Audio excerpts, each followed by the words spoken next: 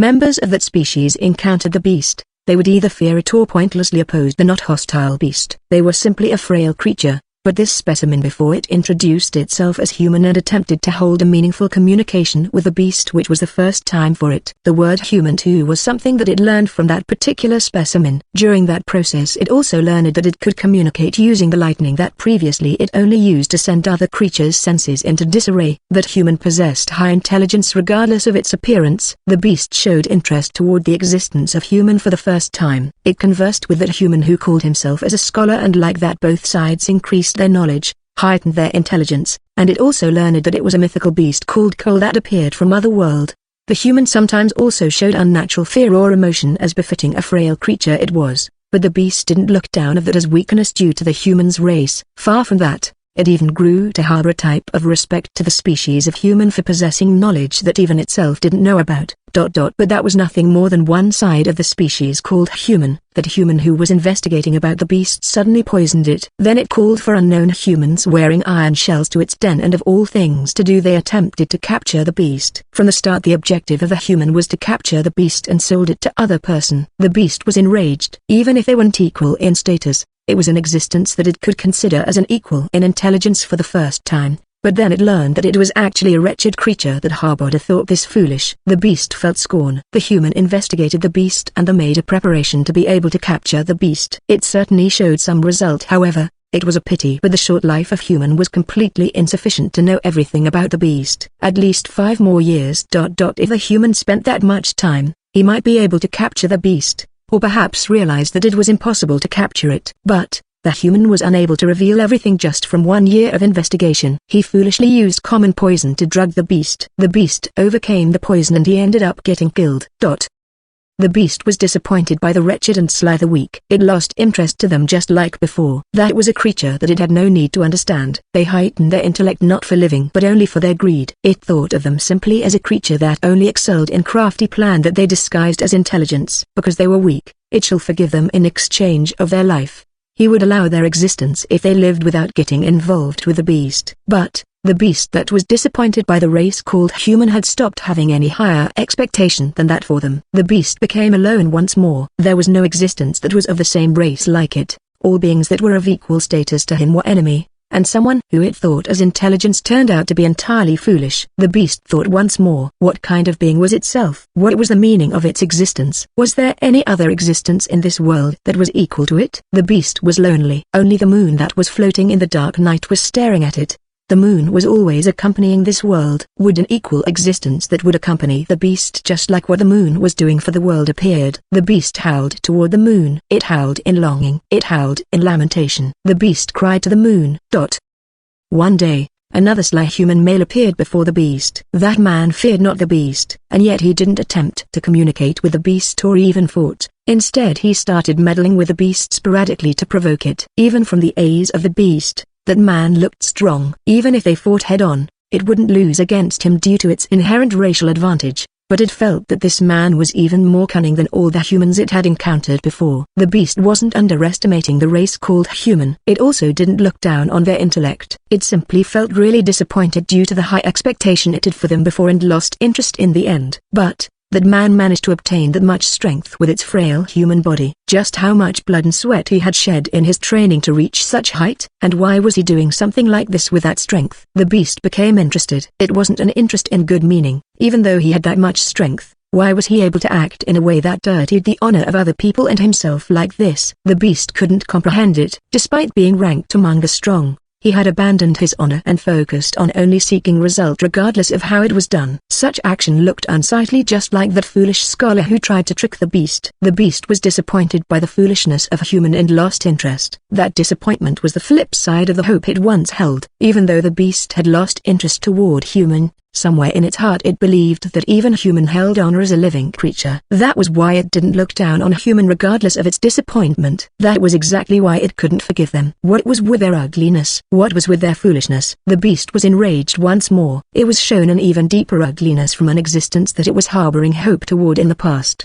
Now it couldn't tolerate even their existence. The beast gave chase to the man. It lost its mind in rage in order to erase that ugly existence. But The man was still among the strong regardless of how low it had fallen. He skillfully dodged the pursuit of the beast and wouldn't allow himself to be captured. As the beast chased after the man like that, it suddenly encountered a lot of humans crossing a path of wooden planks. The beast couldn't differentiate human. It could only use the slight difference in smell to know whether a human was male or female, adult or kid. The strength that he sensed from those humans it encountered was weak. Even the beast that couldn't differentiate human understood that they weren't that man. But those frail humans foolishly attacked the beast. They were most likely startled and panicked from the presence of the powerful beast. Even small creatures sometimes would bare their fangs even against the strong in order to protect their child. But, what were these beings protecting? It wasn't their beloved child, or even their comrade, but only some rocks and metals. The beast knew how humans sought pretty rocks and metals. Crow and Dragon also had that kind of disposition, so it didn't think of that as something strange. But, was something like that really worth their life? The way they risked their life for their greed, just like that scholar and his men, looked very foolish to the beast. The beast finally felt anger to the race of human and slaughtered all the humans that attacked it. When it calmly thought about it later, it realized that it must be a scheme of that man too. But at that time the disappointment that the beast felt toward human was so great that its calm completely vanished and its mind was swallowed by rage. Like that, the beast was driven by its fury and continued chasing after the man. When the beast was about to regain its composure, the man would appear in front of it and provoked it again. Such thing kept repeating before one day the beast encountered a certain human woman.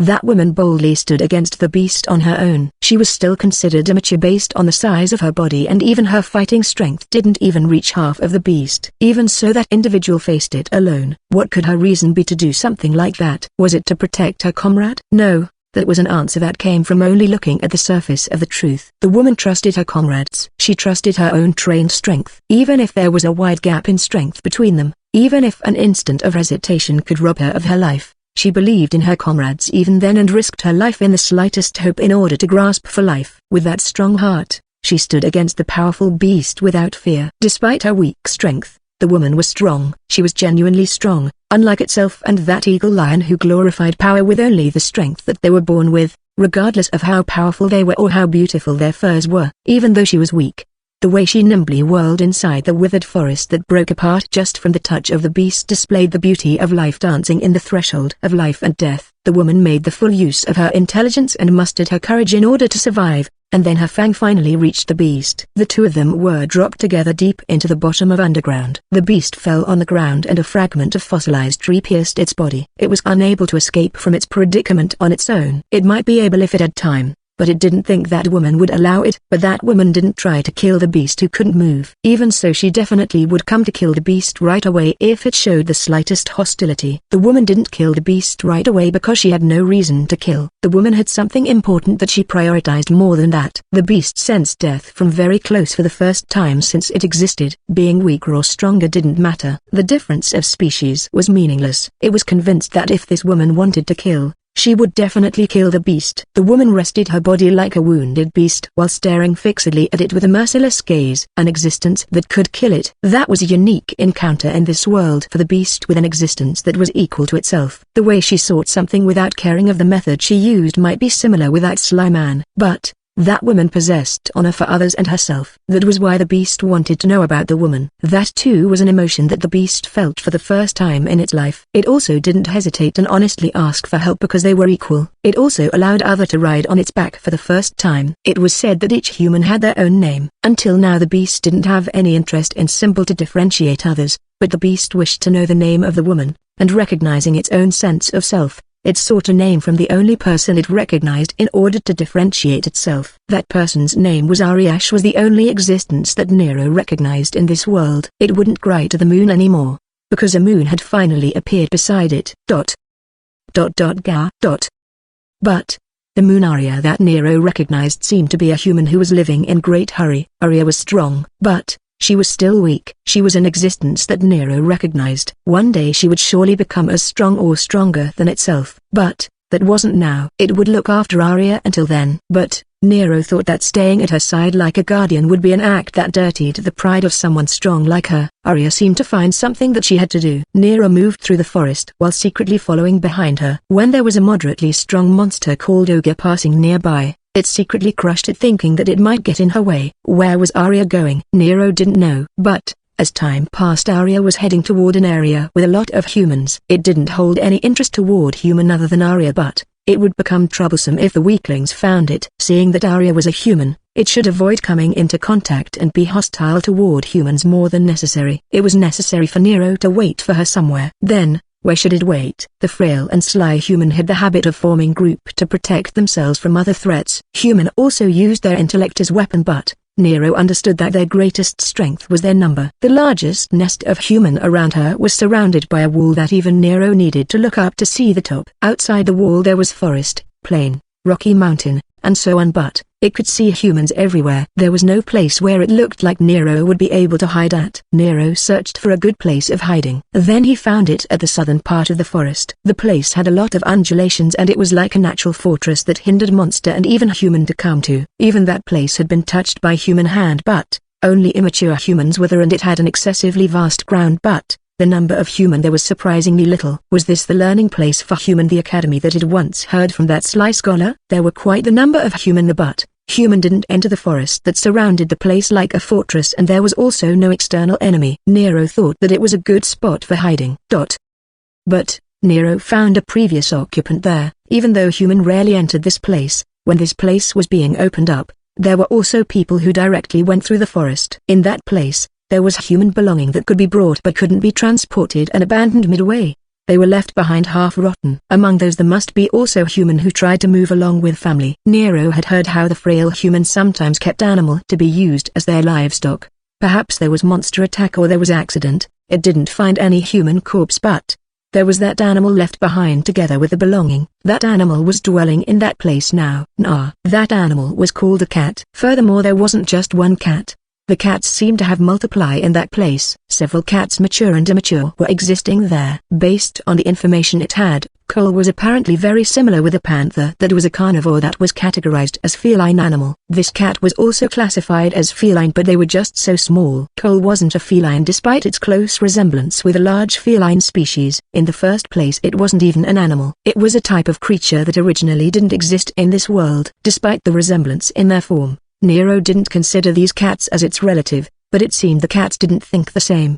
The immature cats rubbed their body on the leg of Nero, who suddenly appeared there. Even the mature cats that should be protecting their children didn't show any wariness or fear toward Nero. They looked at Nero like seniors watching a newcomer and meowed before walking to somewhere.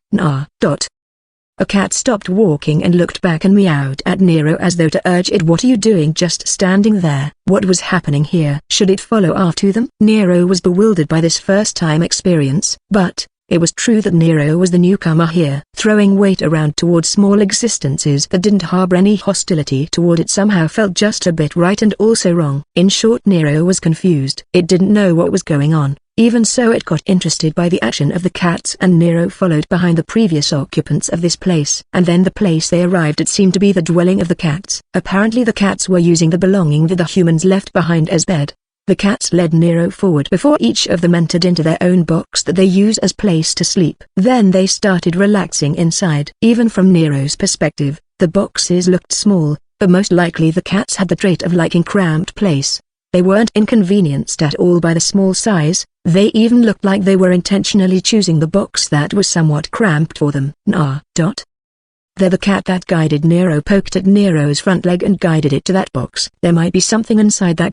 It already decayed from wind and rain, or perhaps some wild animal had racked it until not even its original shape remained, but perhaps there was some kind of magical protection, because one wooden box among them still retained its original shape. Its size was around 2 meters at all sides. Nero stared fixedly at it as though it was entranced. It took out all the leaves that were piled up inside and threw them to the surrounding. Then it felt like an instinct drove it for the first time, and it entered into the cramped box and made itself comfortable. It was so cramped there wasn't any extra space remaining with it inside the box. Indeed, it actually felt good because of that. It wasn't like it needed to be fixated with this place. But there was also no reason for it to not be here. If Arya was also an immature human, then one day she should also come to this academy place. With that thinking, Nero decided to wait for Arya's coming in this place. It didn't decide that because it lost against its instinct or anything.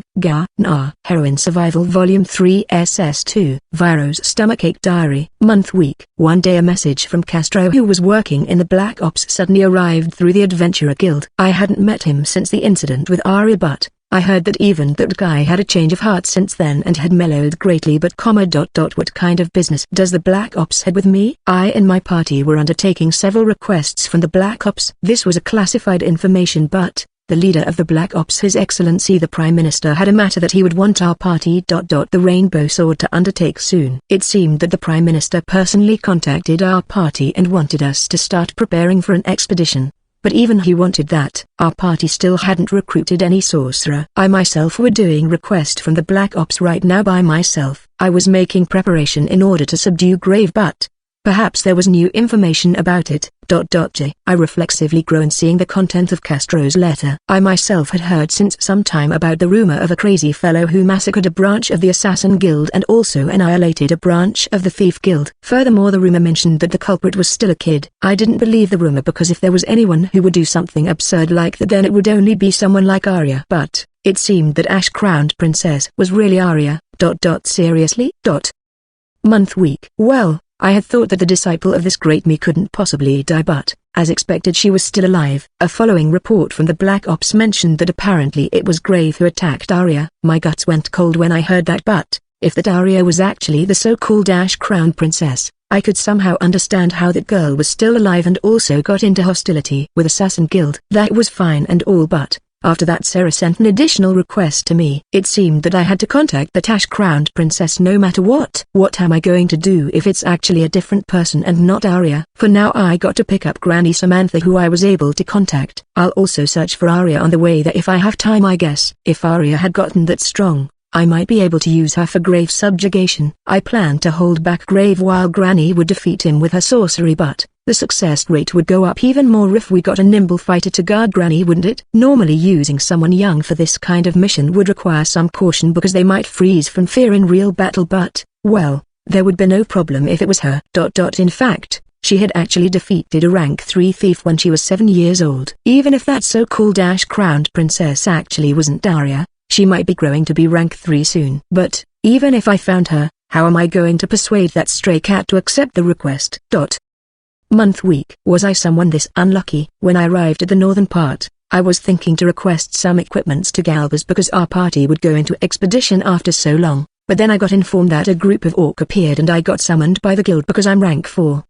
Furthermore, the orc group also got an orc general leading them. Could I manage somehow with a gathering of adventurers of rank 3 and below? I won't be able to face that kind of enemy without dragging the whole Rainbow Sword to face them, you know. I'm looking for a sorcerer because Granny Samantha had gone senile and retired from the adventuring business. Well, the Granny's mind had been really out there since a long time ago, so I don't know whether she had really gone senile or that was just how she was, but if it was for a short period mission like this time with me always watching her, then we would manage it somehow. But if we had to face a group of orc, I would get busy with various things like scouting and the like, so I wouldn't be able to constantly be at the Granny's side. My other teammates no good. The members of Rainbow Sword were fundamentally individualist. Without a man of common sense like me at her side, the Granny would do as she pleased and run off somewhere. That was the only future I could imagine waiting in that case. There would be no problem if only I could find a sorcerer to recruit, but there was no way a freelance sorcerer of rank 4 or higher could be found that easily. Damn it. The others said that it would be fine if it's someone who could at least use rank 3 light sorcery, but a rank 3 wouldn't be able to keep up with us in battle. That scamp Arya, if I remembered it right, she was able to use light sorcery, wasn't she? Month week. Lady Luck was smiling at me a little. No, the situation hadn't improved at all presently, and I also didn't know when the army of the Count who acted as caregiver for this area would come, and I still had no idea at all of how to deal with the orcs, but the Adventurer Guild's pretty receptionist lady, who I had been acquainted with since some time ago, Mary, finally got swayed by me. This was a super big deal. Well, we would only go for dinner, What's more, she picked the priciest restaurant to go to, but this was a dramatic improvement compared to before. It was worth it for me to visit Galba's once every half a year. Just why was I so weak against strong-willed woman, I wonder? Guess I'll just show my face at Galba's place tomorrow. It was tiresome being told to hold back the orcs with just rank 3 adventurers until the army came, but my motivation was at different level, that there was a good thing happening to me no matter how slight it was. Yeah, all the women I met before this were completely messed up in various ways, like that one who only aimed at my money and splurged like there was no tomorrow, or a woman who was friendly with me from the start but it turned out that she was only trying to invite me into an evil religion, or a woman who I laid my hands on turned out to be actually a mafia's mistress. But Mary was different from all those women. Ha ha ha, I'm a winner in life too with this. Let's take a bath. Month week. Are you kidding me? That Scamparia, she massacred more than 50 orcs that included high-ranked orcs and also a damn orc general. What's the deal with that? Certainly her appearance had grown to look like early teen, and her combat strength had gone up like crazy, but you're still 10 years old, right? Huh? You secretly poisoned them? You were hiding in the orc space for a month. What is your nerve made of? Your average Joe would die in 3 days if he tried something like that. This is why she got no problem with making the Assassin Guild and the Thief Guild her enemy at the same time. This might sound strange to say, but those guys were really unlucky. The scariest person was one who would come to kill you in earnest when a fight broke the reel. It didn't matter what their actual experience or skill was. After all, even the Thief Guild was sent into chaos from the on-site reports that said things like that girl will come to slaughter everyone. No question asked if we try something with her, or how she can't be beaten even though she's still a kid, or how she don't have any weak point to be taken advantage of. Instead, she will make use of our own weakness. Because of that, they decided to adopt non-interference policy with her for the time being. What Arya was doing was extremely reckless and absurd, but it still resulted in them getting goddamn scared of Arya's retribution and became unable to try taking revenge. Even so, the fellows who were fixated with honor would still try something. So this scamp Arya had completely returned to be the prickly stray cat just like when I first met her. Only someone like me who could deal with problems on my own could interact normally with this girl. If she joined our party or Sarah's place, then it would serve as deterrence against those die-hard fellows, but well, this was lucky for me, I guess. In the end, I don't need to face the orcs anymore, so for now let's keep that thing a secret while dragging her into Graves' subjugation. Month week. I went to pick up Granny Samantha, but that damn granny suddenly said that she won't go because she's busy playing with her great-great-grandchild. I got no other choice, so I asked Granny's grandson, he was older than me, to persuade her. Seriously? Please help me. Granny is absurdly strong, so I won't be able to defeat Grave without her. When are we going to eat? You just eat lunch together with your great-great-grandchild. I won't last like this unless I quickly meet up with that Arya. That girl looked cold-hearted, but she was unexpectedly caring and wouldn't be bothered with doing troublesome work, so I wished that she was here in this kind of time. Even so, I'm still not gonna eat the food that she made no matter what. It seemed that Arya was visiting the place of her master in order to heal her tattered body. Then, perhaps I should contact Sarah now while I can. Wait, that girl's master is me, isn't it? Well, doesn't matter. Even Arya understood that I was the one who trained her. She understood, right? Well, I'll report to Sarah about Arya at the next town. No. It will be a waste with that kind of combat strength. It feels like she can become even stronger. I'll watch the situation for a bit more. Say, Granny, actually I got a disciple who seemed useful. Wait, Granny, where are you? Month week. Granny Samantha vanished from the inn again. When I tried asking the inn's owner, she handed me the bill from Granny's food and drink. Just what did she eat that made the bill bloated like this? Huh? Seafood. We're in the middle of a mountain, you know. You gave her products that were frozen using sorcery? This inn is actually that high class? TSK. Well, fine. Send the bill to the Black Ops. No, this isn't the time for this. I got to look for the granny. When I tried asking a group who looked like merchants if they know something, I got told that these days, a monster who rampaged through the highway and sprayed sand everywhere would appear when night came, so I gotta be careful if I'm bringing someone with me. So there is something like that around here. Fuck. Don't screw with me, Granny. There should be a limit to how senile you can be. Are you seriously senile? You aren't doing this intentionally, right? Then the granny had returned when I realized while I was getting enraged on my own like that. Granny, where did you run off to? There was a suspicious presence. There isn't anyone more suspicious than you, Granny, around here. You're hungry? Shit. Waitress, give us a sausage platter and a strong drink. Month week. The granny vanished again when I realized I couldn't find her around the inn, so I started searching outside the town. Huh? Why is the granny fighting Arya? What's more, it's a real fight where they both aim to kill in one attack at the other's vital spot. Stop. You two are dragging some strange fellows there into your spat. So these guys are assassins, huh? These guys really got no luck at all, getting dragged into the fight of these two of all people. Shouldn't the Assassin Guild start seriously considering of calling an exorcist? But more importantly, with this we finally got complete members. I can leave Granny to Arya with this. Matilda, I'm tired. I don't wanna work. Also Arya, this Granny isn't a monster but an actual human, more or less. But, despite everything, these two were unexpectedly well matched with each other, weren't they? This scamp is handling the granny even better than her own great-grandchild. As I thought she could be used. As expected from the disciple of this great me. When I tried visiting the Adventurer Guild just now, there was a message from the Black Ops about that mission. It was decided. I couldn't read it fully with how much code it had, but it seemed some royalty would go into dungeon. Looks like our job is going to be acting as their vanguard, but there was additional request from Sarah to quickly find Arya. Is her objective to make Arya the princess's bodyguard? No, that's not all. Maybe I should also start making plan to bring her into our party for real. For now, let's get a move on. With this lineup even traveling at night won't be a problem. Huh? You're hungry? Granny, you just ate at the inn. Arya too, where did you take out that meat from?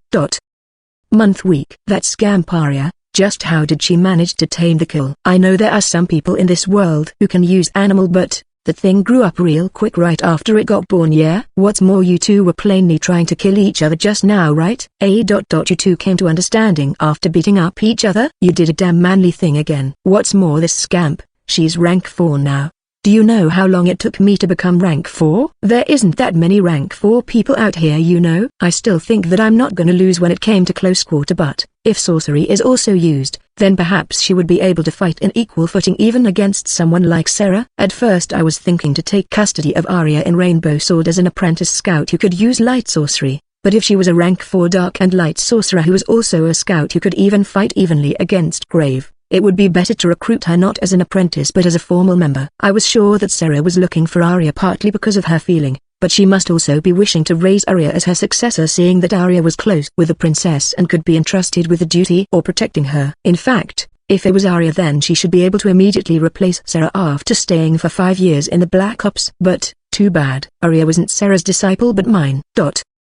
I too looked young thanks to mana, but I was an expert as adventurer instead of merely being middle-ranked. Unlike the long-lived demi-human race, not many human could work as adventurer until they were 50 years old. Even I was confident that I would be able to keep fighting as first-rate adventurer for 10 more years if I worked hard, but I too wanted to marry already. I felt bad for Sarah, but I'll have Arya become my successor. Now that's decided, I'm going to put in serious effort to sweet-talk Mary. I'm going to marry after this job is finished. I'll say this before anyone can make any funny retort. I'm not gonna die no matter what, okay? Heroine Survival Volume 3 Afterward.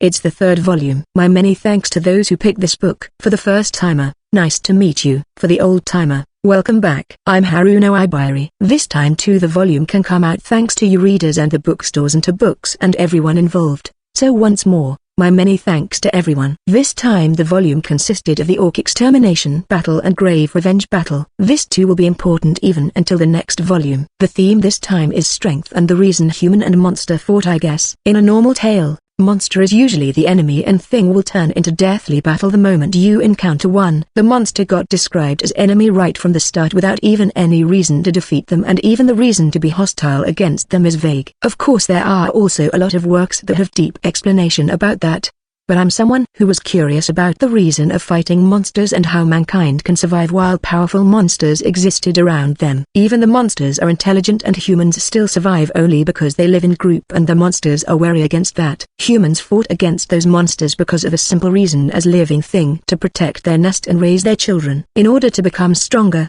monster would instinctually attack human who possesses mana in a level that formed magic stone inside their body.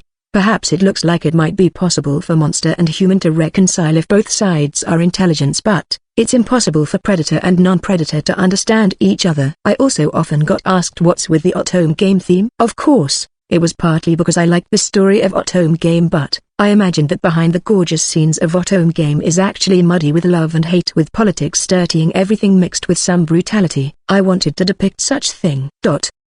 This time Arya's partner, the mythical beast Cole, Nero made his entrance. Cole is a creature that appeared in a certain novel, and it also appeared in a lot of other stories and games other than that novel. The reason I decided to create Nero was simply because I wanted to do something about Arya's traveling method. I created the map first before starting to write the story, so the world was pointlessly big. With Nero's entrance the world widened and it made it easier for the story to progress, but I didn't want to turn Nero into comrade using something like taming skill that brainwashed monster, so I put effort to make the plot. I had really asked a lot to the illustrator Hitachi Sensei, but I was filled with emotion seeing Nero being so cool in the drawing. I also simply liked Samantha's character design. This time, the release of the third volume is also accompanied by the release of the first volume of the comic by Wakazuko Bato Sensei, so if by some chance you read this afterward at the bookstore, please also check the manga corner by all means. Well then, let's meet again later. https://bookapavert.files.wordpress.com/2022/02/iCharacter03.jpg. Kill. Ancient mythical beast. Had a huge body in the form of Black Panther. 2 whiskers grew long like whips from its ears.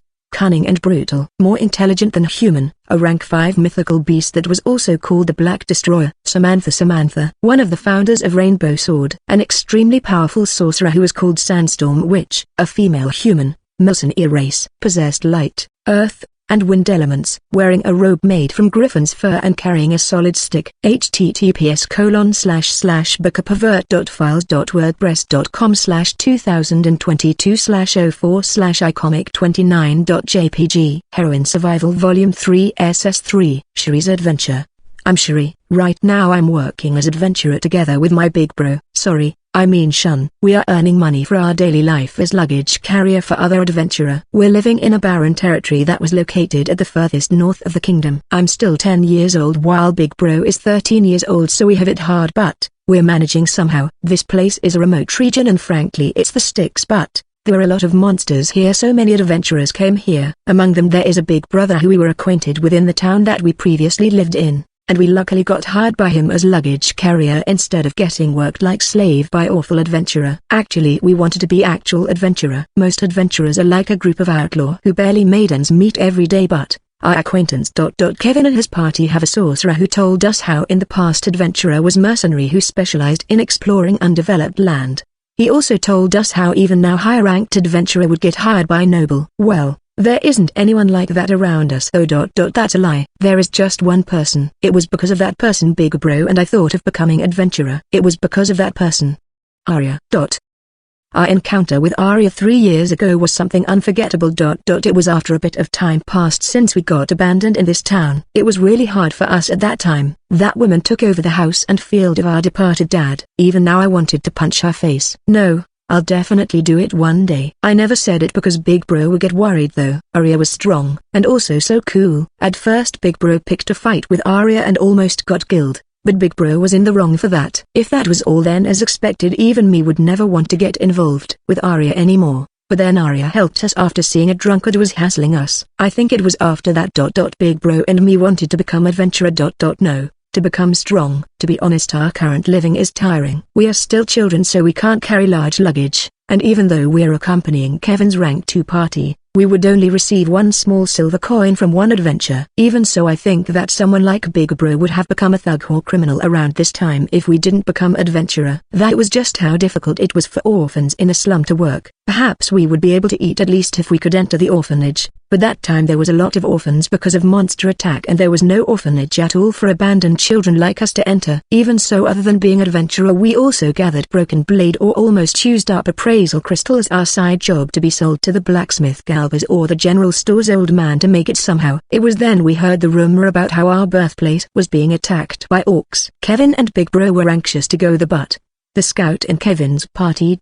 What's his name again? Anyway, the scout opposed them from going to that town. That guy was an unpleasant guy. But I also agreed with him in regard to that. I'll just die if I go to a place with a lot of orcs. My half-brother, who was still a baby when I got discarded, would die at this rate. I felt slightly just a little bit sad imagining it. Even so, Big Bro's death scared me much more than that. But the one who resolved the problem was Arya, who returned to this barren territory after 3 years. Arya, who was a girl now. She was a girl from the start. I didn't know that. She was already cool, but now she was also pretty and cute when dressed as a girl. Someone like Big Bro couldn't even meet her eyes now that he had realized her gender and became completely conscious toward her. Just what's the deal with that? In the first place, how did she become that big? Our height was about the same when we first met, wasn't it? Though certainly she had gotten a bit bigger in just 3 weeks at that time. What's more, she had gotten absurdly strong. Rank 3, she said. Her appearance is around 13 years old. Somehow she looked mature now. And what's more, she's super pretty and eye-catching. Sayonara, my first love. No,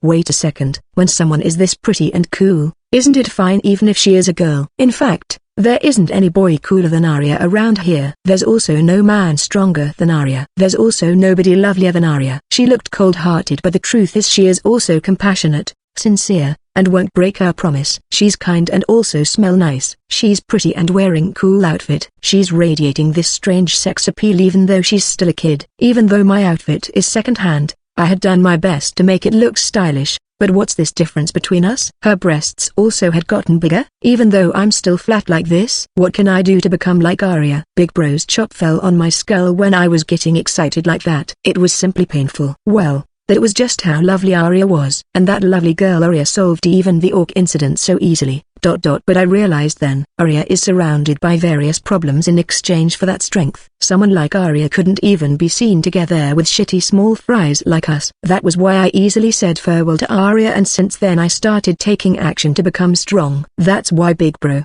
let's go already. I think you might have aptitude for water elementary.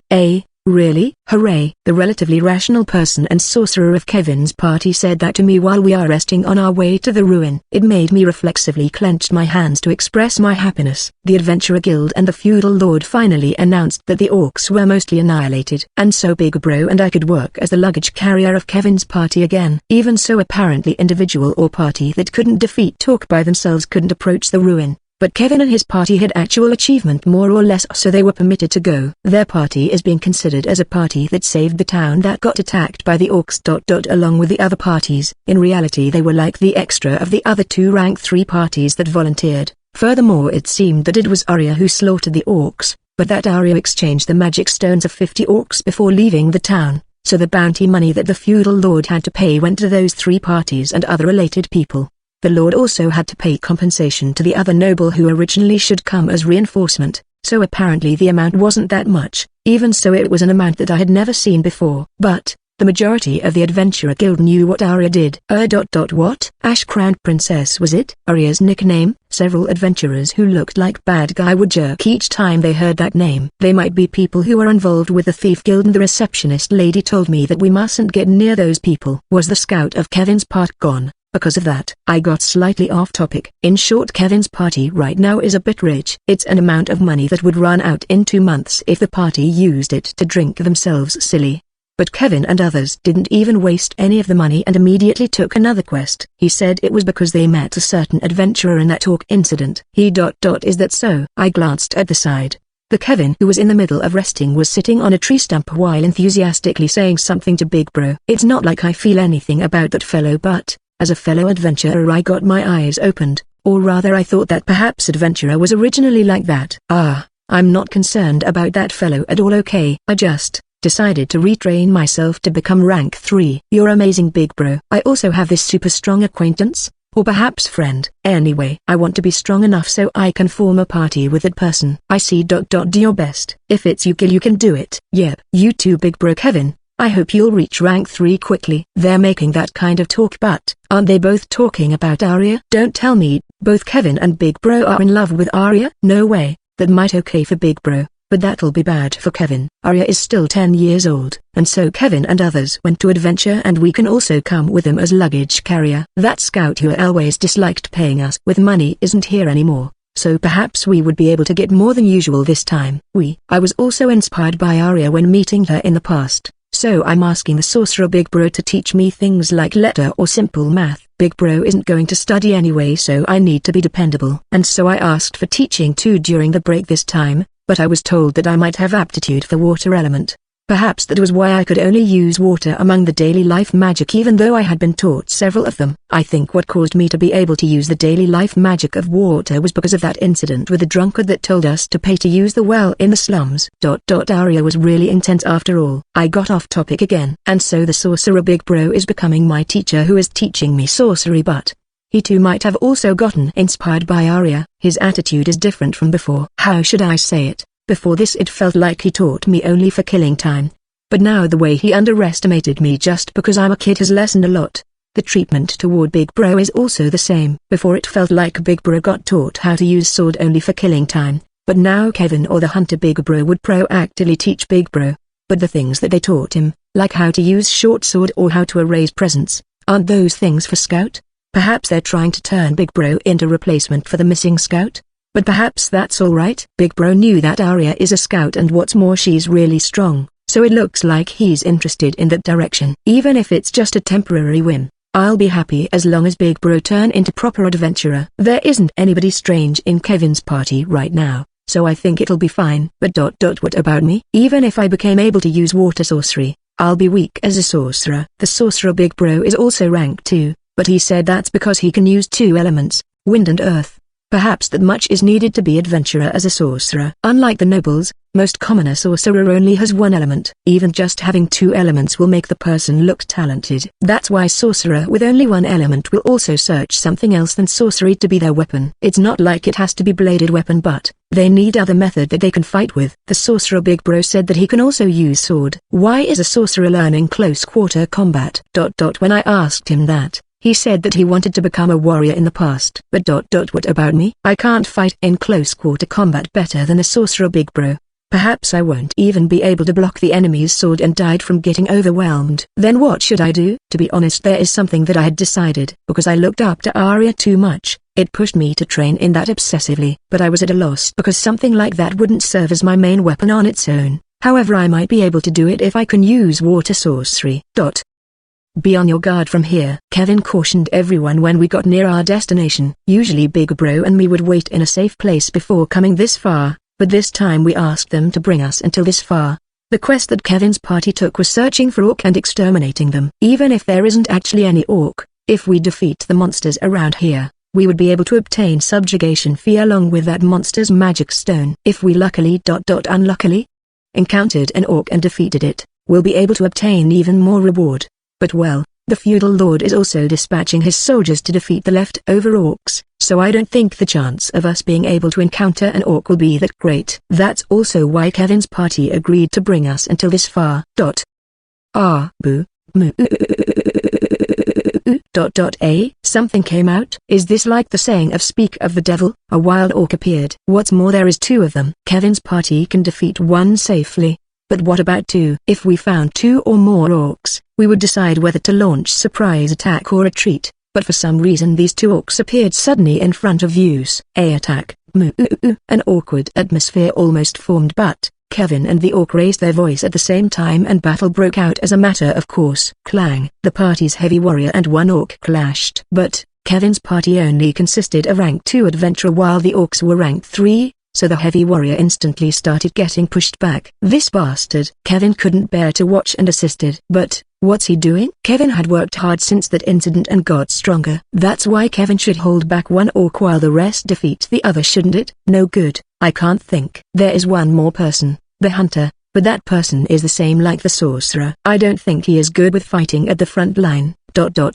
You are Big Bro. Big Bro Gil rushed forward like a man possessed with his short sword. What's he doing? You still don't have any combat skill.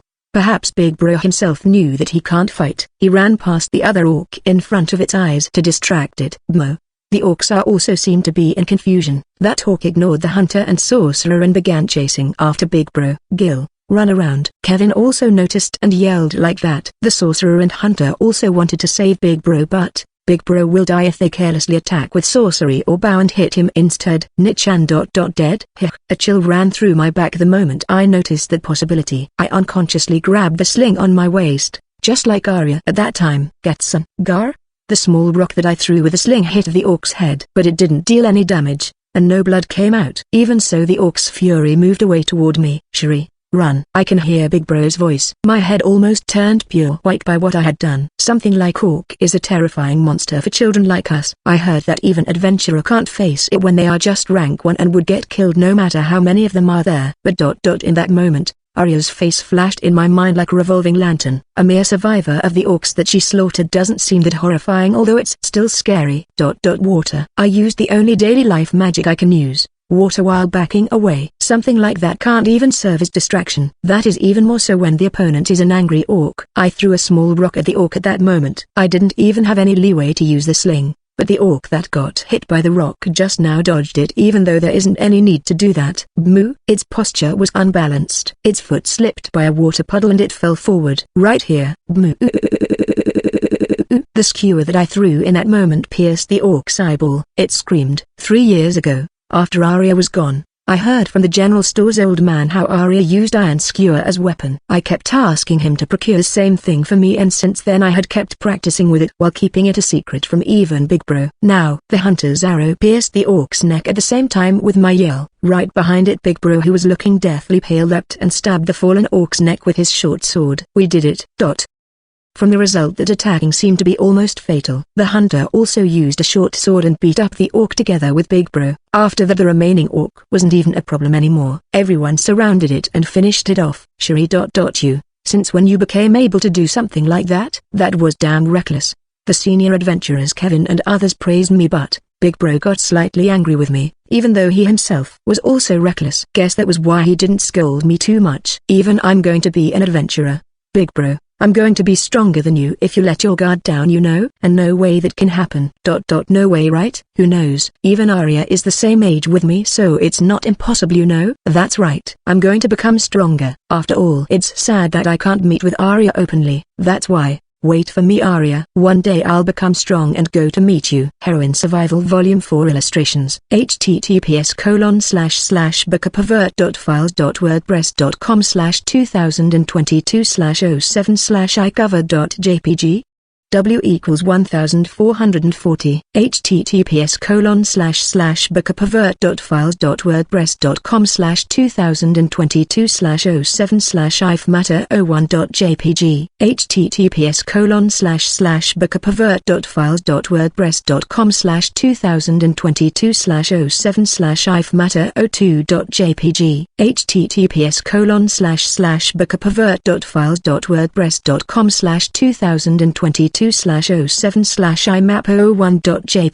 https://bookapervert.files.wordpress.com/2022/07/imap02.jpg https://bookapervert.files.wordpress.com/2022/07/ititlepage.jpg https://bookapervert.files.wordpress.com/2022/07/iCharacter01.jpg https://bookapervert.files.wordpress.com/2022/07/iCharacter02.jpg https://bookapervert.files.wordpress.com/2022/07/i001.jpg https://bookapervert.files.wordpress.com/2022/07/i002.jpg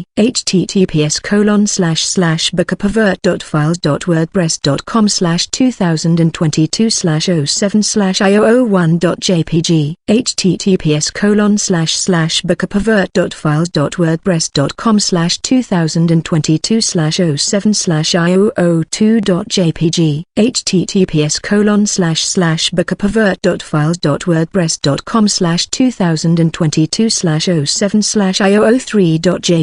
https://bookapervert.files.wordpress.com/2022/07/i004.jpg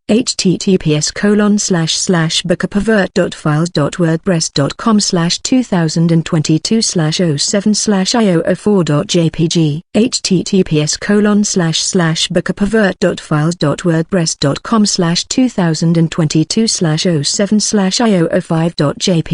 https://bookapervert.files.wordpress.com/2022/07/i006.jpg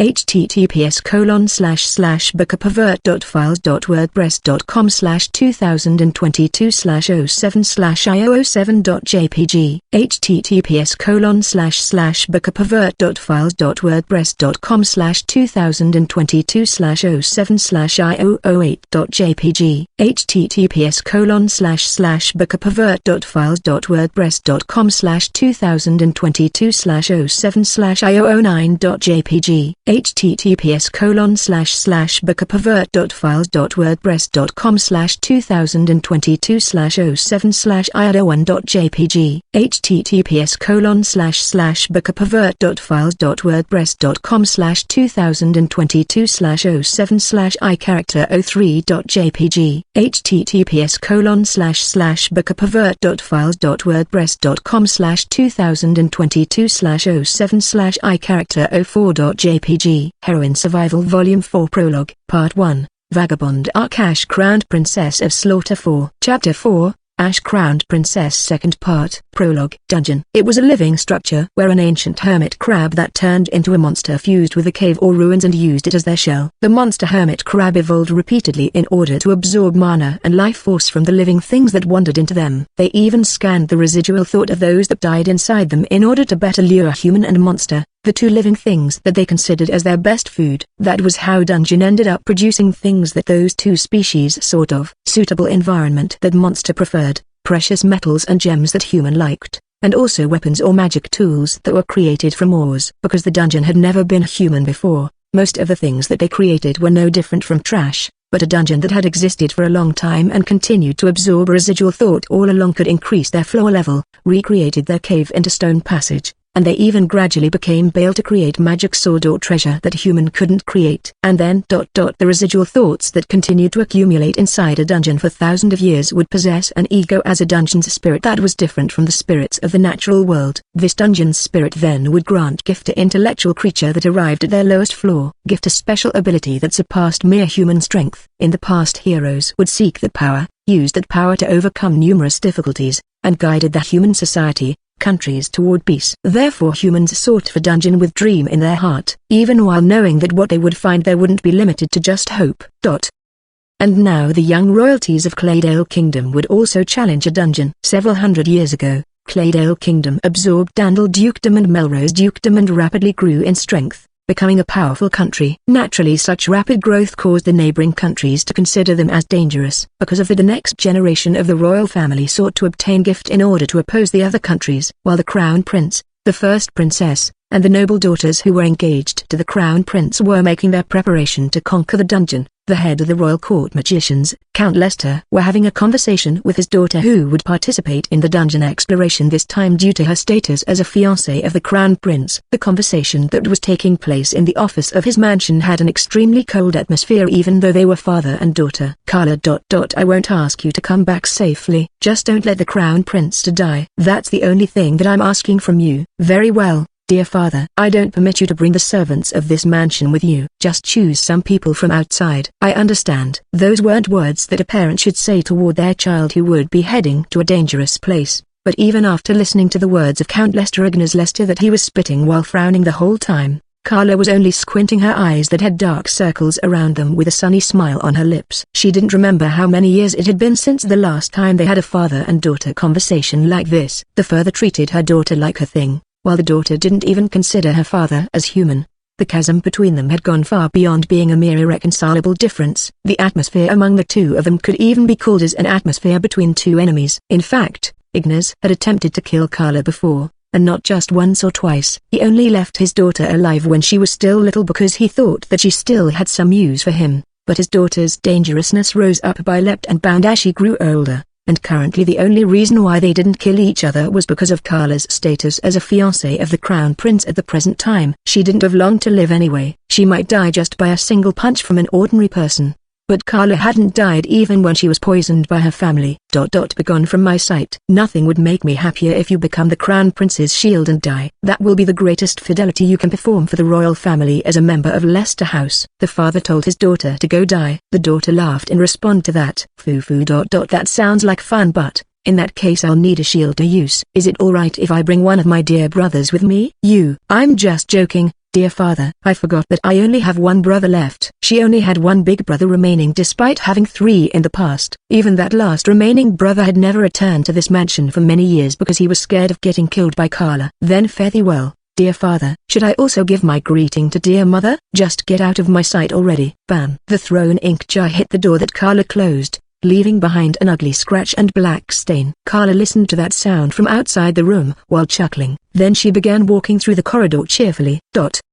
What Carla wished for could be found in the dungeon, and the chance for that had come to her faster than she expected. Originally, even though it was expected for members of the royal family to dive into dungeon, asking those at their teenage who hadn't even enrolled into the academy to do such thing could be said as too premature. This hastiness might be caused by Carla and the first Princess Elena. Carla became even more fixated towards strength since a certain time period. Her capability as a magician surpassed even the royal court magician. That abnormality of her stood out and the royal family began to consider her as dangerous. Elena too had grown even more intelligent since a certain time period, and she displayed her qualities as a princess. In order to ascertain that quickly, the royal family chose to compare and contrast her with the crown prince. If they wanted to play it safe, then they should wait until the crown prince came of age, or at least until the princess enrolled into the academy. Originally Carla too planned to keep training herself diligently until that time came. But what put Carla in a good mood wasn't because of this chance coming to her this quickly. It might be because of the appearance of a girl who changed the fate of the two of them when Princess Elena met danger.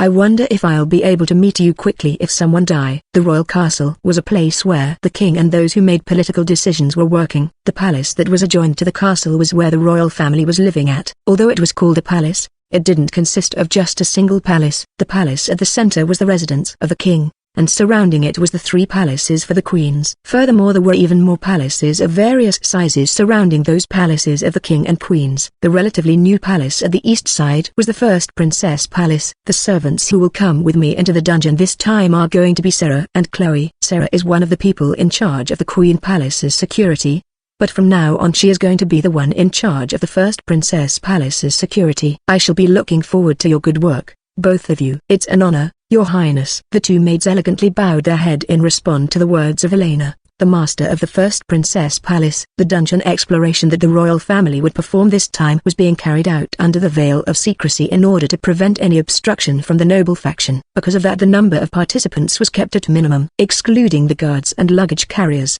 each main participant could only bring 2 servants to take care of their needs. The maid named Chloe who Elena chose was still young, but she was a maid who had been taking care of Elena since she was born. Elena held deep trust toward her, and the person herself was also a knight of this country's Black Ops, so she had been one of the candidates for participating from the start. But as for Sarah, there was a reason why she now worked exclusively for the princess despite being someone in charge of the security for both the Queen Palace and Princess Palace before. Elena's big brother from different mother, the Crown Prince Erwin, had stopped trusting the guards from the Black Ops since the failed kidnapping attempt on Elena at Dandel. He refused to be guarded by the Black Ops member even for the dungeon exploration this time. From where Elena was standing, as the one who almost got kidnapped, Erwin's choice was making her feeling complicated because his action was taken due to his love for his family, but thinking pragmatically, there weren't that many people who were qualified to serve royalty as servant while also acting as bodyguard. Furthermore, that number would become even more limited when taking into consideration whether they could be trusted or not. Erwin would only bring the servants who had been taking care of him in his daily life. Although not to the degree of the Black Ops Knight, they too should have the minimum capability to fight to be qualified for serving the royal family. But that degree of capability would be useless in the dungeon. There His Majesty the King made the decision to attach Sarah as Elena's exclusive maid because of her status as a rank 4 powerful warrior even among the security members of the palace. That was the best that he could do in order to protect his 2 children. But, just like how his thought as a king and as a father could differ from each other, the thought of the father and the thought of the daughter were also different. Our objective is not for me to obtain gift. It will be great if I can do so, but our foremost objective is for my brother the Crown Prince to return back safely. To achieve that, all of us shall protect Big Brother as one with our life on the line. Yes, Elena made her declaration with unwavering eyes in order to affirm her resolve to sacrifice even herself to protect the Crown Prince. In response, Sarah and Chloe also nodded without hesitation. Elena slackened her grim expression slightly, seeing the 2's response. Forgive me for dragging not only Chloe, but also you, Sarah, into this. No. Both Chloe and I have made our resolve since the beginning when we joined the Black Ops. Sarah smiled at Elena's words. Chloe beside her also nodded quietly with a gentle atmosphere. This would be a dangerous mission where they might not be able to return back alive from it. Even so, there was strength inside their eyes. Although there was resolve and there wasn't any sadness that could be felt from them. Seeing that we have come this far, I shall also poach away Sarah from dear mother. Are you fine with that? It shall be as your highness will it. Sarah too smiled just a little, seeing Princess Elena, who was displaying such aristocratic haggling that was unthinkable coming from a girl who had just turned 11 this year. Although Elena would stake her life in the task this time, she had no intention of dying. She was thinking of what would happen after she returned alive. She wasn't seeking result, but making progress by considering the effect that the result would bring. It was a quality of Elena that the crown prince didn't possess. Her caliber as a king was surpassing her big brother. She possessed 4 elemental attributes and her body stopped being healthy due to the magic stone in her heart swelling up. Elena wasn't fit to become king due to her body's condition, but she hadn't given up on anything. When she was little, there was a girl who never gave up no matter what and saved her. Until then Elena had continued fighting alone inside the darkness where she couldn't see anything ahead. But then the moonlight reached her and illuminated the dark path. After that Elena stopped giving up. I wonder what you will think if you can see me right now. Arya. Father, please allow me to also go. I'm Clara's big brother, and a protector of His Highness the Crown Prince. Just give up on that already. Rockwell. Realize that you are the heir of this dandle. His little sister Clara, who was engaged to the Crown Prince, was commanded by the royal family to conquer a dungeon. Rockwell was only informed of that right before the dungeon exploration would be carried out. He wished to accompany the exploration in order to protect his little sister and his friend, but his further Margrave Dandle stopped him. Perhaps he would be allowed to go if he asked his hot-blooded grandfather, who was fond of Clara, but his grandfather had handed over the headship of Dandle House to his father. So his father was the only one who could make the decision. Unlike his grandfather, his father was an intellectual person, because of that the headship and the position as the Supreme Knight Commander were handed over to him in order to weather the current chaotic domestic situation of this country. Unlike the members of the ordinary Knight House, Rockwell himself was also an intellectual person, and because of that he was able to understand his father's thinking. That was exactly why he was unable to take any rash action.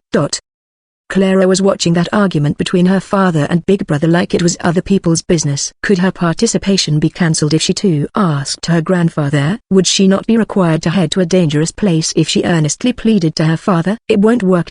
Surely, Clara being the first queen was the consensus of the whole Dandle house after taking into consideration how her aunt, who should be the first queen, was forced to become the second queen. Her whole family and also the vassals of her house were wishing for Clara to become the first queen. Even the past Clara, before she regained the memory of her previous life, was also wishing to become the first queen because she was a child who didn't know anything. She was under the impression that becoming the first queen would be the best thing only because that was what her family wished for. There was no way that Clara could say that she didn't want to become the first queen at this point. The Clara of the Autumn game didn't have any gift. Perhaps she simply failed to obtain it in the game, but in the game Clara and the others didn't enter the dungeon at this time period when they were at such young age. In the game there was a dungeon exploration event in order to obtain strength after the demon race event, but perhaps the demon race event was happening early right now. The Autumn game started when the heroine reached the age for entering the academy. Even if she was able to get along with the heroine, if Aaron got interested with the heroine and entered a romantic relationship with her, the people around them would become attracted to the heroine's charm and planned to remove Clara to place the heroine as the first queen. She could understand it now, although it wasn't shown in the game. In order to place the heroine, who was the Princess of Melrose, as the first queen, a made-up charge was created to remove Clara politically. Clara pondered whether the heroine could be removed in order to avoid such future that might spell her death. But here she learned that it was possible she might die even before that. It made her felt like her sight was turning dark. What am I doing here? Heroine Survival Volume 4 Chapter 1 Rainbow Sword. I fought against a threat in the form of a group of orc that attacked the barren territory where I once stayed in the past. There I was reunited with my former teacher. Well, Viro was quite laissez-faire with his teaching, but he was still my teacher. Together with his teammate the magician Samantha, we went to subdue the traitor Grave. I fought against and then together with the mythical beast Cole Nero, we were able to drive away Grave but failed in finishing him off. I renewed my determination to have a rematch with him, but Viro brought up a new request for me. It was a request to protect the royalty who would challenge a large-scale dungeon. A request to protect Elena. I didn't intend to refuse to do that. I would protect Elena if she was in danger. After all, that was my oath. But Viro told me that to do that I needed to enter his adventurer party, Rainbow Sword. Viro was smiling at me as though he had just told me something good. It made my eyes automatically narrowed in annoyance to him. I refuse. When I flatly refused like that, Viro looked dumbfounded while croaking in puzzlement because he had been thinking that I wouldn't refuse. Rainbow Sword, if I remembered correctly, it should be the rank 5 adventurer party, which was a rarity even in this country. I don't understand why Viro was inviting me to join it. But, if they needed a replacement for Samantha, then they should invite an orthodox magician. Viro too had been looking for a magician all this time. Besides, I had been acting solo until now, so I didn't really get how to fight in a party. I wouldn't say that I couldn't do so, but with my fighting style that was using stealth and assassination, I judged that I would be more effective in acting independently, like with the battle against the orcs. Hiya, you got flatly rejected again, boy. Granny, don't talk like I just got rejected by woman. Even I at least have a girlfriend, just so you know. Another woman is tricking you for your money. You really never learn your lesson. Samantha's gaze was a mix of exasperation and pity. It made Viro angry for some reason. No. It's different this time. Arya, you two mustn't believe Granny's nonsense. No, that's not it. Viro finally recalled the main topic again. He ruffled his brown hair roughly while turning his gaze at me suddenly. Viro, you'll turn bald. Shut up. Now listen to me, Arya. Viro made a complicated expression as though he was enduring a lot of things and explained to me the reason why he invited me. Even if the factor of replacing the magician Samantha was taken out of the equation, it seemed that the scout Viro had also started looking for his own replacement. Usually an adventurer would think about retiring when they reached 40. But, high-ranked adventurer with large mana who aged slowly, it wasn't rare for them to stay active even until they're 50. Viro too still looked like someone at his later 20 despite being at his later 30. He was still doing well for an adventurer. Even I'm not going to retire soon, but Rainbow Sword with its long history is special. We can't just accept anyone as replacement, and it will also take several years to pass down my know-how to the newbie. Besides, my woman said that she want a man with stable job, and the Black Ops is also inviting me officially to become an instructor for their knights. They're offering me large salary. The talk was gradually deviating to a strange direction. Lass, you should take the story about this boy's woman with a grain of salt. He kept getting into that kind of development once every several years before returning back dejectedly in the end. Understood, Samantha retorted from the side. I too nodded in agreement. Just as thought, so it really was something like that. What's with you two? This time is for real. No, that's not what I want to talk about. In other words, I thought that if it's you, then you can also become my replacement later. Besides, not just any adventurer can get picked to be the princess's guard. After all, in the end it's a request for the adventurer party Rainbow Sword. It doesn't matter how much the princess is trusting you. The people around her definitely won't agree to it, right? If that was the reason, then I could understand. Certainly my standing was only as an adventurer who was formerly an orphan. Even though I had reached rank 4 and got more famous as an adventurer, that didn't mean that the trust of the society toward me had also gone up. Think of this as joining a clan instead of joining a party. Even you know how I'm also doing solo work, right? We're skilled individually, so we also accept solo request, while we work as party only for big job.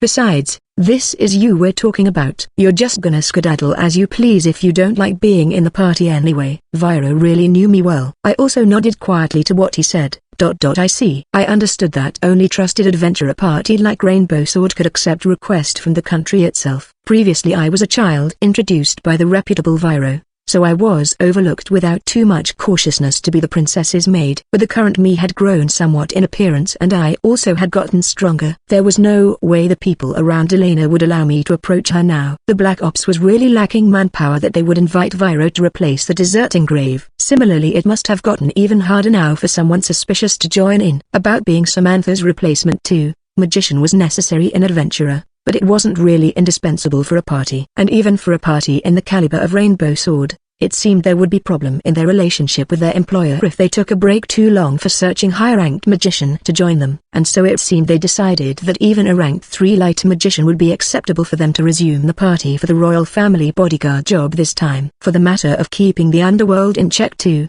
the reputation of Rainbow Sword that had more than 100 years of history behind it wasn't just for show. It might be really effective to keep the underworld in check. But displeasing. It's like I have no other option but to accept from the start. That's how dirty adults are. But you realize that you can't refuse only because you have the smart to understand that. I trusted that you can understand if it's you. The self-proclaimed dirty adult Viro lightly tapped the shoulder of the indignant me while laughing lightly. Well, can't be helped, I guess. The royal family must also have proper bodyguards protecting them, so I don't think it will change anything even with me not being there. Even so, the possibility of Elena returning back will be higher if I protected her. Roger that. Viro, allow me to join not the party called Rainbow Sword but the clan. Is that fine? Of course Arya. I have high hopes for you. Higher. I decided to join the rank 5 adventurer party, Rainbow Sword. There was merit and demerit for me joining a party, but this time I decided that the merit outweighed the demerit. It seemed there were also times like this time when the members acted as a party once a year, but this offer wasn't that bad if the members were allowed to act individually like how Viro usually was. Yosh, if that's decided, then let's talk a bit about the schedule. In summary, first the participants, the youngsters of the royal family including Elena, who would go to the dungeon 4 months from now. 2 of the participants were the same age with me, so they had leeway, but the other 2 protection targets would enroll into the sorcery academy at the beginning of next year. So it seemed the dungeon exploration had to be finished within this year. And the dungeon that they would enter was one of the 3 great dungeons in this country, located in an island under the direct control of Duke Feudale. The 3 great dungeons of this country was the dungeon under the royal family's direct control that I entered together with Carla, and the dungeon in Duke Lacuston's territory at the southwest area of this country. And then the dungeon that we would enter this time was at the island under the direct control of Duke Feudale. The large-scale dungeons were managed by the royal family or a duke house, which was a cornerstone of the country. Most likely large-scale dungeon contained something important that necessitated going that far. Was the purpose to hand down that important thing to the next generation royal family? Elena.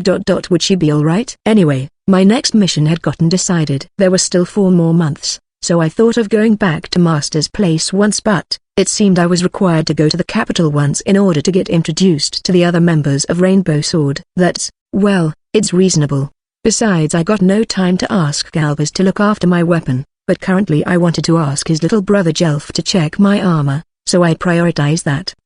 Because recently it became harder for me to move my waist and chest area. While I was thinking of that, Viro finished giving himself some simple treatment and picked the thrown-away luggage before starting the preparation of leaving this place. Then let's go back to the capital first. 3 weeks should be enough for us 2 to arrive there. You're really in a hurry. If magical healing was needed, then both Samantha and I could do it. And yet Viro looked like he wanted to depart, as though running away from something. When I expressed my suspicion about how he acted, Viro's shoulders trembled slightly. No, it's not like higher. You see, the boy want to get away from here before the Duke's men come here. Even the cola's gone after all. It'll be like throwing mud at the Duke's face. That can't be helped, Granny. Most of the nobles who I get along with are in the royal family faction. It'll be annoying if the noble faction find us. And so we're going right away, Arya. It seemed that the current royal family was prioritizing domestic demand. So territories with weak industry became destitute and they could only earn money from commerce with other country. This kind of nobles made up the noble faction, and they got into hostility with the royal family because they were causing the influence of other countries to spread within this country. That's fine, but what about Samantha? I got to take care of Granny's reward to her. The money would be paid through the guild if the mission succeeded, but what are you going to do, Granny? Are you going to meet Dalton at the capital? Samantha frowned when Viro addressed her. She found the topic bothersome. Who want to see the mugger, that old dwarf and that quirky elf again? Just tell those guys whatever, boy. I'm gonna go home and play with my great-great-grandchild right away. Got it. What are you gonna do about the reward? Reward from the Black Ops is just going to be small change anyway. Buy equipment or something with that money for this lass. Theen, see you again, boy. Lass, higher. Samantha said that loudly before she broke into the run through the highway, just like when we first met, without even any time for me to talk to her. She left cloud of dust behind and vanished from view in the blink of eye. Is she really senile? I'm not sure now. She's definitely behaving senile though. I see. Her compatibility with the straight man Viro should be good. Samantha was human, and yet her age was already over 100. But it felt like she would be able to live for 100 years more. She really isn't an apparition, right? And so Viro and I decided to head to the capital for the time being so that I could be introduced to the members of Rainbow Sword. If it was just Viro and me, then we could use stealth, ignored monsters, and traveled through Wild Mountain. But it seemed a city person like Viro didn't like that, and the option of shortening our travel time was rejected. Come to think of it, Arya, other than your combat strength, do you have anything else to prove that you're level 4? Viro suddenly asked me that along the way. It's my dark magic that reached level 4. I more or less know about level 4's chanting, so I think I'll be able to use it if I practice a little. Dark magic's level 4 had illusion and confusion. I had been taught about the chanting and their meaning by Master. Shadow Walker was also level 4 after a fashion, but The magic wasn't really common. That's fine then. Go update your rank at the capital's Adventurer Guild as requirement to enter Rainbow Sword. Before this I planned to register you into the party officially only later even if you joined us, but if you're already rank 4 then it makes easier to register you. Roger. I needed to join Rainbow Sword in order to guard the royal family. Even so their impression would be really different depending on whether I was level 3 or 4, so I should update my rank in order to make the surrounding recognize me being Elena's bodyguard directly. That seemed to be Viro's idea. Not even half a year had passed since I updated my rank to 3. It felt like this would become troublesome again. Originally we should drop by a small dungeon somewhere where I can pound the minimum required knowledge and protocol into you for this, but if it's you then there won't be any problem even if I do that right at the actual scene. Prepare to learn there. Got it. His style was laissez-faire like usual, but that method actually suited me just fine, so that was why Viro kept choosing this style of teaching. He was a relaxed person but he wasn't sloppy. I'll talk to the capital's Adventurer Guild. If we're lucky we should also be able to meet up with someone of Rainbow Sword there. The leader Dalton might want to test you though. Be careful cause he's an intense guy. So the leader's name was Dalton. Got it. But Viro isn't going to the capital with me? That isn't like the plan you told me. I'll be going with you until the capital.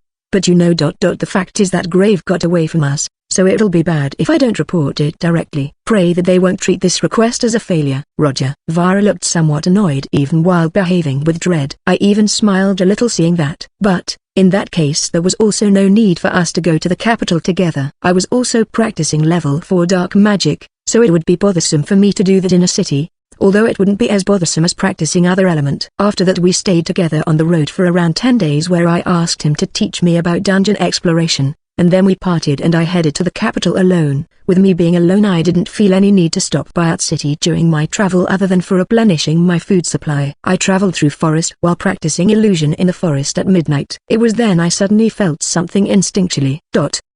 There wasn't any dangerous creature within the range of my detection. My vision and my detection, including the sense to detect danger that I had learned in these 3 years, didn't catch anything. But number. I lifted my head and stared at far away. There at the moon hanging over the mountain summit, the figure of a black beast was reflected just for an instant like illusion. Nero. Are you there? It took me some time, around a total of 3 weeks for me to arrive at the capital without any problem. I heard some rumors along the way. Duke Helton, who dispatched a force to subjugate a mythical beast, seemed to fail to produce any result. But he then announced that the safety of the highway had been regained and with that the incident was concluded. The information spread really quick, but I heard that Adventurer Guild and Merchant Guild had magic tool to talk from afar. Most likely there was noble who really wanted this news to be spread that necessitated the use of this tool. Come to think of it, this will be my first time coming to the capital's Adventurer Guild. I had come to the capital several times but I had been avoiding place with a lot of people because I had many enemies, so I never stopped by at the capital's guild.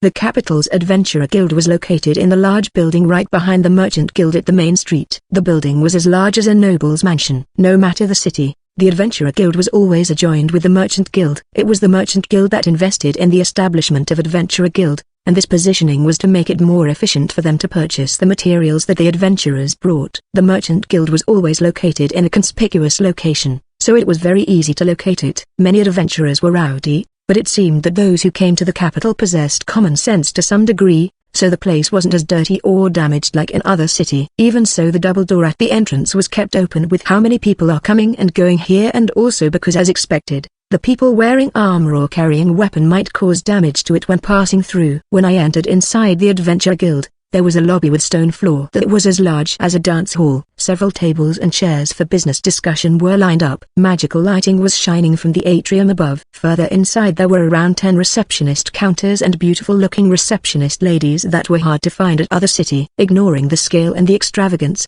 the building's structure itself wasn't any different from the typical guild. I arrived when it was a bit past noon, but there were 10 odd adventurers inside. They sent a glaring gaze seeing someone young like me entering. I surveyed the inside lightly, but there was practically no youngster here, both age-wise and strength-wise. Most of the adventurers that came to the capital had polished their skill at other place and came here looking for connection with noble or wealthy people, so they were inevitably older and high-ranked. Among them there should also be new adventurer who was born in the capital or just passing by adventurer who stopped by here, but, setting aside the latter case, I heard that at the capital most of the requests were for high-ranked adventurer, so rookie would quickly leave from the capital. Almost all of the adventurers here were inevitably rank 3 or above, but Those who looked shocked or blatantly averting their gaze after seeing me had most likely used appraisal on me. Conversely, adventurer who underestimated me just because of my appearance didn't need to be feared. Appraisal skill was the ability to convert the opponent's magic power and strength that they felt from their eyes and with their skin into number. Anyone with a lot of actual battle experience and actual strength would be able to measure someone else's true strength even if they couldn't use appraisal. So I believed there would be few people who would actively pick a fight with me in the capital that was filled with strong people. Sometimes the receptionist ladies in the guild were also former adventurer, and naturally they might possess appraisal skill, so several of the receptionist ladies who saw me left their seat and replacing them an old gentleman with nice appearance walked toward me from behind the counter. "Welcome to Adventurer Guild. Correct me if I'm wrong, but, are you perhaps the Ash Crown Princess?" "I never called myself like that." "Pardon me, Arya-sama. The rumors has been reaching even the capital, but I never expected that the person in them would be this young." I had heard the story from the members of Rainbow Sword, and so please allow me to take charge of Arya-sama's rank update today. The staff who will be officially in charge of interacting with you shall be decided at the later date, so please be content with me for the time being. Aha, most likely Varo had contacted here from a guild in other city beforehand. It looked like each guild was gathering information from everywhere using magic tool to talk to afar. Even so, I never thought that this nickname that the underworld arbitrarily spread would also reach until this far, that even the Adventurer Guild was using it normally. This old gentleman too, he spoke of that name only as a mere nickname, just like when calling high-ranked adventurer with their nickname.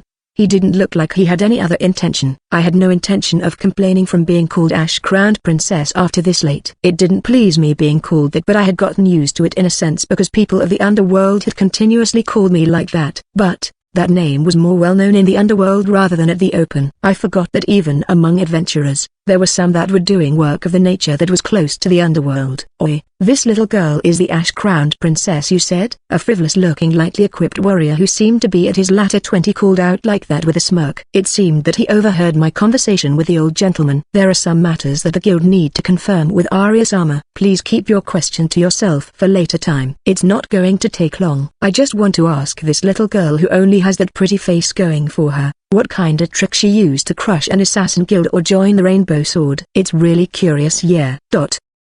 He seemed to be around rank 3 judging from his bearing. This man judged me based on appearance and thought that I entered Varo's party using some kind of trick instead of because of my strength. He evaluated his opponent from appearance. He couldn't measure his opponent's true strength. He knew my nickname, and yet he thoughtlessly picked quarrel with me, which meant he wasn't someone from the underworld, but he was still a person with violent way of living that wasn't too different from people of that side. I guessed he was just a thug who luckily had talent. Most likely he had acquaintance in the underworld and heard about me from there. You could obtain this much information in less than a minute if you had vigilance. Even without using appraisal, I didn't feel any sign of this man concealing his actual strength. This man didn't worth much, exactly like his appearance suggested. Then I had no more business with him. I just sent a single glance at him before walking toward the old gentleman. Then the ignored man's presence swelled up a little. "Oi, don't act cocky, you little girl. Say something, Commande." It seemed that I had touched his nerve. Even his proper way of speaking at the beginning was taken off and replaced with a thuggish tone. If I was bothered I could just say something to end it peacefully, but no reason came to mind why I should be considerate about his mood. "Arya-sama, please keep this amicable." The old gentleman who had seen my combat strength sighed and asked politely. He wasn't worried about me, but the man's health. I too didn't actually want to cause bloodshed at the first day. "Don't worry, I won't make the floor dirty." That's. My upper body turned back while my left arm rose quickly. The light warrior looked alert just for an instant, but it was too late. My attack couldn't be blocked unless he had moved to dodge or defend when I raised my arm. "Getsun." Gar. The weight-type pendulum came out from my storage at the same time. With my arm moving up, it swung down on the top of the man's head following the movement of my hand swinging down. Targa. The man fell on his knee from the attack. I didn't plan to kill him, but the man was still glaring at me while kneeling. Perhaps I had gone too easy on him. I sighed. Perhaps I should just kill him. When I looked at him with such intention, the man's face twitched slightly and gradually turned white. But just before I carried out my intention, I heard the voice of an unfamiliar woman. "Restrain this man, quick." What are you doing? Let me go." With those words, the guard who was staying still until now pinned down the man and dragged him somewhere else without him being unable to resist satisfactorily after getting his head struck. Let alone the guild. Usually even guards wouldn't move to interfere with a quarrel between adventurers. Even if it resulted in punishment, At best it would only be lowered evaluation from the guild. Sometimes it was because there wasn't anybody who could stop high-ranked adventurer, but more than that it was because the life of ruffian-like adventurer was far cheaper than the ordinary citizen. The guard in the guild was also there for the sake of client who might get dragged into trouble with adventurer, so they wouldn't move even in a case like this time. Even that old gentleman only tried to stop me, but he didn't do anything to make the guard acted. Was the reason that guard moved because I was involved with Rainbow Sword that received request even from the country itself, or because it was me who was here? In that case, who was that person who ordered guard around? Tabitha Dono, why are you here? I was afraid that blood would be spilled if things kept going like that, so please excuse me for interfering like that. I shall take care of this person's business from now, so you can leave this to me. Isn't this out of your jurisdiction? They should be a fellow staff of this guild. But the old gentleman looked at the woman who gave the guard order with a quizzical look. The woman herself only dodged the question without any change in her expression. That is not something that is your concern. Leave quickly. Very well. After the woman settled the matter with the old gentleman, she turned back toward me and smiled sweetly. Are you Ash-crowned Arya-sama? Ha. The woman looked at my hair to check and said that. I replied while narrowing my eyes just a little. This person she's strong. She wasn't even a receptionist and also not a staff. She was wearing a loose robe so I couldn't use appraisal on her accurately, but I felt that she was as strong as Sarah who was in the Black Ops, someone who wasn't a staff of Adventurer Guild but in the position of being able to order the staff. Who is she? That woman seemed to notice my wariness and her smile stiffened a little before she quietly bowed her head. My apologies, Arya-sama. We are attracting quite a bit of attention here, so can we move this conversation inside? I was shown into the room that seemed to be a reception room and made to wait around half an hour before the woman returned into the room carrying some documents. Forgive me for making you wait, Arya-sama. Does this drink not suited for your taste? I'm not thirsty. On the table in front of the sofa where I was sitting was a cup of what seemed to be herb tea that the woman brewed before she left the room. It had been left untouched while growing cold. I see. But the woman didn't look offended by that and said that while smiling. Then she finally got down to business. Please allow me to introduce myself once more. My name is Tabitha, the one who happened to be appointed as the inspector for this guild. The woman who introduced herself as Tabitha said that and bowed her head lightly. Inspector? I automatically muttered from hearing that unfamiliar word. Tabitha might interpret my mutter as a question and she started explaining. Yes, you might have noticed, but I'm not a staff of the Adventurer Guild. I was dispatched from Merchant Guild, that is also the Adventurer Guild's parent organization. Because of that, there are also those who don't think well of me, which was the reason why I took so much time outside. That was apparently the reason why I was made to wait here, but according to the knowledge inside me, I thought that inspector was a role to monitor and investigate the internal situation within the same organization. But what kind of business someone with that position had with a mere adventurer like me? I have heard about the matter of Arya-sama's ascension to rank 4. That in itself is not a problem. Originally a guild staff should verify it and take care of the procedure for becoming rank 4. But is there a problem? Tabitha hesitated a little. She continued speaking after I urged her. My job as an inspector from the Merchant Guild is inspecting the financial affairs of this guild, but actually my role also include monitoring whether there is influence of some particular nobles reaching inside the guild or not. Because of that, sometimes the person holding this job will also be exposed to danger, and it became required for the holder of the post to possess strength to some degree. It seemed that Tabitha wanted to apologize for how her combat strength has made me wary, but it wasn't like I was bothered by that at this point. This time the influence of a noble is becoming problematic. Let me try summarizing the talk that Tabitha explained to me. When adventurer became first class, a lot of them would also become involved with noble. The nobles in this kingdom weren't monolithic. Even now they were divided into the royal family faction and the noble faction and in conflict with each other over various interests. But if a particular noble became influential within the guild, the information about the opposing noble would leak out and the guild would become impartial. Not only that, it seemed that it would also harm the reputation of the Adventurer Guild and Merchant Guild. I understand that, but what does that matter for me? Those in the know knew that Rainbow Sword is close to a particular noble house. On the paper it's only a bodyguard request, but the talk that of the rank 5 party taking on a bodyguard job that required them of going as far as adding a new member caused a higher up of the Adventurer Guild to butt in by questioning whether it's really fitting age-wise for Arya-sama to be promoted to rank 4. Is that person in the side of the opposing faction? It is my job to investigate about the veracity of that doubt,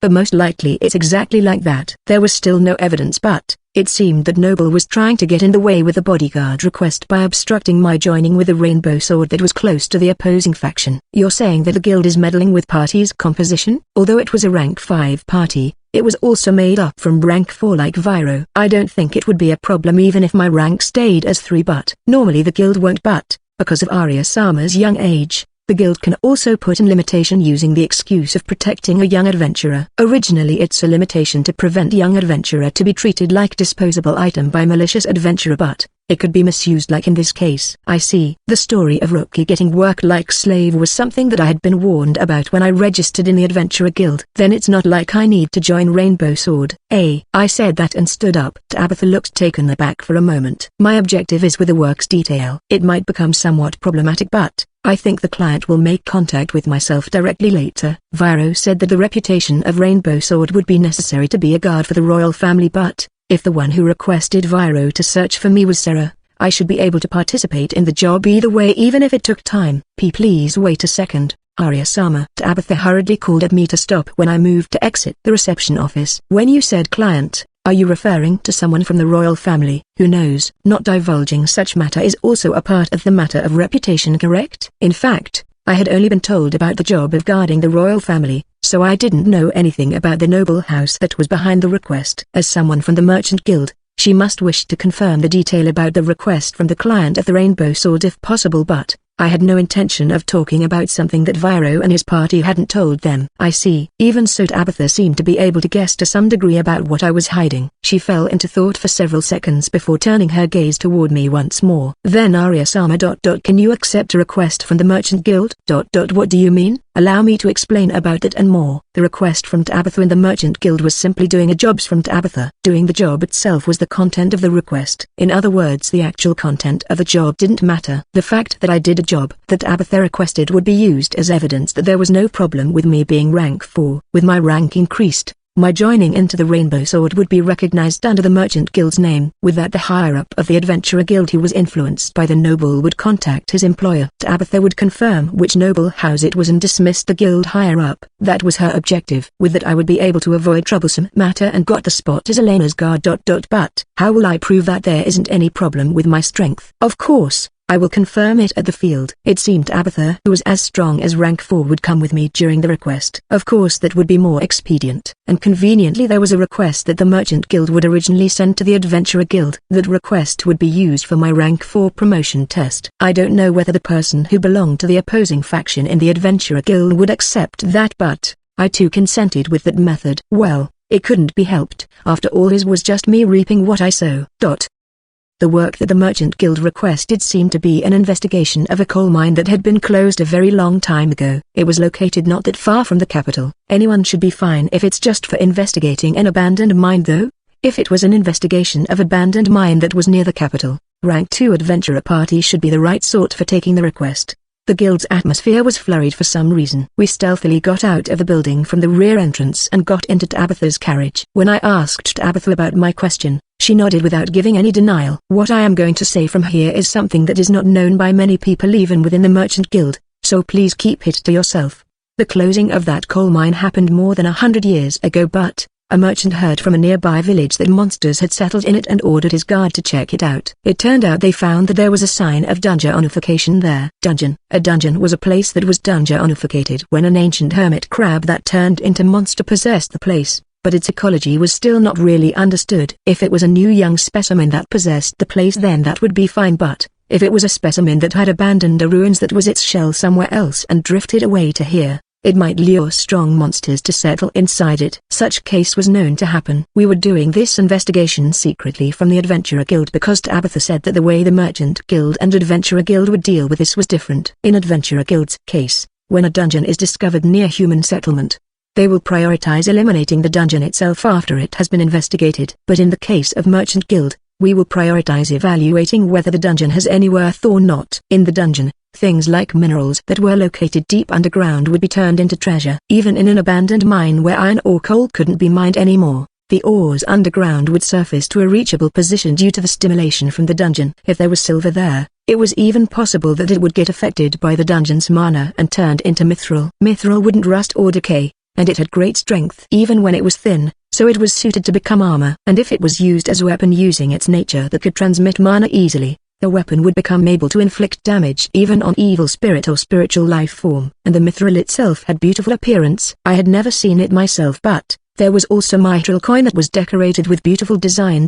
Nicknamed the Platinum Coin. It had the price of 10 times a large gold coin due to its rarity and artistic beauty. A dungeon could have that much value depending on the situation. But there was also a possibility that the nearby village would get destroyed by the monsters the dungeon called. The Adventurer Guild couldn't possibly overlook such risks, so they would choose to destroy the dungeon, while the Merchant Guild's thinking was that they could just move the whole village along with its residents if they got on the way. Tabitha and my job was to check whether that place had really gotten turned into dungeon or not, investigated the type and rank of the monsters, and the job also included removing the monsters if they were dangerous even if the place hadn't turned into dungeon. What's your weapon, Tabitha? I'm a water element sorcerer. I'm not as good as you when it comes to direct attack power, but I'm good with defense, so there is no need for you to protect me. Tabitha, who was wearing a loose robe to hide her body curve, really looked like a sorcerer. She didn't even have a single knife on her waist, so she might keep another weapon hidden somewhere, or that was just how confident she was with herself.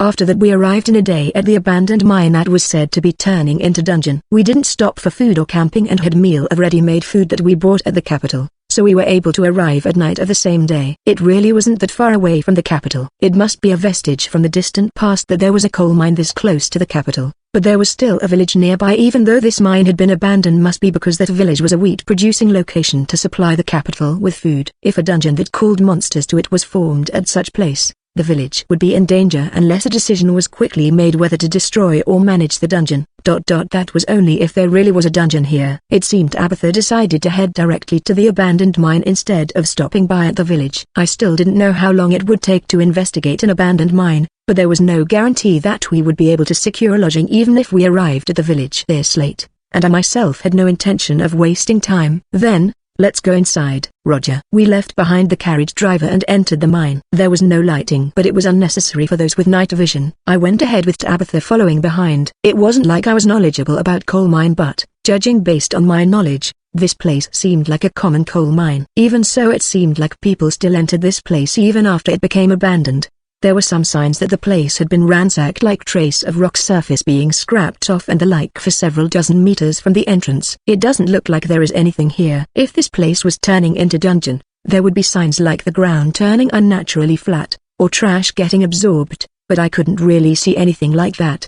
Perhaps the change is starting from the inside. Let's try entering further. Got it. A dungeon would have a unique atmosphere. I feel like there was mana coiling around in the air, but there wasn't anything like that in this abandoned mine. That coiling mana made it harder to detect the existence of monster inside the dungeon, but there wasn't any monster in this place from the start. But I was finally able to see a visible abnormality after getting deeper. Is this a kobold? Tabitha grimaced, seeing the corpse of a monster with dog head inside the darkness. It was possible that this rank 1 monster simply got lost into here, but this kobold was killed by a sharp weapon. There was also a rusty short sword lying nearby, and looking closer I could also see a trace of blood, as though a fight had happened here. That's a trace of monsters fighting each other. This might be a dungeon where humanoid monster gather, just like the large-scale dungeon near Leicester Territory. Ariasama, let's go deeper. Right. A dungeon would have the trait of various places. Bug or animal monster would appear in forest area, bird or worm monster at rocky area,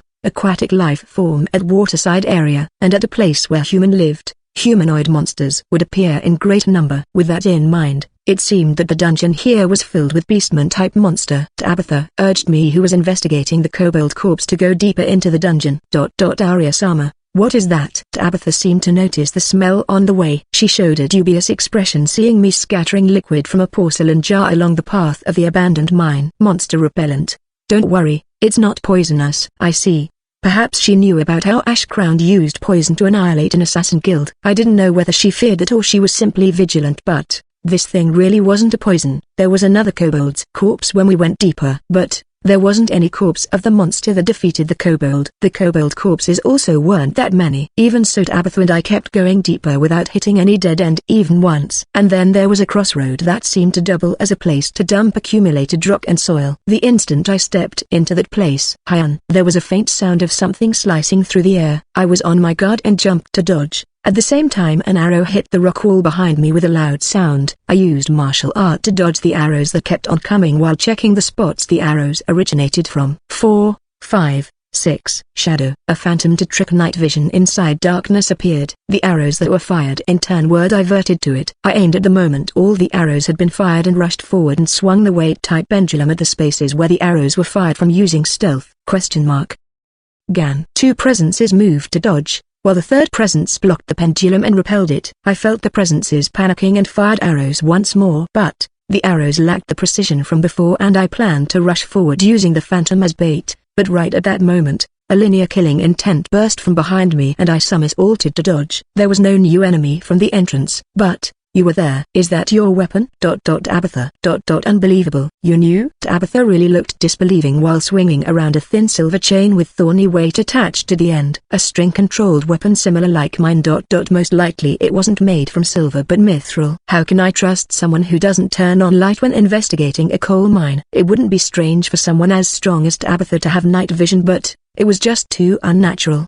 Besides, you were too vigilant against me. Even if you actually weren't my enemy, it was impossible to feel heartfelt trust towards someone who was wary like that at me. There were also other reasons, but Tabitha looked convinced even while still looking disbelieving. Should I say, as expected from the Ash Crowned? I already heard, but you're really a troublesome opponent. You guys, turn on the light. This girl is more dangerous than you guys. Tabitha yelled that. It seemed she thought that the darkness would be advantageous for me. Then fire and magical light lit up around us and the figures of the attackers came into view. As I thought, this place wasn't a dungeon but a place where an ambush trap was laid out. Based on my feeling, all of them had combat strength around 300. Lower rank 3. 6 women at the age range of teenage until 20s, wearing blackly dyed leather armor. They were readying their bow while glaring at me as though I had killed their parent. No, that wasn't really a wrong expression. Several of them had trace of burn injury that hadn't vanished completely. Remnant of Assassin Guild. I could feel their nervousness when I let out those words. Calm down. But when Tabitha raised her voice with scolding tone, the slight opening that they showed was closed. They readied themselves for any strange movement that I could make while slowly taking position to surround me. All of them threw away their bow and readied short sword or short spear instead. Really sharp, aren't you, Ash Crowned? It's just like you guessed. These guys are survivor from the Northern Frontier District branch. By the way, how did you notice that this is a trap, I wonder? Revenge. I ignored Tabitha's question and looked at my surrounding. She shrugged with a casual gesture, seeing my response. That's their reason. Nearly 6 years ago, I transferred from that branch to the central branch here, so I don't have any grudge with you. I didn't see eye to eye with that Dino. To be honest, I laughed when I heard that guy was crushed the moment he became the branch head. Big sis. The young woman from the former Northern Frontier branch raised her voice hearing those words that mocked her former home, but Tabitha only glared at that woman with annoyance. Annoying. I took the trouble to make use of you all when you came to me for help in deference of our old friendship, you know. Do you understand that? Tabitha sighed in displeasure. She ruffled her hair even while keeping her vigilance toward me. Well, doesn't matter. I also have business with you. Can you tell me what is the royal family faction is planning? But it's fine even if you don't answer me right away, though you'll get tortured by these girls who hold grudge with you in that case. You know what to do. Yes. The first young woman shrunk back from Tabitha's words, while the other women also hurriedly replied back. The women were hiding their face with mask, but just from their reaction it was clear that they were really scared of Tabitha. Tabitha infiltrated the Adventurer Guild. No. The Merchant Guild was to investigate the royal family faction's movement. Even so, there was no way someone from Assassin Guild could infiltrate easily. So even inside the Merchant Guild there should be Tabitha's client, a faction that was under the influence of the Noble faction. It was obvious what kind of request that the Noble faction would pay an assassin to do. Assassination of royal family. I kept up my guard with just my gaze. In contrast, Tabitha took position that blocked the entrance, while the women moved silently to surround me. If someone lost their patience and made a move, a gap would be opened. But the experienced veteran Tabitha had completely controlled the women and didn't allow such blunder from occurring. Now, Ash Crowned, surrender obediently. You don't think that you can win in this situation when you don't even have a plan, right? I might kill you painlessly if you talk honestly, you know. That too will depend on them though. But pain. Tabitha stiffened from the pain that I casted. But she must have also obtained information about me. There was the feeling like something was blocking me. Tabitha backed away to take distance from me. I too from the start never thought that I would be able to kill a rank 4 like her with one hit. That was why I made her took a bit of distance from me. Hyun, jutsu. I threw the weight-type pendulum the instant everyone's focus was directed at Abatha. It grazed the side of the head of the first young woman. She tried to dodge the knife from me who rushed toward her, but it still tore at the side of her stomach. I stopped the rank 4 for an instant. Everyone's attention was directed to that Abatha for an instant. If there was that much time, I could kill at least one person. But I didn't kill her yet. You! A woman rushed from the side with a look of anger. I blocked her short spear with my dagger. I leapt back and slipped out from the encirclement. I never underestimated these women from the start. Even just Abatha alone was as strong as me. And these 6 women, although they weren't as strong as Kira of the Assassin Guild, with all 6 of them at rank 3, even though at lower scale, it would be difficult even to just run away, just as Abatha said. That was why at the start I intentionally inflicted a heavy injury at the weakest one. The woman had her stomach slashed and her head hit. She would definitely die if she was left alone. The assassins at the base of that Assassin Guild branch would most likely abandon her. But these women survived that situation and harbored strong feeling of fellowship toward each other. That was why they chose to take revenge despite being residents of the underworld. Such action didn't befit an assassin. That was exactly why they would be concerned with their heavily injured comrade. You guys were elated from having the advantage and gave me too much information. Stop her. Abatha recovered from the illusionary pain and yelled. The women rushed at me with their weapon at the ready. My close quarter combat skill was still level 3, although I had become rank 4. Although my martial art and strength control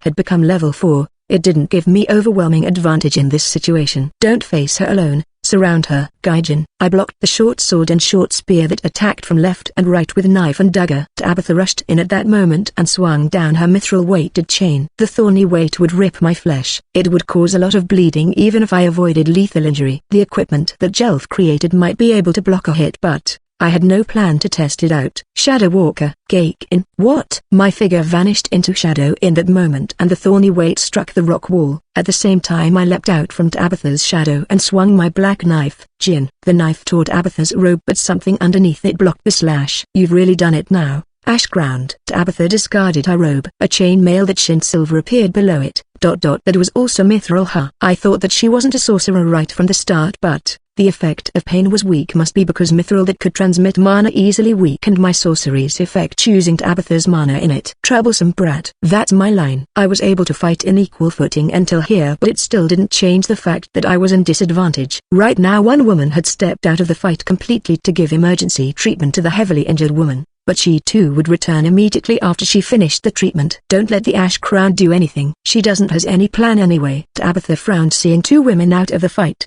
Even so, she gave instruction to the remaining women. At the same time she swung her thorny weight. I deflected it with my dagger, but I was being slightly pushed back due to the slight difference in our skill. The women aimed at that opening and attacked. I couldn't dodge them all completely and got my arm and shoulder grazed. Just as Abatha said, certainly it would be difficult to handle attacks from 5 people in a cramped place like this without any plan. But who said that I didn't have any plan? Ash crowned. The women attacked with their grudge driving them stronger than Abatha's instruction. I escaped to above in order to dodge them. Abatha's thorny weight attacked me at that timing. It's over. Ash ground. I kicked on the air at that moment and dodged the thorny weight using the recoil of that movement. Fire. I lit a piece of cloth I took out from my storage, wrapped it around a throwing knife, and threw it at Abatha. You've lost your mind. Abatha's eyes widened for a moment seeing my evasion, but then she calmly dodged my throwing knife without even deflecting it. But Abatha, what was behind you? You were at the direction of the entrance in order to prevent me from getting away. Over there. What? Flame burst out from there. It wasn't a strong fire, but it would definitely spread if it was left alone. In this narrow passage, the toxin from fire would deal serious damage. I could endure it just a little. I would also be able to reduce the toxin I inhaled if I covered my mouth with my shawl that was knitted from spider string. But what about you guys? Are you insane? How can you use fire attack even in this kind of place? Certainly I also used fire attack when crushing the Northern Frontier branch. It wasn't intentional, but I was lucky. The surviving women who still had burn mark on their body was clearly starting to behave oddly. It wasn't poison, right? This isn't funny. The origin of the fire was the oil that I scattered on the way here. Fear of fire came from the heat and the poison that was generated from it, but The greatest trap that I laid out was the anxiety that was caused by the fear of getting dragged into fire. Anxiety would reduce one's strength and dull their judgment. As proof, Tabitha didn't even notice that the women were slowing down from their trauma. She also swung her thorny weight with a crude movement. Your strength was above me if it was in close quarter combat, but we were even if it was in string control skill. I had the advantage in the current situation. Wow! My pendulum and the thorny weights chain fought each other with our respective string control. When the string entwined around the neck of one of the panicked women, in that instant, her neck was strangled because Tabitha and my hand pulled as though to drag a prey to ourselves. Her neck broke. With this one down, you've done it now. Tabitha didn't stop and pulled her chain. Her physical strength dragged the woman's corpse together with me toward her. While I lost my balance, Tabitha drew out the short sword on her waist and swung it toward me. It would be difficult for me to dodge it in my current situation. I made an instantaneous judgment to give up doing counterattack and focused on defending. But suddenly a powerful pressure burst out from behind Tabitha in that moment. What? Tabitha and I stopped moving from the intense pressure. There was only the flame that I lit up behind Tabitha. I lit fire in the passage to not allow Tabitha and the women to run away, but it was also to prevent the carriage driver outside, who was possibly also Tabitha's comrade, from going in. In that case, who was it who entered into this abandoned mine without even caring about the flame? The next moment, a large man who was clad in mana and a cloak cut through the flame to rush inside. That man discarded his cloak that got caught in fire and pulled the greatsword on his back to disperse the flame.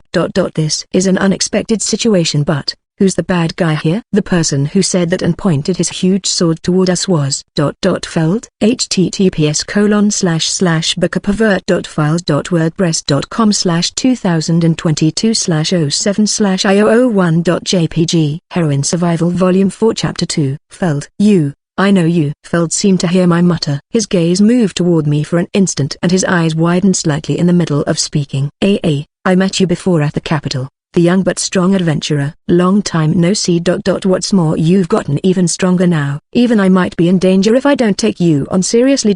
And Feld talked with a lively tone that lacked any tension. Even so, he kept everyone within his line of sight that narrowed in vigilance. What's the situation? It's insane that the inside of an abandoned mine like this in fire, you know. Feld race: human rank 5, magic power 212, 225, 30 up, stamina 357, 370, 20 up. Overall combat strength 1494, with body strengthening 1908, 116 up. His combat strength had also increased greatly compared to 3 years ago. Judging from the rate of increase, he must have obtained some kind of physical skill. His sorcery level had also gone up, with his combat continuation capability and status's average value going up. Feld's appearance hadn't changed compared to 3 years ago. From the start he looked older than his actual age suggested, but come to think of it, he was still 20 years old 3 years ago, so considering his age, I should consider his growth in strength as reasonable. But why was Feld in this kind of place? I think he would understand the situation if I explained to him in detail, but it would be difficult to do that in this situation. But it was then. Mr. Adventurer, I'm a guild staff. This woman suddenly set this place on fire and attacked us. Please help. Tabitha evaluated Feld's strength and put on an act to make Feld her ally. Hearing that, Feld glanced at Tabitha and nodded a little. Certainly, I once saw you at the guild. A faint smile formed on Tabitha's lips when she heard Feld's muttering. Who to trust in this situation? I too might be able to make him trust me if I brought out Varro's name here as a member of Rainbow Sword, but if it was me it would be 50-50 whether I would trust that or not. I understand the situation. Feld covered his mouth with a cloth to block the smoke while turning only his gaze toward me. The point of the great sword that was being held with just a single hand without shaking even a little shook slightly as though it was the signal. The powerful sword blew away the smoke as it attacked Tabitha. Tabitha jumped to just barely avoid the blade of the great sword that Feld swung. Mr. Adventurer, what are you doing? Sorry, but I'm not so stupid that I can't see what's actually going on. Feld answered Tabitha's yell. I used stealth and I made my move the moment he swung his great sword. While everyone's attention was gathered on Feld, I circled behind a woman and snapped her neck by putting my arm around it. Ash ground. Tabitha raised her voice once more, seeing that. Feld sighed with a frown, seeing her showing an overreaction when a clearly suspicious woman wearing all black and a mask getting killed. As I thought. I received an emergency request from the guild's vice leader the moment I entered the Adventurer Guild. It looks like I made the right decision rushing here. A request? Tabitha discarded her fake expression and glared. Feld pointed his sword with composure as they strung toward her without any tension, even knowing how strong she actually was. I was told that the adventurer who is going to become our new party member got led away by a staff with suspicious behavior. The vice leader said that you might be a spy for a noble or someone from Assassin Guild. Which one are you? Tabitha didn't answer and gritted her teeth like an animal baring her fangs. Most likely she was both. Was that old gentleman the guild's vice leader? He looked like he didn't hold any good impression toward Tabitha since the start, but he had been suspecting him from the start. You have been watched since the start. You were also unable to obtain information, right? They were waiting for you to make your move. The carriage driver outside has also been captured by the guild staff who came with me. Throw away your weapon and surrender quietly. Tsk. Tabitha clicked her tongue, knowing that her plan had crumbled. She was overconfident with her own ability. She thought that using her beauty and good outdoor appearance, she could even smooth over some unnaturalness in her part. In fact, the Adventurer Guild was unable to catch her until she made her move despite being under suspicion, so her acting performance was actually not that bad. But being relied on by the survivors of her old haunt and seeing that their target, which was me, actually showed up at the guild caused her greed in the form of conceit to rear its ugly head. From Tabitha's conduct, I felt that she was someone who sought praise and envy from other people. That was exactly why she couldn't see eye to eye with Dino, who had the same nature like her. The way she was strongly controlling of the surviving younger women who relied on her must be also to show that she was the boss in order to satisfy her conceit. Gog. Shit. The blazing flame from the entrance produced black smoke. Although the space inside here was still wide, unlike me who had prepared countermeasure from the start and Feld who came later, Tabitha and her subordinates were already starting to inhale too much smoke. You guys, how long you're going to just stand around like that? We all are going to die without anything to show for it at this rate. Tabitha too knew that they had no time and yelled anxiously at the women without any care of how it made her looked. Why yes, Ash crowned. Even if it's just you alone. Two of the survivor women became desperate after Tabitha's scolding and rushed forward. I narrowed my eyes seeing them like that, taking revenge for their comrades. Suicide attack in a dire situation. Human would exhibit extraordinary power when they were cornered. I was like that. That was why I didn't let my guard down. But you see, Gar, without averting my gaze, I dodged the short sword of the woman who charged at me. I stepped in as we passed each other and my elbow caved in the woman's face. Don't try to exchange your life for your enemies when you can't conquer your fear of death. If you treasured your life so much that you would become desperate like that, you should live quietly while holding strongly to that rather than doing this. Rank 3 meant that they had become skilled in the path they chose. Seeing someone of that rank getting instantly killed because she lacked a little composure made the other woman be overwhelmed with fear, and she ran toward her boss Tabitha looking for help. Be big sis. You dare running away? Ga?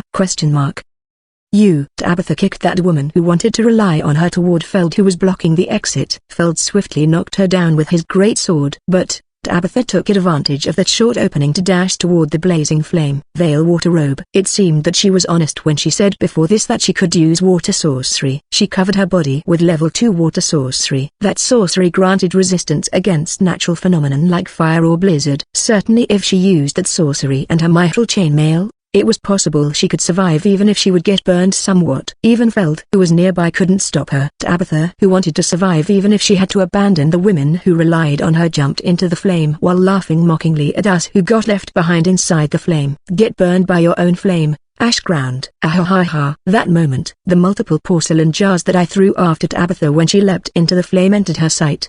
Did you think I run out of oil jar? Pake in. The oil jars that were thrown into flame broke and large burst of flame whirled up, enveloping Tabitha. The amount of water covering her was completely insufficient. She screamed with the sound of water evaporating accompanying it.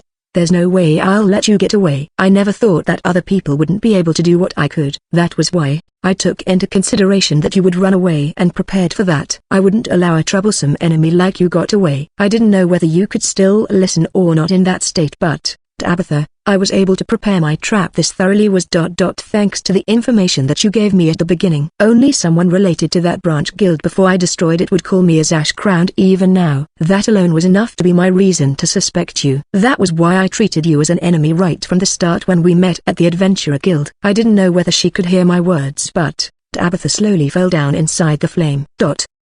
Oi, what are you doing? Even us can't run away from here like this. Feld hurriedly took distance from Tabitha, who vanished inside the flame. He looked at me with a protesting look. Even someone who charged through flame to reach this spot couldn't possibly escape when the flame had gotten this large. Some of the women might still be alive, but the flame had already spread around us. This wasn't the time at all to think about finishing them off. After all, even our lives were in danger right now. It's fine, grab on me. What are you going to do? Feld must be uneasy with holding on a small girl like me, but he grabbed on my shoulder after a bit of hesitation. I handed to Feld a pendulum that was tied to a string that had been given fireproof treatment. Oi, what's this? Feld can throw a hatchet, right? Throw this with all your strength to the exit. Quick. I don't get it at all, but Feld believed on me even in the middle of this perplexing situation.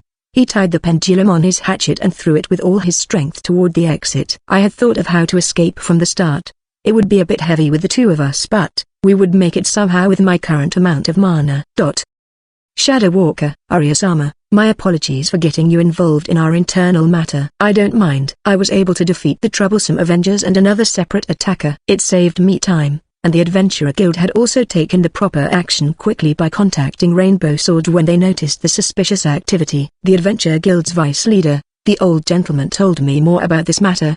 In summary, that Tabitha was dispatched from the Merchant Guild, but even the person who recommended her was unclear. It was thought as a forceful insistence from a noble house, but it seemed the Merchant Guild claimed that they didn't know which noble it was. An unknown person was appointed as an inspector. On top of that, Tabitha's own action was also suspicious, and so the Adventurer Guild assigned a scout that specialized in monitoring to watch Tabitha. It was that scout who led Feld until that abandoned mine. From here it was just speculation, but the reason Tabitha infiltrated the guild must be to investigate the movement of the royal family that started taking action behind closed doors. If Rainbow Sword, that was in the middle of taking a break, also started moving at the same time period, it was natural for them to suspect that there was relation between the two. But Tabitha set her sight on me, who was going to join Rainbow Sword because of her inability to obtain information due to the Adventurer Guild's suspicion on her. Most likely it was just a coincidence that the survivors of the former Northern Frontier branch relied on her, but with that Tabitha obtained some disposable pawns that she could use. In the end, we didn't learn which noble house was targeting the royal family. Even so, there was a large possibility that an assassination plan was going to be carried out toward the royal family. Viro will inform the Black Ops about that matter. It's not a confirmed information, but the Black Ops too will be on their guard if they know there is a possibility of an attack. Feld, who was listening together with me, took responsibility for that matter. Viro's job increased more with this, but if it was him, then the information should be conveyed well to the Black Ops. Illusion. At the training ground of the Adventurer Guild, I chanted a level 4 darkness magic and projected a lot of flower petals whirling around me. The weighted pendulum dispelled those flower projections and smashed a log. Then the cutting-type pendulum carved a deep fissure on it. The staffs of the Adventurer Guild let out voices of admiration toward the performance.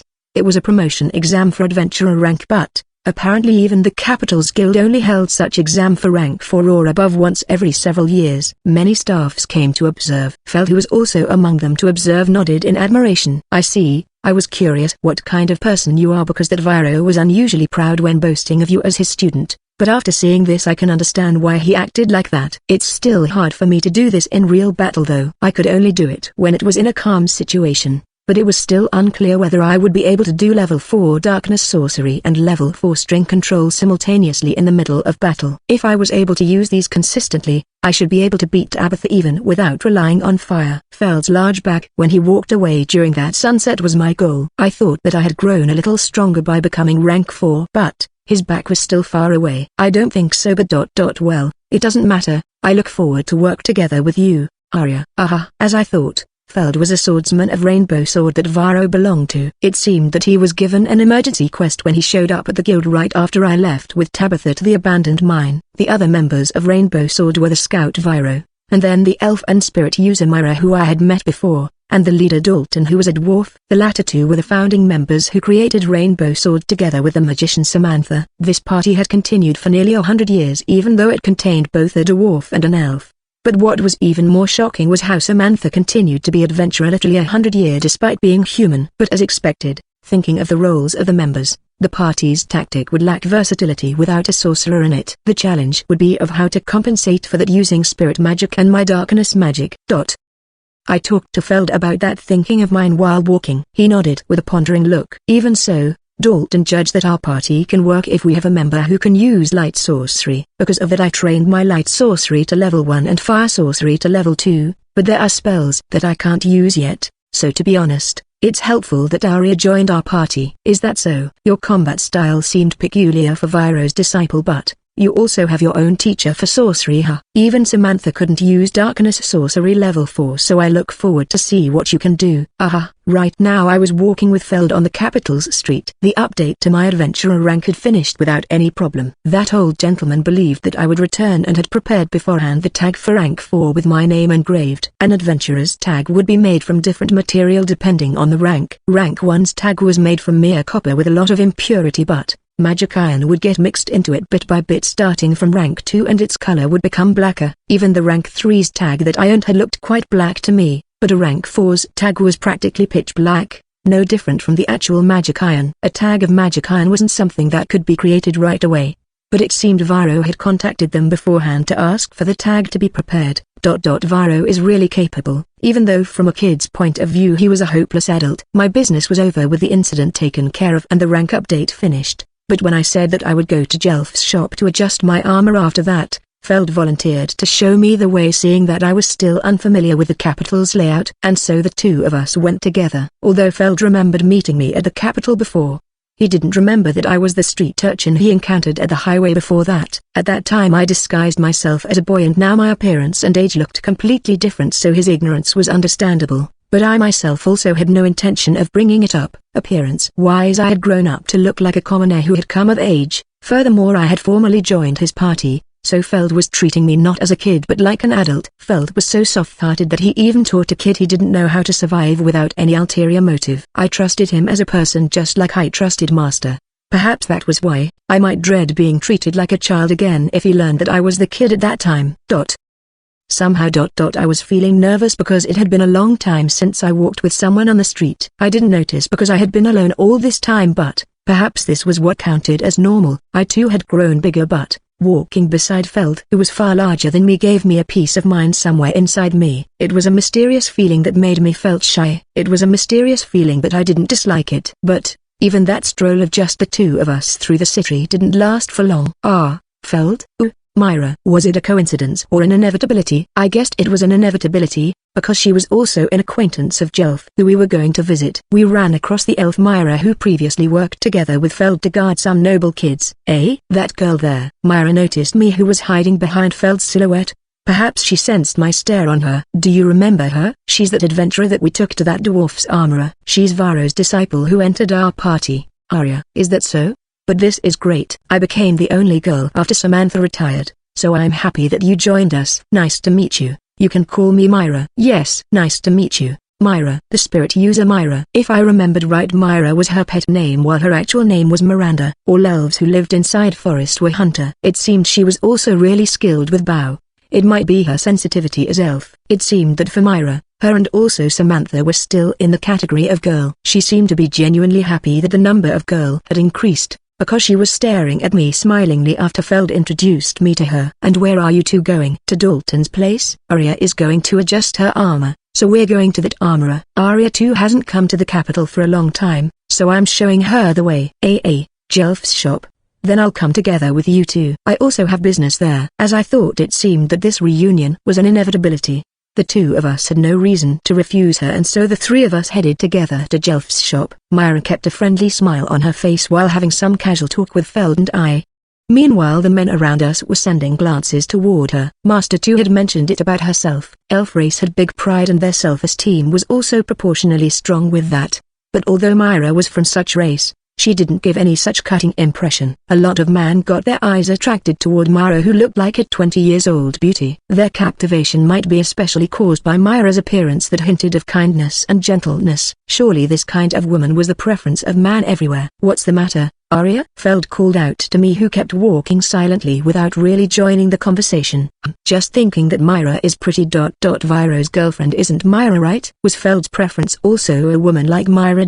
I also had such thought and asked the question that was in my mind. In response, Feld shook his head while Myra didn't notice. No way, That's just not possible. Feld denied it with a strange look on his face. He brought his face closer to me, who was more than 30 centimeters shorter than him, and quietly told me, Myra look young because she's an elf, but at the inside she's the same age like Samantha. She's different from the elves in the forest, but to be blunt, she's a plain auntie at the inside.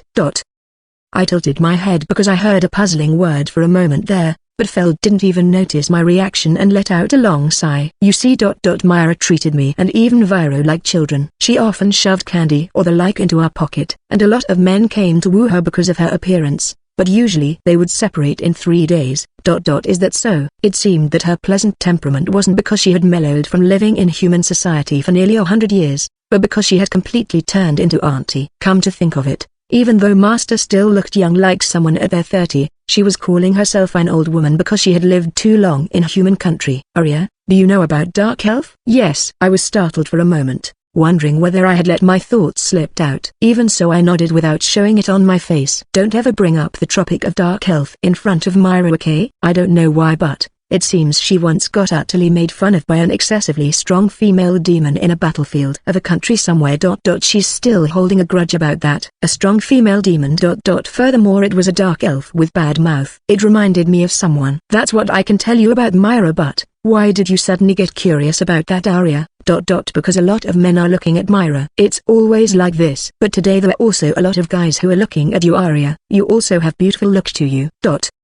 I sometimes got told that I had nice appearance, but I didn't really get it myself. But when Phil told me that, it made me felt a bit embarrassed, partly because he treated me like adult. You know, you'll get lost if you're lost in thought in this kind of place, so don't get too distracted. Perhaps Feld also became embarrassed about his own words. Seeing me falling silent, he scratched his cheek with his finger. The capital was incomparably crowded compared with other city. It looked like my pace had really slowed down, so I reflexively pinched at Feld's cloth when he warned me of getting lost. Hey Arya, what's the matter? I looked up at Feld from below while tilting my head, asking if something was the matter. For some reason Feld's gaze wandered around for a bit before he averted his gaze. No, it's nothing. Like that I kept my hold on Feld, who turned taciturn for some reason, and we arrived at the shop of Jelf, the dwarf armorer. Jelf, you the? My, Arya-chan and Myra-chan. And you two are bringing a fine man along with you. Jelf was wearing a tightly fit leather outfit that exposed a lot of skin like usual. He winked his eye that had long and pretty eyelashes. Feld, who got called as a fine man, took half a step back with twitching expression while Myra was smiling faintly. Jelf, it's getting harder for my chest and waist to move in this outfit. Can you do something? This girl, your reaction is indifferent like usual. Well, that's all right. I thought that it was about time for you to grow bigger and already made a new outfit for you. Give it a try, okay? It seemed that Jelf had anticipated my growth and created new equipment for me. I got dragged to the back of the building again and he handed me the new equipment while collecting my current one. I gave this equipment proper maintenance before this too, but you had gone through a really harsh fight, and you? Even my armor isn't all powerful, so you must take care of your body. Yes, sorry. This new equipment is matched with your looks. The shape isn't that different from before, but I designed it to look more mature, so it'll increase your defensive power even more. What defensive power? The shape of the new equipment was still a black dress with stand-up collar and no sleeve, but the material used the membrane of wyvern, just like my previous equipment that apparently had its fireproof and waterproof improved to adapt even to harsh environment. Its shape was altered in small details to suit the growth of my body. The slit at the side of the skirt became even deeper, and the skirt itself had lengthened from above knee to below knee. It was also made to be easy to flip so I could move easier. Yep, you look great.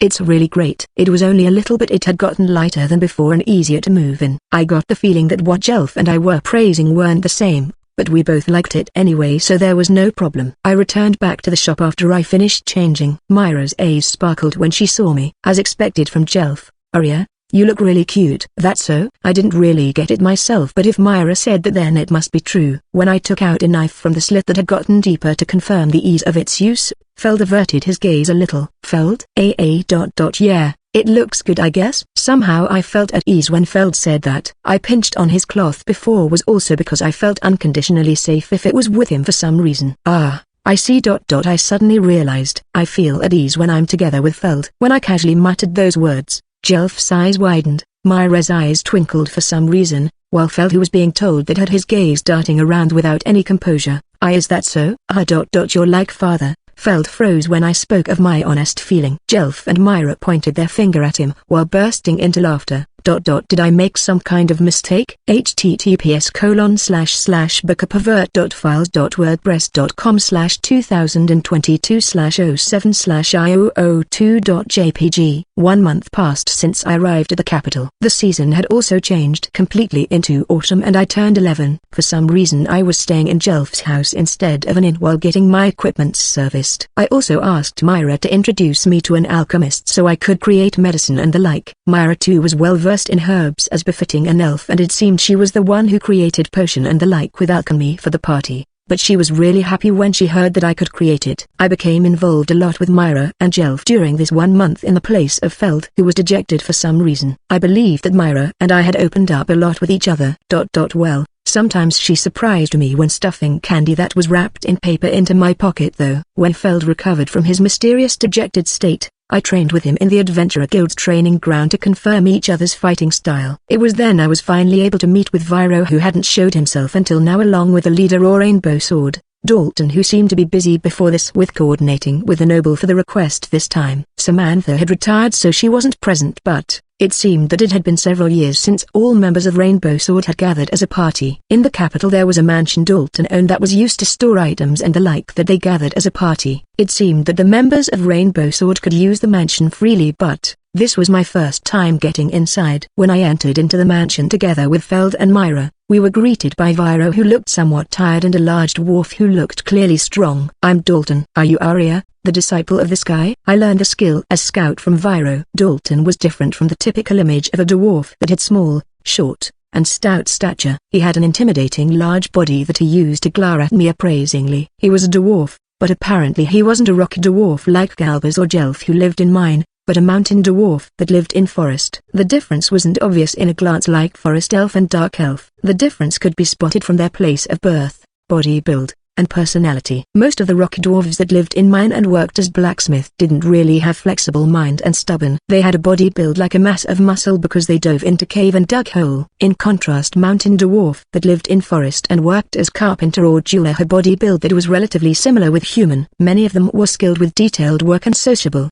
But Dalton, who had been active as first-class adventurer for more than 100 years, had height that was close to human with body width and muscle mass that surpassed rock dwarf. Even Feld, who I thought as a muscular man, looked slender compared to him. The various equipments lined up in this living room, like the mithril full-plate armor or giant warhammer, would be difficult even to lift by the average warrior. Although I don't think that the average warrior would be able to collect these equipments that had the price that could buy a small castle. Fume. Dalton stroked his beard that was shortly pruned like Jelf, which was a rarity among the dwarf. He stared fixedly at me while grinning. "I've been wondering just how strong you actually are, because Viro even boasted about you as his disciple, but I see now. You pass if it's just your combat strength. But we Rainbow Sword is a prominent rank 5 party even in Claydale Kingdom, and trusted even by noble. Your background or history doesn't matter, but if you're going to be one of us, at least show me that your guts is fitting for that name." Dune. Instantly, killing intent and pressure that even caused an auditory hallucination of blasting sound burst out from Dalton. The pressure that was emitted by a rank 5 heavy warrior made him look like a giant. Dalton instantly lifted up a warhammer that was as tall as him and swung it down toward me. This was the peak of rank 5. My body trembled in fear from that mighty intimidation. But I too had faced the rank 5 grave and mythical beast Nero before. I acted the instant I felt his killing intent by using body strengthening at full strength and rushed like a flying arrow. The air inside the room rattled from the defense and offense that happened in an instant. Wind whirled. Dalton's warhammer was touching my shoulder, while the tip of my black dagger stopped just several millimeters before Dalton's left eye. "Any more than this and I'll fight to kill." Viro, where the hell did you find someone like this? She definitely didn't study just from you alone. Dalton couldn't hold back and break out laughing in front of my knife tip that didn't waver at the slightest and my pressure. He turned his gaze toward Viro. "That's insulting." "Well, it seems Arya also has other teacher for sorcery, and the Black Ops Sarah also instructed her once in the past, so even you might get devoured if you let your guard down thinking of her just as a brat, you know." Ha ha ha. Roger that. When I heard that Viro brought a girl who isn't even an adult yet, I was worried that she ran that way after getting jilted by mature woman too many times, but this girl is a nice find. That's even more insulting. So he had that kind of thinking. It was just a short conversation, but I felt like I could see what kind of position Viro had in the party from it. Feld and Viro were breaking into cold sweat from the exchange between Dalton and me. Even so, they sighed after it was over, while Mara, who was the only one in the party with low combat strength in close quarter, clapped her hands cheerfully. Dalton easily lowered his warhammer and carelessly approached me, who was still keeping my dagger unsheathed.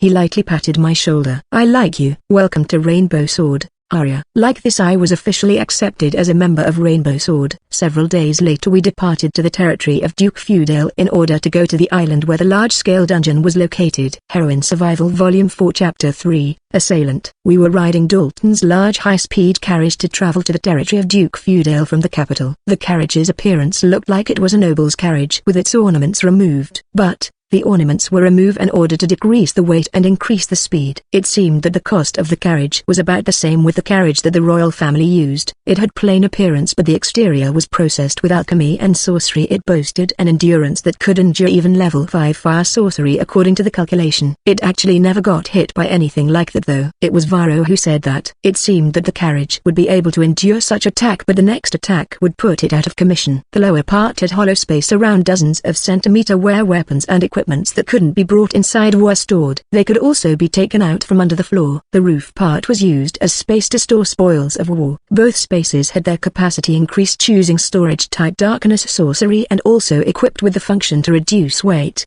The space between those two storages were for people to ride, but it had enough room that there was still enough space even after the large Dalton and Feld got in. It should be easy for the carriage to carry 10 people. There were 4 horses pulling the carriage, but it seemed that the carriage also had magic tool to move it. It seemed that by using magic stone as fuel, the carriage could run on its own to some degree. "Listen well, Arya. You're recruited for your ability to use light sorcery, but we don't plan to waste your combat style. We'll have you act as scout most of the time." Dalton explained about my role inside the carriage. "What are we going to do for recovery during battle?" "Recovery during battle is rare, even when we got Samantha with us. Usually we just take care of it with potion after battle. If anyone is bothered with that method, then they can learn it themselves, just like Feld. I too didn't use healing in the middle of battle. I could use it if there was a chance, but there was also times when such opening could lead to death." "Arya, you'll heal only wound that might pose as obstacle for battle. But all of us are fighters. It'll be pointless if you waste your mana and can't fight when needed. After all, even with mana recovery potion, it's possible that its effectiveness will worsen if you keep drinking it several times in a day." "Roger." I could agree with what he said, so I had no objection. But a party wouldn't be able to move smoothly if the role of each members weren't clear, whether it was for healing or for teamwork. The current composition of Adventurer Party Rainbow Sword had this kind of form. Heavy warrior role, tank and attacker. Dalton Rockwall race: Mountain Dwarf rank 5. Magic power, 250 stamina, 512. Overall combat strength, 1940, with body strengthening, 2420. Swordsman role, frontline attacker. Feld Lewin race: Human rank 5. Magic power, 225 stamina, 370. Overall combat strength, 1494, with body strengthening, 1908. Scout, light warrior role, detecting enemy, removing trap, hit and run. Viro Dawn race: Human rank 4. Magic power, 220 10 up stamina, 320 10 up. Overall combat strength, 1056, with body strengthening, 1281. Spirit user, arch role, attack and defense with spirit magic, detecting enemy, hit and run. Miranda Moore race: Forest Elf rank 4. Magic power, 350 stamina, 175. Overall combat strength, 1097, with body strengthening, 1321. Illusionist, assassin role, healing with sorcery, detecting enemy, hit and run. Arya, Alicia, race: Human rank 4. Magic power, 270 stamina, 210. Overall combat strength, 916, with body strengthening, 1123. Other than combat strength and combat style, we also told each other our special skill and trump card. Adventurer rarely told their trump card to each other, but there would be no point of getting obsessed with that if it might cause Elena getting exposed to danger. My trump card was the body strengthening using the origin battle skill. but in Myra's case her trump card was also the weak point of spirit. It really made me felt trusted when she told me that, as expected with the rank 4 sorcerer Samantha retired, the overall strength of the party had gone down, but according to Dalton the human Feld and Viro were still growing, so he thought they would still be able at the same level like before depending on Myra and my sorcery. Even so I would replace Viro one day, so the party was still looking for a sorcerer even now. Our final destination this time was the large-scale dungeon in an island, so this carriage was heading toward a port city in feudal territory. Normally we would pass the relatively safe main highway and enter the Duke's city. From there we would head to the port city at the east, but midway we left the main highway and used the route that passed through a forest. This road was smaller than the main highway, but it was rarely used by ordinary traveler, so it was easier for carriage to pass through unobstructed. Like that we kept advancing inside the forest and soon the day would turn dark. Just as we started thinking of searching for a camping site, the coachman called out, "Lord Dalton, it's still far ahead, but I heard the sound of sword fighting. I can't sense who's being attacked and who is attacking from here. What should I do?" This coachman was the butler grandpa who was taking care of Dalton's mansion. Although his main occupation wasn't a butler, he was a retired former adventurer and had the strength of a rank 3 scout. His combat strength was decreasing due to his age, but the information that he gathered could be trusted. "Is it a stupid merchant's carriage getting attacked? Troublesome. But it can't be helped. You youngsters go out there and take care of it." Dalton gave an instruction even while frowning. He was displeased because he understood that this road was relatively unsafe compared to the main highway. Even if things like bandit, thief, or monster like wolf wouldn't come out, there were many other forms of danger. Even so there would be no attack if the traveler had guard of some capability with them, but being attacked mean that the victim didn't have sufficient protection. Carriage could move fast in a road where no ordinary people passed. Even if there was danger there, one should just hire a mercenary or adventurer to take care of it, but stingy merchant who didn't want to lose money and met misfortune instead could always be found anywhere. "Then let's go." Aha, Feld and I got down as Dalton instructed. When Dalton said youngsters, Myra, whose appearance was youthful, stayed sitting while nibbling on dried fruit. Conversely, Viro was about to stand up, but then his eyes met mine and he seemed to notice that he wasn't a youngster, so he lowered back his waist on the seat. When I got outside, certainly there was the sound of sword clashing from afar. Feld also noticed and looked forward. His face turned just a little grim. "That's not monster. The sound of weapons clashing is loud. It's a fight between two people trained in combat. Be careful, Arya." "Roger." Just in case, we told the coachman butler that information. Then in preparation of melee, Feld held 2 hand axes in his hands instead of his great sword, while I broke out running through the road that was getting darker without pulling out any weapon. I ran at the front seeing that I had good night vision. Feld followed behind me. As expected from Feld, although he was wearing armor and carried large weapon, it didn't seem like I needed to slow down for him. After running for several dozen seconds, light of sorcery and faint light from torch came into view from the road ahead.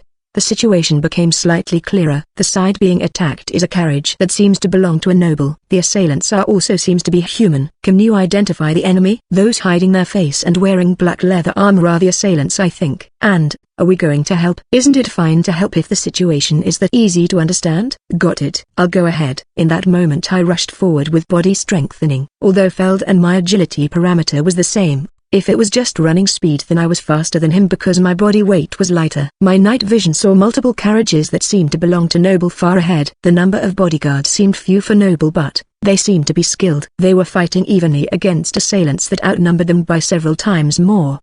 No. Looked like the guards were in slight disadvantage. Among them there was one knight who was having a hard time fighting against 3 assailants. Seeing that I quickly moved into action. Pain. I aimed while running and activated darkness magic the moment I was within range. Gudja? One of the assailants who was brandishing a spear screamed from the intense pain of the illusion. The man beside him turned around in surprise. The throwing knives I threw pierced his mask. My scythe-shaped pendulum then tore the neck of the man who was freezing from the pain. I didn't slow down and used the momentum to kick the face of the last masked man with my heel while cutting his exposed throat with my black knife. I swung my knife to get rid of the blood while turning around. The knight who was under attack trembled for a moment. "I'm a passing adventurer. Are your side the one that is being attacked?" That's right. Although he was being questioned right after 3 black-armored men got killed in a flash, that knight nodded vigorously even while being dumbfounded. "Am I being too nosy? If it's unnecessary then I'll leave." "No, my thanks for the assistance." "The assailants are more than expected, so I'm worried about the carriage that has gone ahead." "But you're adventurer, rainbow sword." "What? "You're from Rainbow Sword." As expected, it seemed the reputation of Rainbow Sword was known even by noble.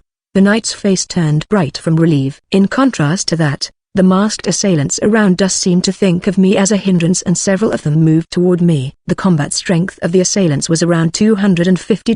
They were upper rank 2 or lower rank 3 from this number. It was hard to call them expert, but depending on their resolve, they weren't an opponent that could be underestimated. Even so, they were wearing leather armor instead of metal armor, perhaps because they prioritized laying ambush. In that case, even I could deal with them. I quickly tossed weighted pendulum to the darkness and controlled it to strike the head of the man at the forefront from the side. My skirt flapped as I pulled out and threw a throwing knife from under it to pierce his throat. I pulled back the pendulum inside the darkness, and with centrifugal force the weighted pendulum drew a large arc and smashed the head of the next assailant who approached. Shit! A masked assailant noticed that my weapon attacked from the darkness and charged forward while covering his vital spots with his arms. In response, I jumped and kneed from above the guard that was protecting the face. "Gaga!" The assailant groaned and lifted his face. My arm snaked through the open gap in the guard and around his neck before I circled behind him and snapped his neck. "Watch out!" the knight I saved just now yelled. I instantly saw 2 assailants charging in with sword in their hands. Hand axes flew from both sides of the knight who was about to dash forward to assist. They pierced the 2 assailants' face. "Arya, you're too fast," Feld complained while catching up. He didn't slow down and pulled out the magic steel greatsword on his back and jumped forward while bisecting another assailant into 2. "Is he your teammate?"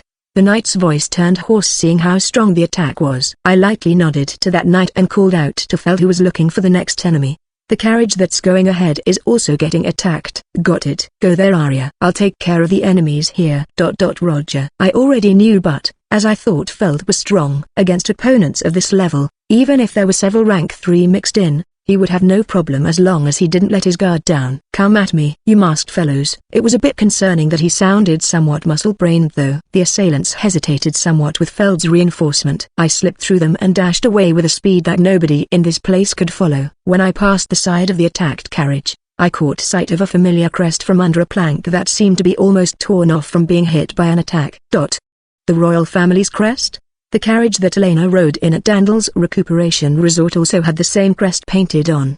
In that case, this group was related to the royal family. Dalton told me that the route the royal family's carriage used was kept secret for safety. The possibility that came to mind was that this horse carriage belonged to the crown prince or Elena, who was heading to the dungeon, but to think that they only brought this much guard. I didn't understand why they didn't use the safe main highway then. Viros should have told them about the possibility of attack at the very least, but the royal family didn't consist of just the 2 of them, and if they passed through this kind of road, then they might simply be in a hurry to transport something. I hoped that was the case.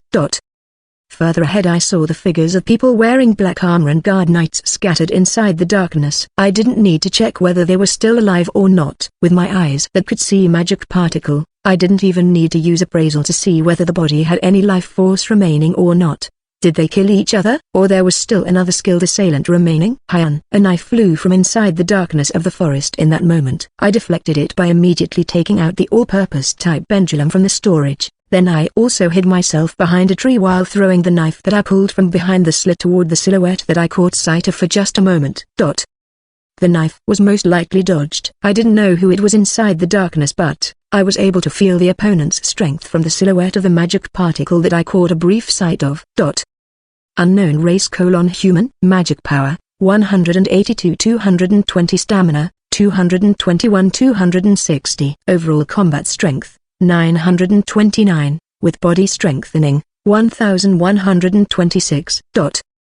The opponent seemed to have sensed my combat strength too. Killing intent that shook the dark forest surged out. I see. There is an expert here. Heroine Survival Volume 4 Chapter 4. Reunion and Encounter. Not only their combat strength, based on the way they raised their presence and the pressure, this opponent seemed to be an expert. Judging from the feedback just now and the combat strength, the opponent seemed to be a rank 4 scout-type assassin. This enemy had no hesitation. There was no hesitation in their action because they had firm conviction and strong will to carry it out. That kind of enemy would be more dangerous than their combat strength value suggested. Inside the dark forest, both of us only caught sight of the enemy for an instant. I had lost sight of the enemy, while the enemy knew that I was hiding behind this tree. It was disadvantageous that I was a step behind. With that conclusion, I threw the scythe-shaped pendulum to stick on the branch above me, then used the string to jump on the tree in one leap. But, It seemed the opponent also thought the same. Something small flew from the tree somewhere at the same time when I leapt. I could hear the sound of the object cutting through the air. It wasn't a knife. I didn't know what it actually was, but I judged that it would be bad to block it. I used my momentum of leaping up to jump to another tree. Then the sound of something hitting resounded from the tree I was just at. Unknown opponent and weapon. Even so, I had got a general idea of where the opponent was hiding. I threw the all-purpose type pendulum. I controlled the string with my fingertips movement and mana to circle around the tree trunk. There was a faint sound of blade deflecting metal and silhouette flew out from there. Although I could see with night vision, the opponent's stealth level was high, so I could only see an outline. But that was enough in a battle to the death. I quickly threw the knife I pulled out from the slit of my skirt to that silhouette. Then the wind magic particles around the silhouette whirled like air current and diverted the knife I threw. But without even any time to feel surprised of that, I felt that something was thrown from the silhouette again. I dodged by using a tree as my shield. I felt how something hard sunk into the trunk's surface. This is pebble. So this is that attack's true identity. Throwing pebble was weaker than throwing knife, but in the hand of an expert, a small lump of metal with its end sharpened could easily pierce through human skin and dug into the flesh. It was a type of hidden weapon that was difficult to use. What was troublesome about it was how it could be thrown without any preliminary motion. It was difficult to dodge and gave intense pain if it landed. The bleeding it caused would also be difficult to stop. And then what diverted my knife must be wind element sorcery air curtain. This was a sorcery to deploy wind barrier around the caster to defend against arrow. But being able to use it needed level 2 sorcery at minimum. I better kept in mind that my throwing weapons other than the pendulum would be neutralized by it. This opponent was more troublesome than expected, but there was still a way to fight them if that was the case. Illusion. I jumped from tree to tree while unleashing the level 4 darkness magic illusion that I had been forming. With my skill level I still couldn't make an illusion of living thing that looked natural, but it was a different story inside this darkness. I created the presences of bees flying around angrily at the surrounding. The silhouette jumped away at that moment. I kicked on the trunk of nearby tree and leapt toward the silhouette. We crossed at mid-air where we both exchanged a kick at each other. Bash in.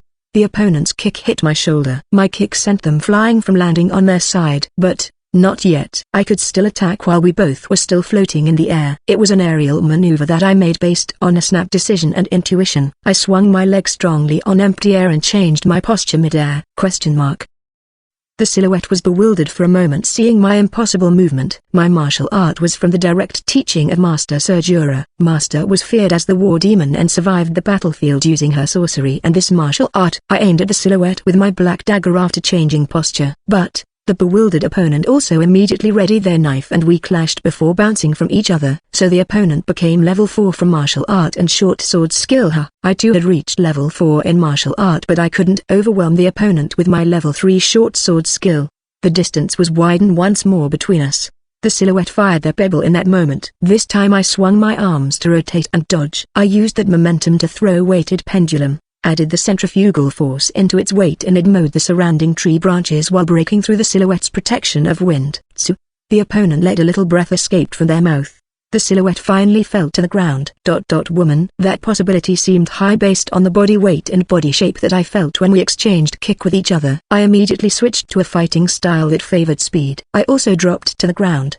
The opponent aimed at that moment and fired a pebble. Without any pause I rolled aside to evade while making my weighted pendulum struck again right from above the silhouette. But the opponent slid to the side with her unstable posture. After falling on the ground, she dodged the pendulum and fired magic particles of wind in the shape of a line. Wind cutter. Jelf's armor wouldn't be torn even if I received it head-on, but it would make me stunned for an instant. Who knew how the opponent would attack using that opening? Shield. I parried the wind cutter with shield that I deployed just for an instant in the timing that matched the wind magic particles that I could see with my eye. Shadow. I split into two inside this dark forest. It should be difficult to tell apart which one was the real me with night vision here. Even so the opponent would be able to tell if she looked carefully. But the silhouette was unwilling to waste time making decision and attacked both simultaneously with pebbles. The shadow was hit by pebble and vanished. But I slid forward to dodge the pebble and closed in during that instant and lunged with my black dagger.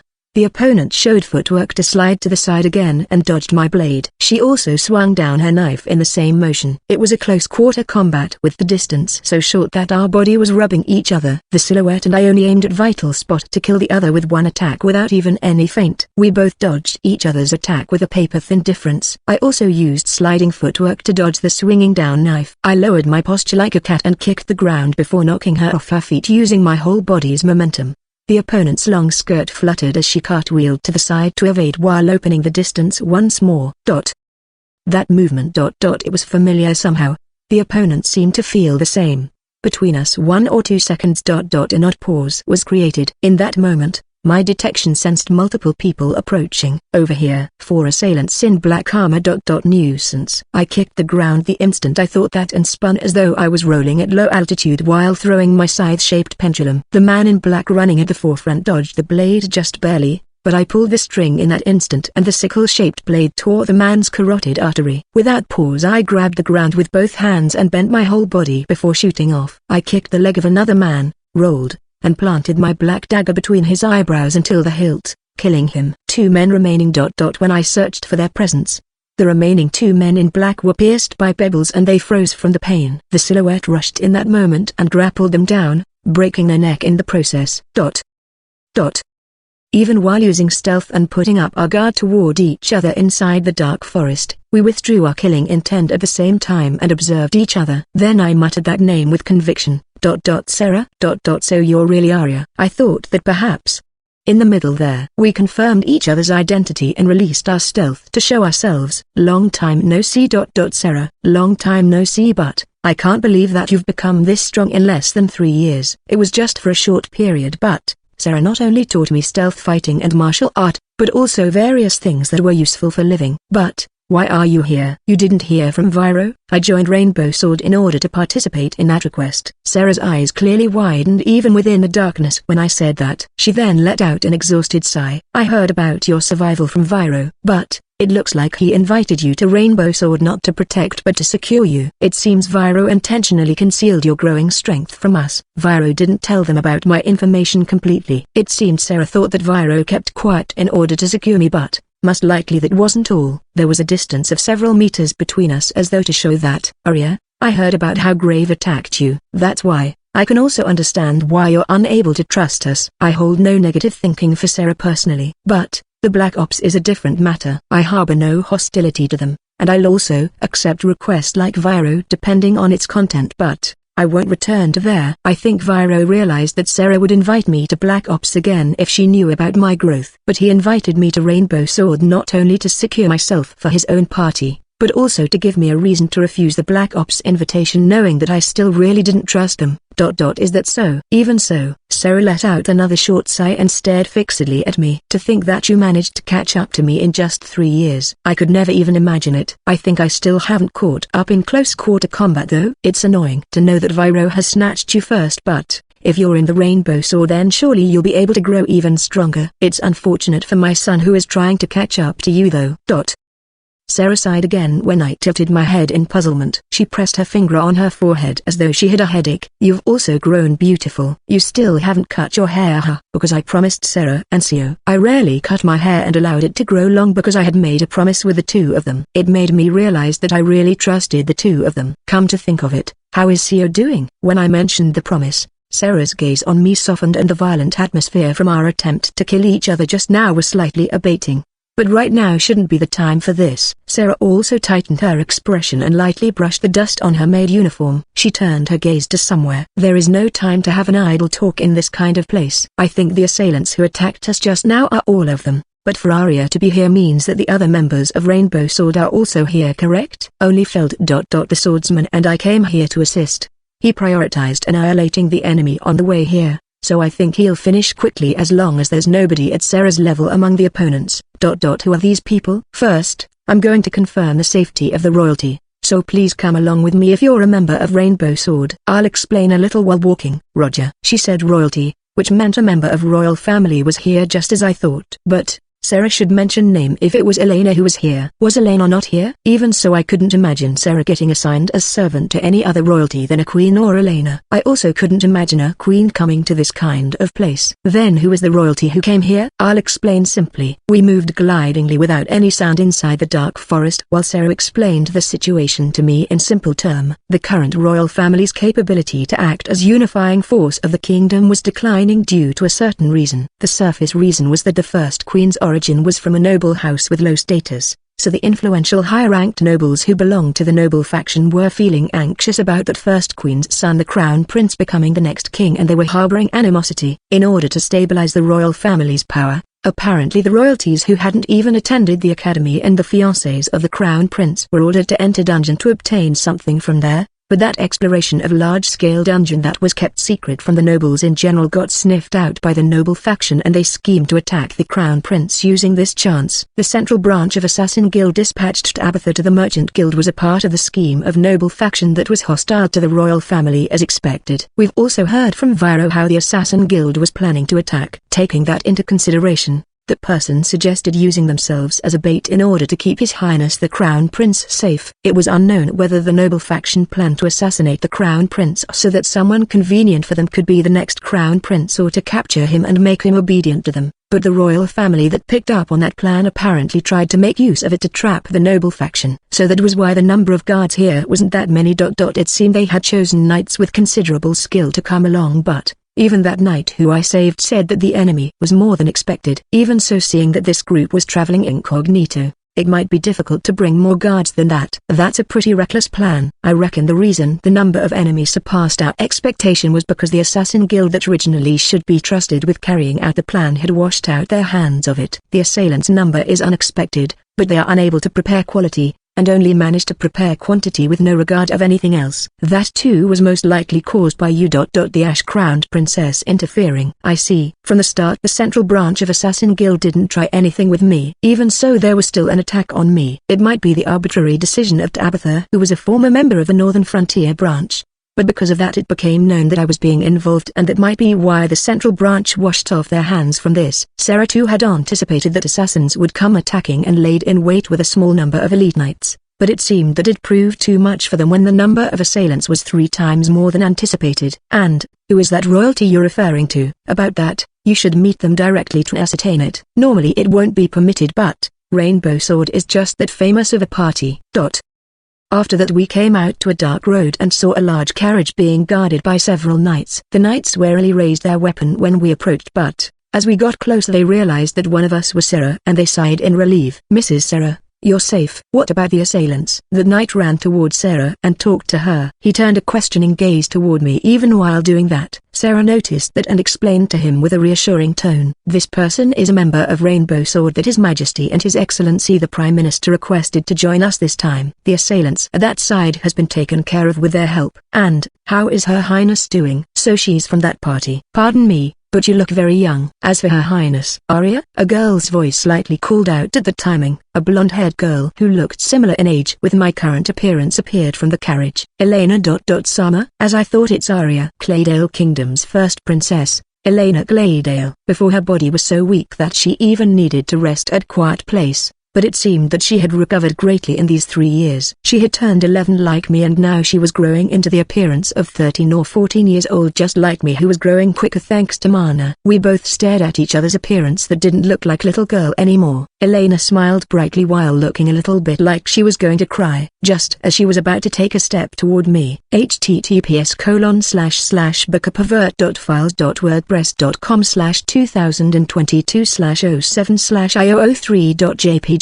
Stop, Elena. There was a voice that called at her to stop. Then a man who seemed to be at the middle of his 20s leapt down from the carriage and stood in front of me as though to cover for Elena. Uncle, you mustn't approach an outsider so carelessly, Elena. She seems to be your acquaintance, but, judging from her outfit, she must be a thuggish adventurer. You there? What's your purpose for getting this close? That man put himself in front of Elena protectively while pulling out an elegant short sword from his waist and pointed it at me.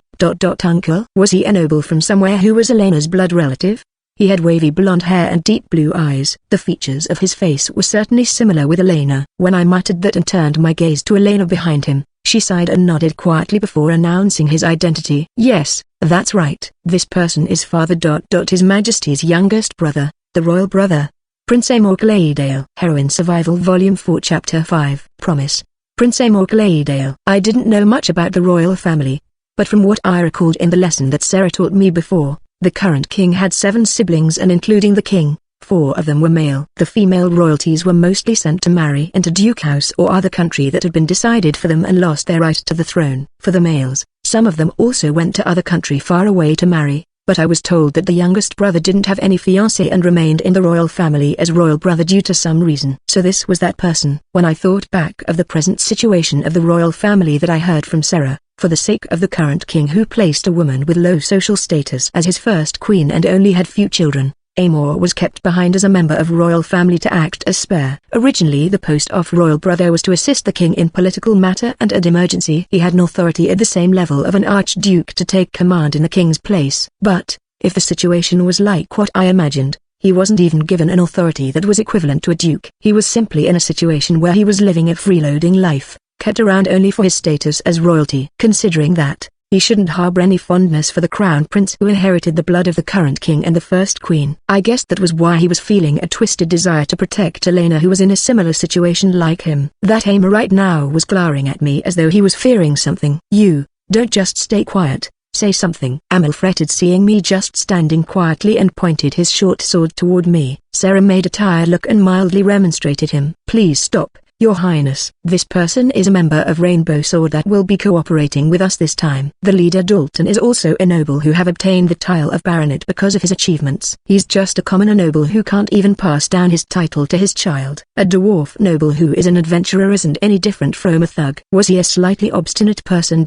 No. He might be trying to protect his niece Elena in his own way, but from his behavior, I presumed that he was scared that someone would die in this dungeon exploration, which made him acted more aggressively than usual. But, regardless of what kind of reason he might have, there was nobody who would be happy from getting looked down. Elena seemed to understand that. She made a slightly troubled look and looked at me before nodding stealthily. We were able to reunite after so long. There were things that we wanted to talk about, but we didn't have a weak relationship where we needed to lick each other's wound. It was enough just knowing that both of us were still alive. After confirming that with each other, I turned my back on Amor, who was in an argument with Sarah.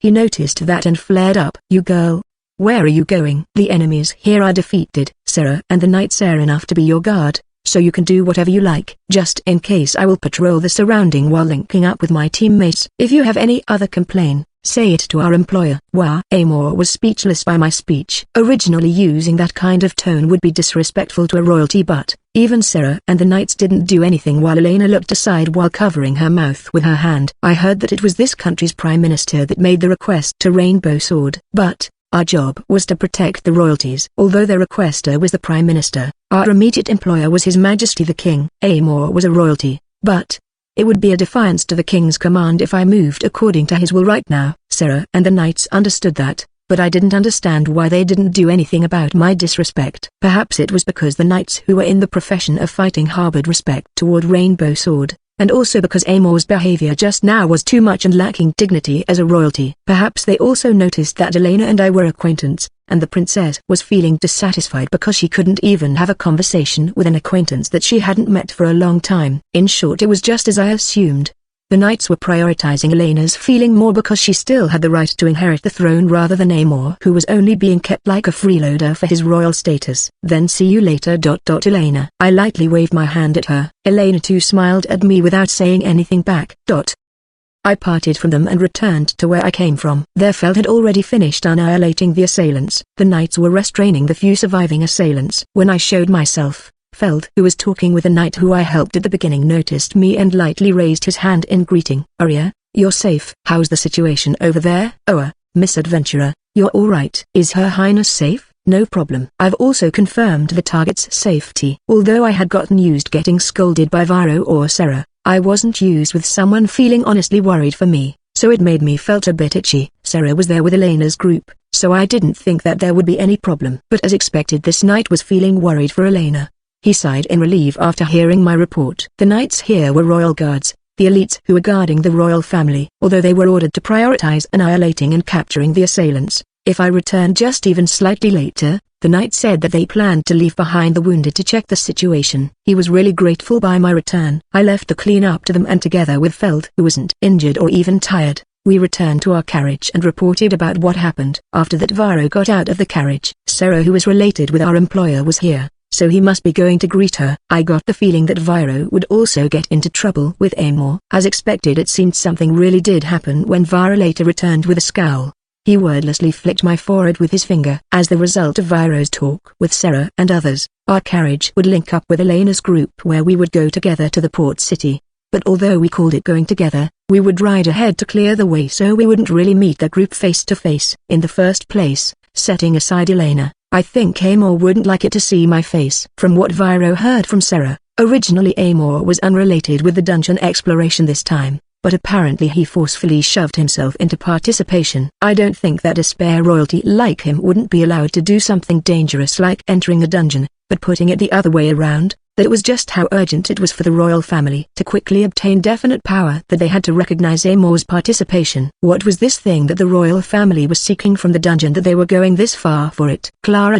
As expected, I should also come with you. Anasama. You can't. Father already told you no before this, right? At the port city of Duke Feudale's territory. Clara smiled wryly at her brother Rockwell, who was accompanying her until this far. Actually, they already had similar conversation like this many times on the way here. An exploration of large-scale dungeon by royal family. The elites of the royal guards and a rank 5 adventurer party were assigned to be their guard. Even so, all of them were still not of age and hadn't even enrolled into the academy. There was also the possibility of death. The royal family also judged that the possibility of the talented Elena and Carlo obtaining gift was high, so they carried out this dungeon exploration plan, but they were predicting that half of the guards wouldn't come back alive. Rockwell became informed of the dungeon exploration plan that was being kept under secret due to his status as Clara's family, but even after getting chided already by his father Margrave Dandel, he was still insisting to accompany his little sister. That was because of Clara's exploration that was filled with sorrow from participating. Rockwell. Give up already. You're making Lady Clara troubled. But still, Mihail. How can I call myself a knight when I can't even protect my little sister when she's in danger? We have our own role to play. His Majesty himself has already declared that we aren't permitted to participate. Mihail Melrose, who was also here to see off the group as a friend of the Crown Prince, began persuading Rockwell again, for who knew how many times it had been. Mihail were told about the detailed information by his grandfather, the Prime Minister. This dungeon exploration was carried out because of the royal family's need of power and to test the resolve of this generation's royal family, whether they could put their life on the line or not. Rockwell wanted to protect his little sister, but Rockwell and Mihail, who were the eldest sons of the two powerful nobles of the kingdom, were in the position of being protected, not protecting others. It was the job of the royal guards to become shield and die, but Mihail and Rockwell weren't permitted to do that. If the worst case really occurred and the group got annihilated, the two who would become the future Prime Minister and Supreme Knight Commander would be needed in order to support the young second prince, and so even the king didn't allow their participation. Clara made a dark expression seeing the two's exchange. Even I want to be protected by Anasama if it's allowed. Clara was just a high school student in her previous life. She didn't has anything like the resolve to die. Before regaining the memory of her previous life, Clara had her pride as a noble, even though she wasn't as perceptive as her current self. If it was the Clara who didn't know anything in the past, she would be able to die as a noble. But the current Clara couldn't recall the noble's pride at that time no matter what. Clara. Are you okay? Sama. Who was riding in the same carriage with them until he looked at his fiancée with concern. Clara knew him even before becoming his fiancée. She had also met him often when she came to the castle as Elena's playmate. Sometimes the three of them would also play together. The Clara at that time was a haughty noble lady and she hit it off with the intelligent Lena. But Aaron was raised with freedom like a middle-class noble, and his sense of duty as a royalty was lacking, so the Clara at that time was looking down on him somewhere in her heart. Even after regaining her past life's memory, she was still looking at him as a child because of her memory of living until her teenage. It caused a bit of distance to be created between her and Aaron as his fiancé. However, recently her resolve as a fiancé of a royalty got questioned, and she was also feeling how close death could be with the beginning of the autumn game approaching. She had lost her pride as a noble from recalling her past life, and her heart had become incomparably weaker. Clara showing such side of herself caused Aaron to start feeling concern toward her instead. The distance between the two was shortened exactly because they both possessed weakness as a noble. Even though it was just a relationship between two weaklings licking each other's wound, It was becoming a salvation for Clara. Even if she got along with the Autumn Games heroine Alicia, if Alicia got involved with the Crown Prince and became the saint, the Holy Church and the people would want her to become the first queen without caring of all Clara's efforts. And for the heroine to become the first queen, the existence of Clara, who was a princess of a former royal family, would become an obstacle that needed to be removed. Even though in the Autumn Game it was only displayed as a mere condemnation event, there was complicated political bargaining that got carried out behind the scene. Clara would definitely become unable to be happy exactly because she had high status and position as the Crown Prince's leading fiancé. That was why her only choice to avoid such fate was to kill the heroine. She had made her resolve after worrying herself sick, but the heroine in question was being protected by Melrose House and the Black Ops. She was still being unable to even approach her. Is there no other way than to rely on that? Clara? No, it's nothing. Sama. Thank you very much. Why are you suddenly thanking me?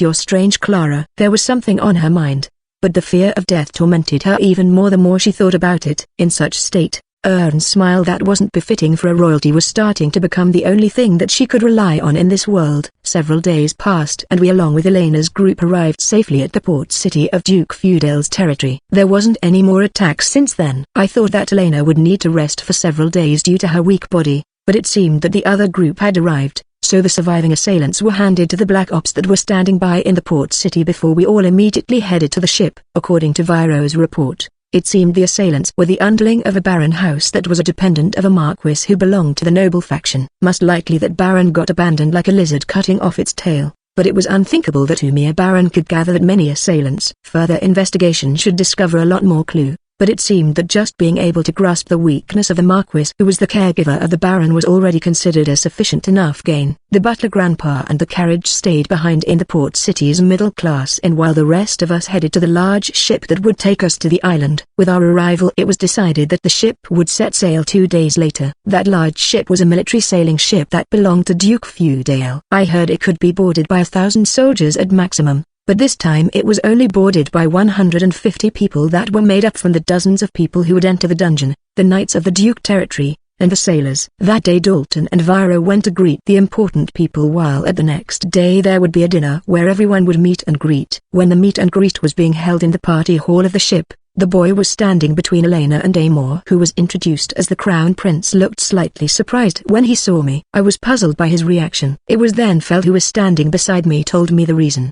Do you remember when we first met? That time, the boy called Humira and I guarded was him. It looks like he also remember you, Aria. I remember when I first met Feld. I see, so his name is Irvin and it got shortened to become I finally remembered him after Feld told me. But I'm amazed that the Crown Prince of all people was permitted to go out to the city. But, rather than the Crown Prince Ern, I was more curious about the girls who were standing in a line beside Elena. One of them was a girl called Clara, who was the daughter of Margrave Dandel. Several years had passed since then and her appearance had grown to look like 14 years old. She had already become a grown-up beautiful lady, but her complexion turned pale the moment she saw me. And then the other one. When she caught sight of me, her sickly white face twisted into an adorable wide smile. I already thought of the possibility, but, as expected, Carla was a fiancée of the Crown Prince. Carla Lester, race human, rank 4, magic power 440, 450, 55 up, stamina 29, 51 4 up, overall combat strength 749, with body strengthening 1123, 426 up. She had become terrifyingly stronger. Only his stamina hadn't increased as though she was cursed. But if it was just her magic power, then it had grown until the same level or even higher than Samantha or Master. What kind of severe battle and training she had gone through to be able to obtain that much strength. Most likely she had thrown herself into rigorous battles alone, but, if Carla and I got into a fight, it would definitely become a deathly battle that would endanger even the lives around us. The dinner of the meet and greet was in the form of banquet of buffet. It seemed that some of the participants also brought relatives with them here, but because the dungeon exploration was kept secret, only the true participants were joining this banquet. The majority of the main participants were younger than 12 years old, which was the age where they made appearance in high society, so the youngest, like Carla and Elaine, returned to their room quickly after they finished eating. I'm an adventurer, so the distinction in that area for me was ambiguous, but Viro would turn into hopeless adult when alcohol got involved, so I quickly left that place and went up to the deck to feel the night breeze. The night wind that was starting to become cold caressed my skin. Monster could also come out at sea, but the ship that was still inside the harbor was burning incense to repel monsters, so there was no danger even if I got out to the deck. Even so, Elena and others who need to be guarded wouldn't come out to the deck at night, but I intentionally went up to the deck because I was on guard about the possibility of human attacker and because I had a premonition. As I thought, "You're here, Arya. If it's you, then nobody will care even if you go outside alone." Carla, the dangerous girl who I encountered 2 years ago. She whose outer appearance and also her inside had been sickly since that time had grown without any change to that, along with her abnormal mentality. Perhaps it was because her weak life force, or perhaps because of the insanity inside her. She pursued her own objectives straightforwardly even if nobody understood her. That way of living looked beautiful depending on how you saw it. Carla hurriedly approached me without even hiding her vast mana. She smiled sweetly while her hand was reaching toward me. Her pointy black nail traced along my cheek and left behind a line of wound. I too grabbed Carla's thin neck with one hand and my finger dug into that white throat. https://bookerpervert.files.wordpress.com/2022/07/io04.jpg. Are we going to kill each other here? Let's not. This isn't a worthy stage for us. My hand let go of Carla's throat. Carla used a handkerchief to wipe the blood on my cheek and erase the wound with cure. You look pretty with blood on you, Arya. One day I want to dirty you with the blood spurting from my heart. Go die on your own. It'll be lonely if it's not you who kill me. Carla pressed the blood-stained handkerchief on her chest like it was a treasure. We walked until the edge of the deck and leaned on the handrails side by side. Why are you going into the dungeon, Carla? You still haven't been told? Our objective of going into the dungeon is to receive gift from the dungeon spirit. As I thought, the royal family's objective was gift. It was said that power could even read human's heart, or manipulate weather, or predict the future. It was also accompanied by limitation and price to be paid, but if the royal family could obtain useful power, it would be possible to develop the nation even more. But that wasn't it. Carla. What's your objective? The smile instantly vanished from Carla's lips when I asked her that. My objective is also gift. There isn't any human who won't seek power when it's right in front of you. Do you know the meaning of that? The gift that a dungeon's spirit bestowed had trap in them. It was said that spirit would bestow gift as reward for arriving at the lowest floor, but a power that was given from spirit, a being with no lifespan, would become poison to being with lifespan. Of course I know. I don't know about the carefree and adorable Ursama or Dandel's little miss, but the princess who actually bothered to investigate about it might not refuse to accept the gift, you know. Carla laughed off the older Clara as Little Miss. I stared at her and talked about the continuation of this topic. Dungeon spirit can grant wish. Yes, I too once heard about it from Master and investigated it. Dungeon spirit could grant wish, but not to everyone who reached its place. The spirit demanded a strong wish.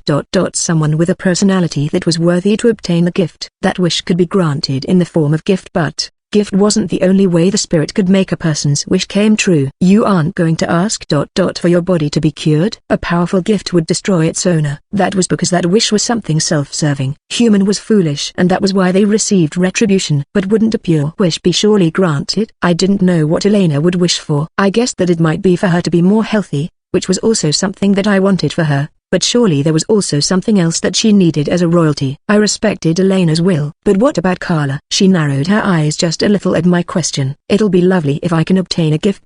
Surely it'll allow me to live in a way that befit me. Carla looked up to the moonlit sky in ecstasy. She turned her head just slightly to look at me with her purple eyes and showed a thin smile. That moon is like you, Arya. That's why we who are living in the night are reaching our hands toward you. If you have a wish, I don't mind helping you with it. I pushed off my back from the railing and started walking. Carla called out to me joyfully, "You're alright with me getting healed, even though I might try to kill you?" "That won't be any different than now." I lightly turned toward her and replied like that. Carla burst out into a wild laughter and her small stamina value went down again. And then dawn arrived. The ship departed to the island that was under the management of Duke Feudale with us aboard, toward the large-scale dungeon that was said to have a spirit in it. They finally depart. I hope they will return safely. Yeah. Rockwell stared with a worried look at the ship that was sailing out from the harbor. Mihail gave him the appropriate comment, but he himself wasn't really feeling anything about it. They couldn't participate in the banquet last night that also doubled as a departure ceremony because they were not of age and also outsiders, but they had finished saying farewell beforehand to the Crown Prince Erwin and his fiancée and also Rockwell's little sister Clara. Rockwell had built a good friendship with Erwin and he was also close with his little sister Clara, so he was genuinely worried for them. but Mihail had lived until now by drawing a line between himself and other people due to his standing as the heir of Melrose that was leading the Black Ops. But that was only the outward appearance. At the outside he was acting like he was friendly toward everyone, and because of that he wouldn't get involved too deeply with other people. But Mihail was actually compassionate and scared that if he got too involved with someone it would cause him to be unable to make the rational decision. Rockwell knew about that side of Mihail, and he sent a concerned gaze toward Mihail, who was acting unconcerned despite actually feeling worried for Erden. What? Rockwell? No. Perhaps he was feeling embarrassed. Mihail unconsciously talked with the tone of a friend instead as a noble. Rockwell slightly smiled wryly and changed the topic. Come to think of it, are you still looking for that adventurer? This place should also have an adventurer guild. Do you want to try looking around there later? Yeah, I guess. The adventurer guild that he met just once several years ago. It was just that one time. Furthermore, he was involved with her only for a brief time, but she left a strong impression in the heart of this boy Mihail. After that he was searching for the pink-haired girl not only in the capital's adventurer guild, but to any adventurer guild of the places that he visited, but he was still unable to meet the girl again. It was unusual for Mihail to be so fixated to one person. Seeing his expression that was somewhat brooding caused Rockwell to suddenly recall something. Also this morning I was able to meet with Erden, but about the adventurers that His Excellency requested. You mean Rainbow Sword? Yeah, that one. He mentioned something about being surprised seeing a girl he knew among them. Those words caused Mihail to turn his gaze back to the departing ship. On its deck for an instant saw fluttering pink blonde hair there. That girl. Mihail was about to break out running toward the ship. Rockwell quickly grabbed his arm. Let go, Rockwell. It's that girl. Calm down. The ship already sailed away. We'll attract attention if we go out there. Both Rockwell and Mihail were high-rank noble. With how the royal family's dungeon exploration being kept under veil of secrecy, they had to be careful even with just seeing off the group at the surface. Mihail remembered that after hearing Rockwell's words, and he had no choice but to stop struggling.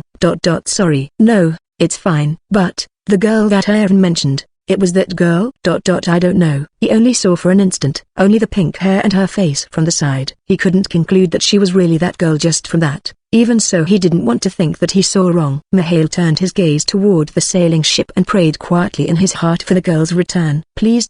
Come back safely. Heroine Survival Volume 4 Chapter 6. Dungeon exploration beginning. Forest monster would come out at forest, desert monster at desert, and sea monster at sea. But such problem didn't occur in ship travel.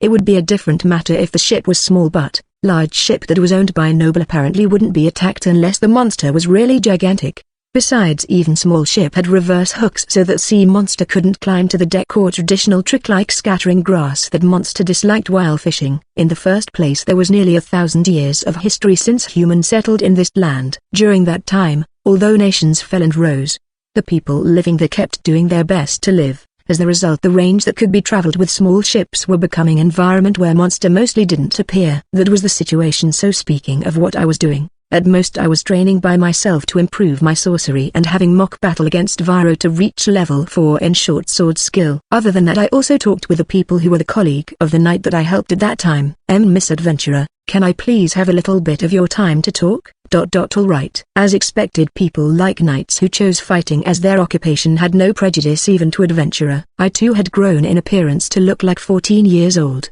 almost like someone who was of age, so the knights, especially the young ones, kept coming to talk to me one after another without even treating me like a child. They asked me about my name or hobby. I could understand why they asked my name, but what kind of reason they could have asking about my hobby? My hobby is gathering herb. As expected from you, a famous adventurer is knowledgeable even about medicine. Even I had the good sense to not say something like I'm mixing poison in my free time. Certainly I also learned pharmacy from master, but why would hearing that make them red in the face? About those young knights, the knight who I helped at the highway rushed toward us when he saw them crowding me. He bowed his head apologetically to me and dragged them away. It really helped me with Arya-chan here. The number of people coming to talk to me is decreasing. Myra placed her hand on my shoulder from behind and said such thing. When I tilted my head in puzzlement, Myra only smiled cheerfully and walked away toward the ship's cafeteria. It seemed she had no intention to explain. The voyage was so peaceful that the knights could let their mind wander like that. Even so, I didn't get any chance to talk with Elena even though it had been so long since we last met. It was only natural if I thought about it. In the first place, a mere adventurer needed an official reason even just to be able to look at the princess's face. But even without that reason the royal brother Amor wouldn't allow an adventurer to meet his niece. Why do I know that? That was because Elena's bodyguard maid who knew me told me about Elena's circumstance when she came to talk to me. She was someone who was also present when Elena was staying at that lakeshore castle for her rest. She was someone who Elena trusted very much as someone who had been guarding and taking care of her since she was a baby. She also trusted my opinion immediately when Elena got kidnapped. Thinking back now, I got the feeling that it was also her who left the role of being Elena's personal attendant only to me and arranged an environment where Elena could easily make idle complaint in order to allow Elena to rest her heart. That bodyguard maid Chloe also told me about Sarah's son, Sio, who was a year younger than me. It seemed that even after I went missing, Sio still believed in my survival and focused into his training desperately. He was Sarah's son, so it didn't really surprise me, but it seemed he was really talented. He might be able to become rank 3 too if he kept training for several more years. She also said that he was looking forward to be able to meet with me, but I pity that child. Why? I looked puzzled because I didn't understand what she meant. In response, Chloe gently placed her hand on her cheek and sighed deeply. Chloe was an attendant of the princess and a knight of the Black Ops at the same time. She had long black hair and slender body and kind appearance, but despite appearance she was apparently a heavy equipment type knight. She looked young. Perhaps she was still in her early 20s, but her actual strength and reliability allowed her to participate as Elena's bodyguard this time too. Together with Sarah, she had combat strength around 400, a rank 3, so Elena should be fine under her protection unless there was something really unexpected. Her equipment was also different from her usual equipment. She was only wearing a loose-made uniform, but it seemed she was wearing extremely fine mithril chain that was weaved into a chain mail. Her defensive strength wasn't inferior even against the Knight of Royal Guards. I heard she also brought a huge shield and a mace with her, but if it was me I wouldn't even be able to move properly wearing such equipment. By the way, Sarah looked no different than usual, but she prioritized speed like me and wore a maid uniform that was made from monster leather. Underneath it she was wearing a bustier that was created from mithril fiber. How much such thing cost? It seemed it was also Jelf who created that, so perhaps I should also order something similar if I got enough money in hand. There was no problem with this side. Based from what Chloe told me, it seemed there was also no problem with Elena. In that case the problem might be the Crown Prince Ern and the royal brother Amor. Ern, who was worried for Elena, who he saw as a sickly little sister, apparently harbored distrust toward the Black Ops after what Grave did. That was why he refused to have bodyguard from the Black Ops. This time each participant was bringing 2 servants at most because the concept of the group was to be a small elite force. But in contrast to Elena, who was being protected by elites of the Black Ops, Ern was only bringing servants whose combat capacity was only so-so. Amor, whose participation was decided too suddenly, was in an even worse condition.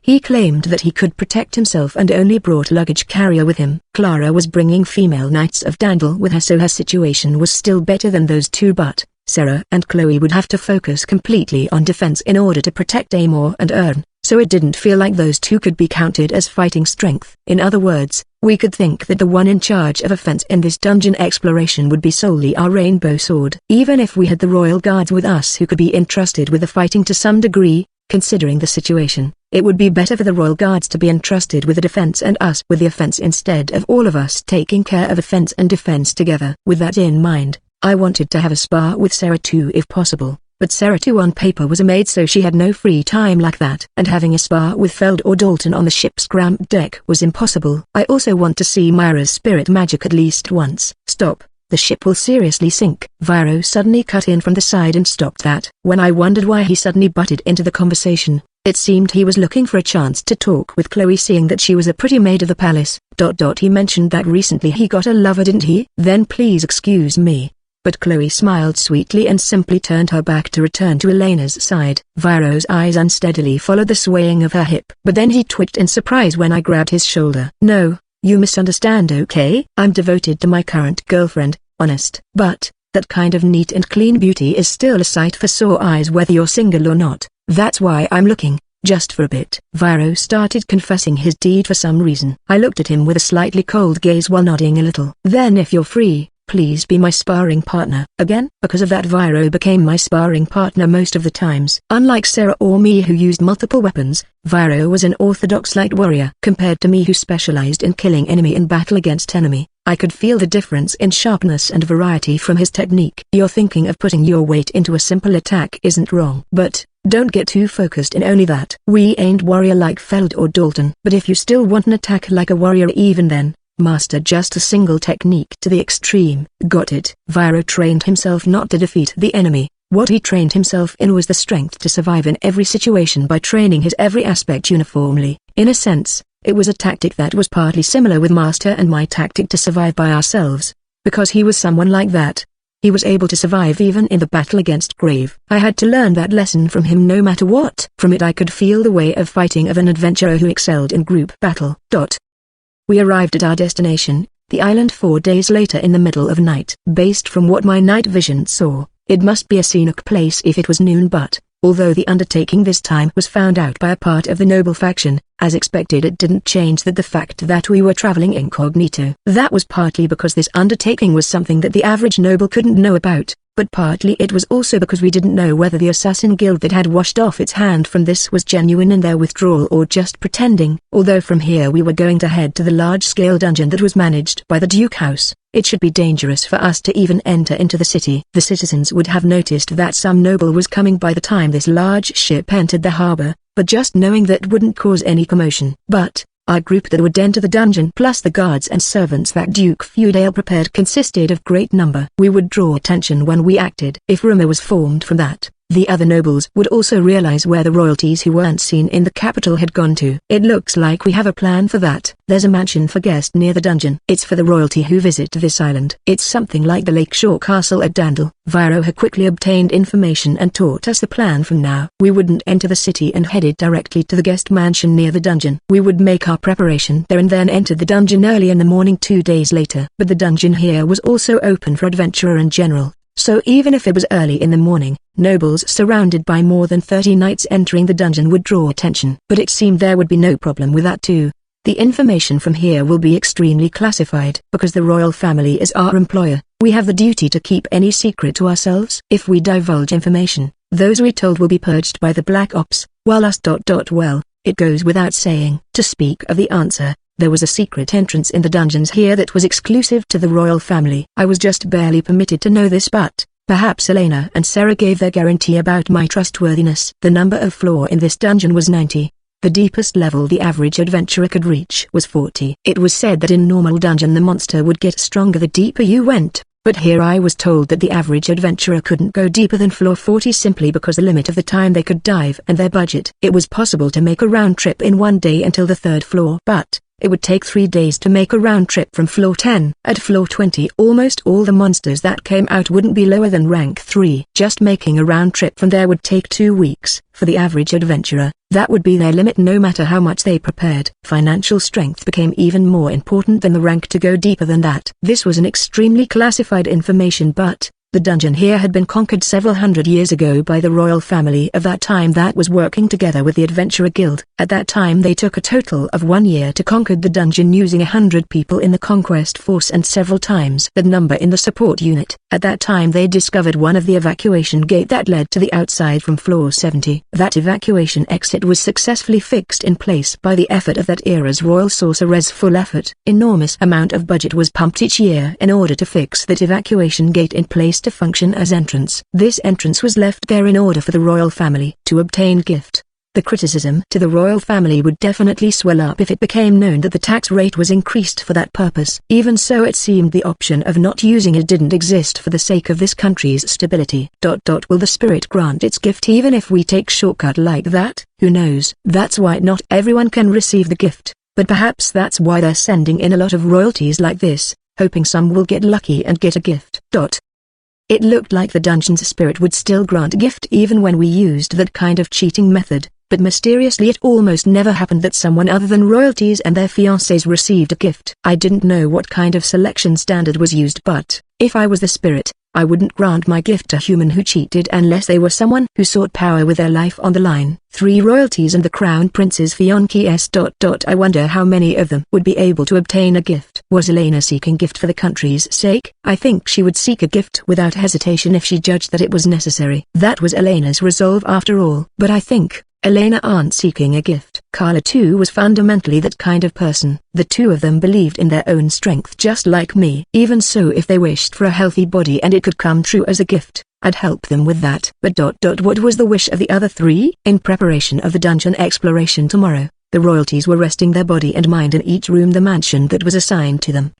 Uncle is really troubling. Elena recalled Amor's behavior in the ship and since then until now and sighed with annoyance. Sarah was filled with the impulse of nodding along with agreement, but she suppressed it and poured tea into Elena's cup. That person too has gone through painful experiences in his own way due to his position. More importantly, Elena-sama, is it alright that you don't meet with that child? It was impossible to do so in the cramped ship, but if it was here, Sarah could make arrangement to at least sneak an adventurer into this room. Sarah brewed tea while asking that. Elena closed her eyes while breathing in the scent of a herb tea that could help with having a nice sleep and shook his head slightly. It's fine, after all she and I aren't friend. I won't ask for anything more as long as she is alive. And safe. A girl who she met at her childhood. She risked her life to save Elena. And not only that, she also protected her heart. In this world she was the only one who she could call a kindred soul. The time where they were together wasn't long by any means. Even so, just knowing that Arya existed had saved Elena's heart beyond measure. Arya was the moonlight that illuminated Elena's path of protecting the country, a dark path where she couldn't see ahead. Elena had her own way of living, while Arya had her own way of living. Because they were kindred spirit, she couldn't distort Arya's path just because of her own selfishness. That's fine if that's what Elena-sama wished for. Elena said that they weren't friends even as she was concerned for her. She had learned to endure as she grew in heart and body. The heavy pressure of the 10 million of lives in Claydale Kingdom were hanging on her small shoulders. The crown prince who ought to shoulder that burden together didn't have the resolve for that, while the king was in the way by trying to keep Elena away from politics due to his consideration for Elena's sickliness. Sarah began to seriously think whether there was something she could do in order to somehow protect the body and mind of this girl who was fighting a lonely fight. Around that time, the young lady of Dandle House Clara was receiving a visit from a boy at night. Sama. Is something the matter? No, as I thought your complexion doesn't look good, Clara, so I come to check on you. Are you alright? Yes, Your Highness. Although he didn't look reliable, a small smile came through on Clara's lips due to the consideration of her fiancé for herself. What weighed down on Clara's mind was partly because of this activity that exposed her life to danger even before the main part of the Autumn game began, but an even greater part came from the girl who looked very similar to the heroine that was gradually turning into a trauma for her, appearing once more before herself. The life of the Margrave daughter Clara was shorter compared to the life of her previous self. It wasn't like she was able to recall all the emotions of her previous life, but as expected, the noble's pride that she had before she regained her memory had dimmed down, and now it didn't feel like she would be able to risk her life even if it was for the country's sake. Even on their way here, Ern had been showing some meager consideration towards such Clara, although Rockwell and Mihail were also worried for her. Those two who were true-born higher-ranked nobles were thinking that risking one's life was only natural. So Ern's kindness made her happier than theirs. The first queen was a middle-ranked noble from a region with comparatively greater freedom. She took away the education as royal family from Ern. Her mother did that only because she wished to give her love to her son just like how her parents did for her.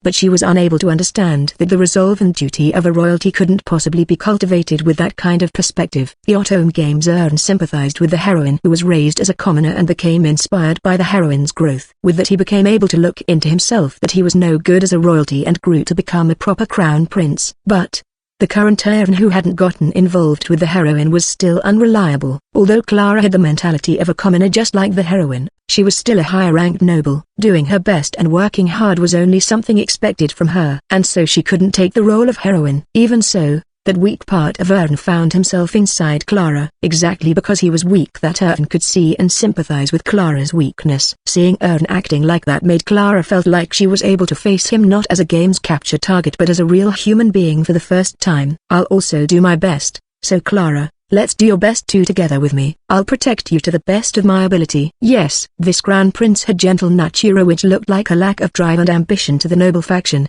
but Clara was saved by his kindness and she softly grasped the hand that Ern held out toward her. Is there something that I can do, for the sake of this person?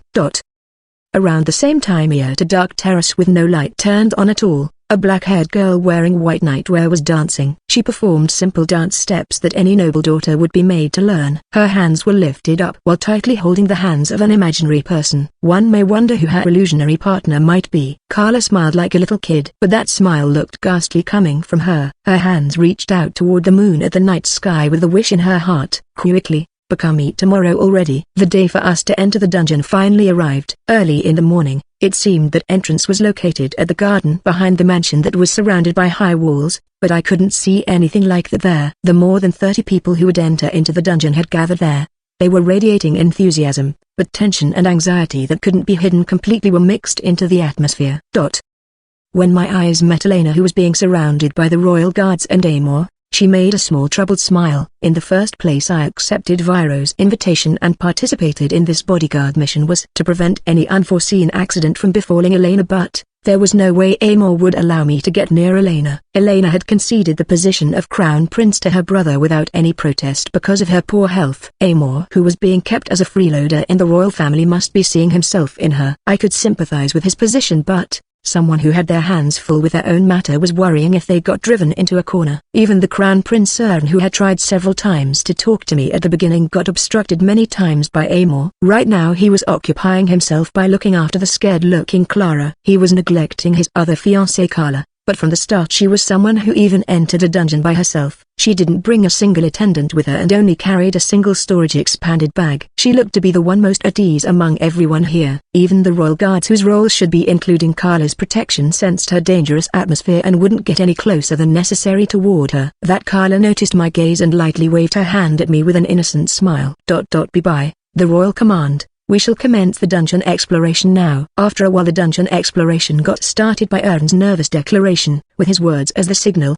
The officer knights surrounded the royalties to protect them. Then Ern pointed a ring that had a crest engraved on it. With that, a stone door surfaced on a large rock where there was nothing there before. It slowly began to open with a loud sound, and when that door opened fully, Ern stepped inside with the knights protecting him. The other royalties followed behind him. "We're going too." We nodded at Dalton's words and followed them. We became the last one entering, but after walking forward for some time we entered an open space. We switched position with the royalties and took the frontline position. The area until this point was created by the past royal sorcerers. The color of the walls changed from the way ahead. This area with different color was the interior of the dungeon.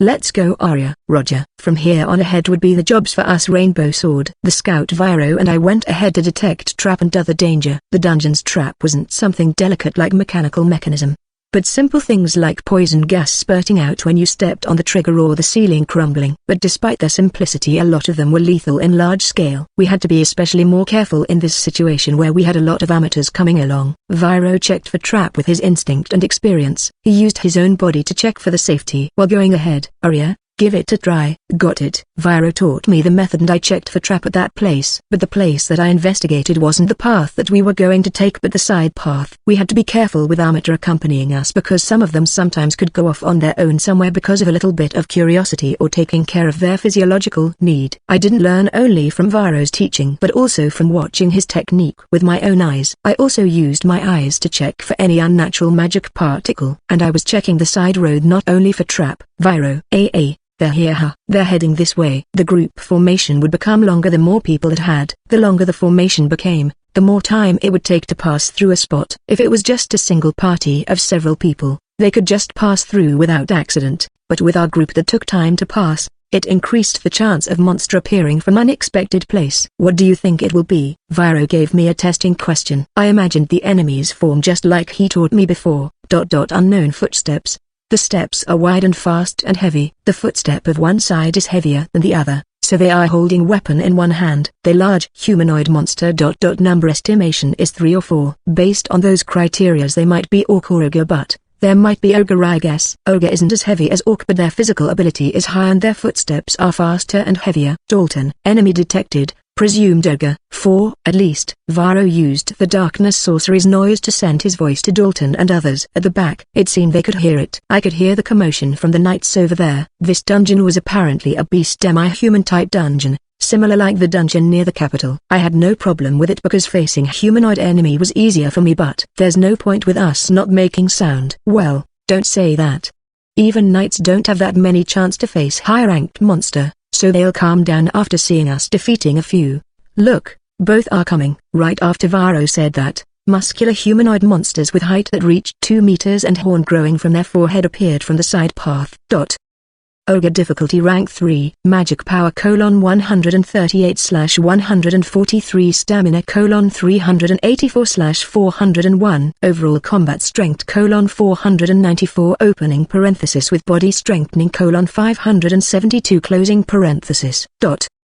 Ogre was rank 3 just like Orc, but Orc was a low rank 3 while Ogre could be considered a high rank 3. Ogre was really strong but not as strong as an Orc soldier. Even so, its hide was harder than an Orc. I pulled out my black dagger instead of a knife and stepped ahead, but a large hand grabbed my shoulder. Feld, it's our turn. Feld grinned and rushed forward with his magic steel greatsword. Behind him Dalton, whose body was wrapped in mithril full plate armor, went forward with every step of his, creating tremors. Gaewa. The ogres also rushed out with only 2 when they saw that only 2 humans came rushing at them. There was difference in the fundamental status between ogre and mankind like dwarf and human, so the action of the ogres was understandable. But Feld suddenly rushed so fast he looked blurry. The ogre raised up its club to swing it down on Feld, but Feld's great sword bisected the ogre along with its club vertically. Dodon, the ogre that was split into 2, scattered blood while falling on the ground loudly. Amazing. When watching the fight from far, it was as though Feld was the ogre here.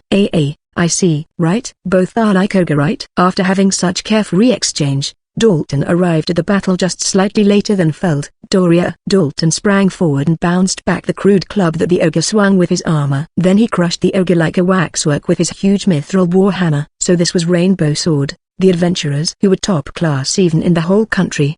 The knights who had also caught up from behind cheered in admiration from the view. Before this they saw the monsters that appeared in dungeon as terrifying monster like in the fairy tale that they heard in their childhood. But now they understood that it was just an opponent they could fight and regain their composure. Feld and Dalton finished off the remaining ogres in the blink of eye and returned back. The knights let out shouts of joy as though to extol them. Heroine Survival Volume 4 Chapter 7 Dungeon Exploration Floor 70. Originally conquering a dungeon took a lot of time. Even at the beginning floor, without the map that the Adventurer Guild had finished, just conquering the first floor would take more than 1 day. That was even truer for the lower floor where the monsters were stronger and the path complicated. There would be traps to evade, monsters to deal with, and sometimes there would also be path that led to the floor above instead to below. There would also be cases where it took multiple days to conquer a floor. But the route to head down from floor 70 of this dungeon was recorded in the document that the royal family owned. Normally the objective of entering a dungeon would be to collect the treasure that was created by the dungeon in that floor, but we ignored all of them and simply kept advancing deeper. We took no side trip and followed the route that was written in the document. My general impression of dungeon was that I thought the monsters would become more powerful the deeper we went. In the upper floors there were only low-ranked monsters and they would become stronger the deeper you went, but it didn't mean that below floor 70 there would only be mythical class monster appearing. What changed from there wasn't the monster's strength, but the difficulty. At the middle level the monster's appearance was still sporadic, but at the lower level they kept appearing without giving us any time to rest. It made it easier for us to get ambushed. The monsters in this area were mostly rank 3, ogre or orc. Furthermore they didn't appear solo but always in group. What was even more troublesome than that was that the monsters in low level were very aggressive. The monsters at the low level were hungry. From the start there wasn't any food inside a dungeon to fill the monster's stomach. But the monsters gathered here because the dungeon was alive and transforming into the optimum environment for them. Magic particles could also serve as nutrient. The thick magic particles inside the dungeon could allow monster to survive even without them needing to eat a lot. But it didn't mean that it could satisfy their desire to eat. What the monsters sought was human meat. The dungeon were regulating the monsters by guiding their mind to prevent them from devouring each other, and dropping the corpses of human who unfortunately got caught in a trap at the upper level to lower level so that the monsters wouldn't get too used to being hungry. Because of that the monsters in this lower level were constantly aggressive. They would sniff our scent even from afar, followed the track we left on the path we passed through, and attacked through day and night. But not all of the enemies were rank 3. When monsters appeared in great number, not all of them would have high rank. Some of them would come as subordinate of the higher ranked monsters, like rank 2 hobgoblin or high kobold that was just barely rank 3. In that kind of situation, the royal guards would also join the fight. But the royal brother Amor showed his disapproval when they went out to fight like that. What are you doing? It's the job of the adventurers to clear out the enemy. You knights have the duty to protect the next generation young royalties like Aaron and Elena, aren't you? The way he said it was bad, but it was a correct argument. We were hired for that duty, and nobody among us adventurers had delicate mind that would feel hurt from hearing such words. But although it was the correct argument, there would still be people who felt dissatisfied if it was said with the wrong tone. Wouldn't the group be able to advance quicker if they also joined the fight? The knights who felt like their chance to show off their stuff got taken away from them were accumulating dissatisfaction. In turn, Sarah and Elena, who were doing their best to quell that down, were also accumulating mental fatigue. But more importantly, Carla was still not making any move, even though no one would be able to stop her when inside the dungeon like this. Her silence felt just a little eerie. At the beginning, everyone still felt somewhat high-spirited when they prepared to camp. Even when the royalties ate the modest meal, which was a first experience for them, they were still putting on a smile. But now, several days after entering the dungeon, people who scowled each time it was time for meals started to appear. Inside here we couldn't know whether it was noon or night. They had to sleep in fear, and even when they woke up, the area would still be dark like before. Gradually dissatisfaction and fatigue were starting to show in everyone's face. It's only us and that young lady who are still energetic. Vira muttered while nibbling on ration during the break. I also replied non-committally while glancing at her direction. Carla didn't join the royalties even during break and stood alone. The servants of the royal family feared her and wouldn't approach near her. Sarah and Elena acted tactfully and did things like offering her tea and the like. In response, she would accept what they gave her, but other than that she would take out something like a candy from her spatially expanded bag and snacked on it. Carla, who was used with being inside dungeon, looked like she was having fun instead for being given food even if she stayed quiet. I knew because I was the same. I, who was used to camp outside alone, found the current situation to be not that hard. Conversely, I thought that someone like Viro, who was in the group of wanting to rest in an inn as much as possible during journey, would complain for having to eat while standing. But this is still better than the food you made. We could easily find monster meat everywhere here, so I thought that we could just eat that without touching our precious food store, but I was strictly ordered that I must never touch them. Well, it wasn't like I wanted to eat the meat of humanoid monster by preference. Setting aside Carla, Elena too was eating her food without complaining. Her body was weak, so I was concerned that she might not have an appetite, but nobody could complain in this situation. Other than him. Head maid. This meal isn't suitable for Elena. Isn't there anything better? Uncle, I'm fine. He too must be trying to protect his niece in his own way, but it was completely a futile effort and caused a burden instead to Elena, who tried to stop him. The knights were discontent seeing the frail Elena forcing herself like that. But Amor, who got his hands full with himself, didn't realize that there was such atmosphere.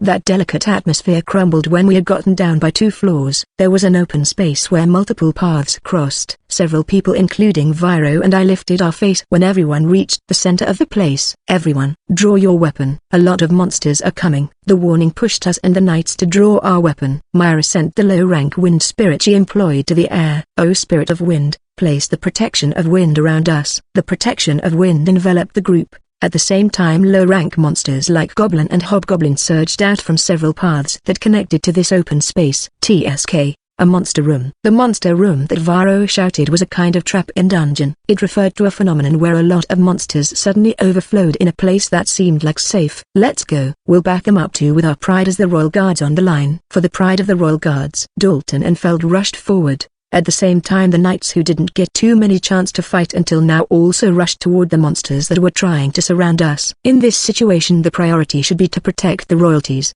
But the dissatisfaction of the young knights who had been held back until now had reached the limit, and they became unable to even make a normal decision after staying for several days inside this dungeon. It became a sudden melee, and I also took out my pendulum to give back up.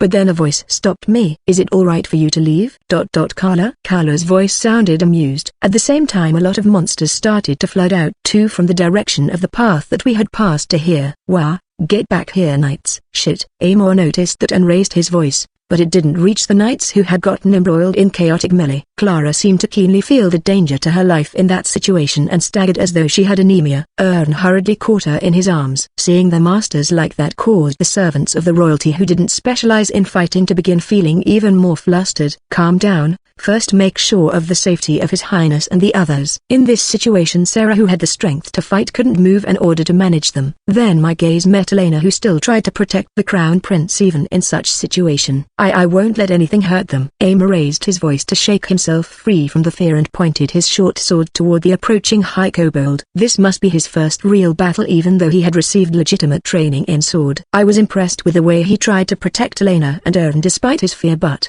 that wasn't your job. The instant the claws of the attacking kobold was about to tear Amor's throat, A pendulum's blade pierced its face. Wow. Step back. I stepped in front of Amor, who was dumbfounded seeing the monster falling on the ground before him. Then I thrust a dagger on an approaching hobgoblin before slashing the throats of 2 kobolds. It's my work from here, Arya. Elena, who was under Sarah's protection, let out a pained voice toward me, who rushed out to deal with the monsters that approached from the rear.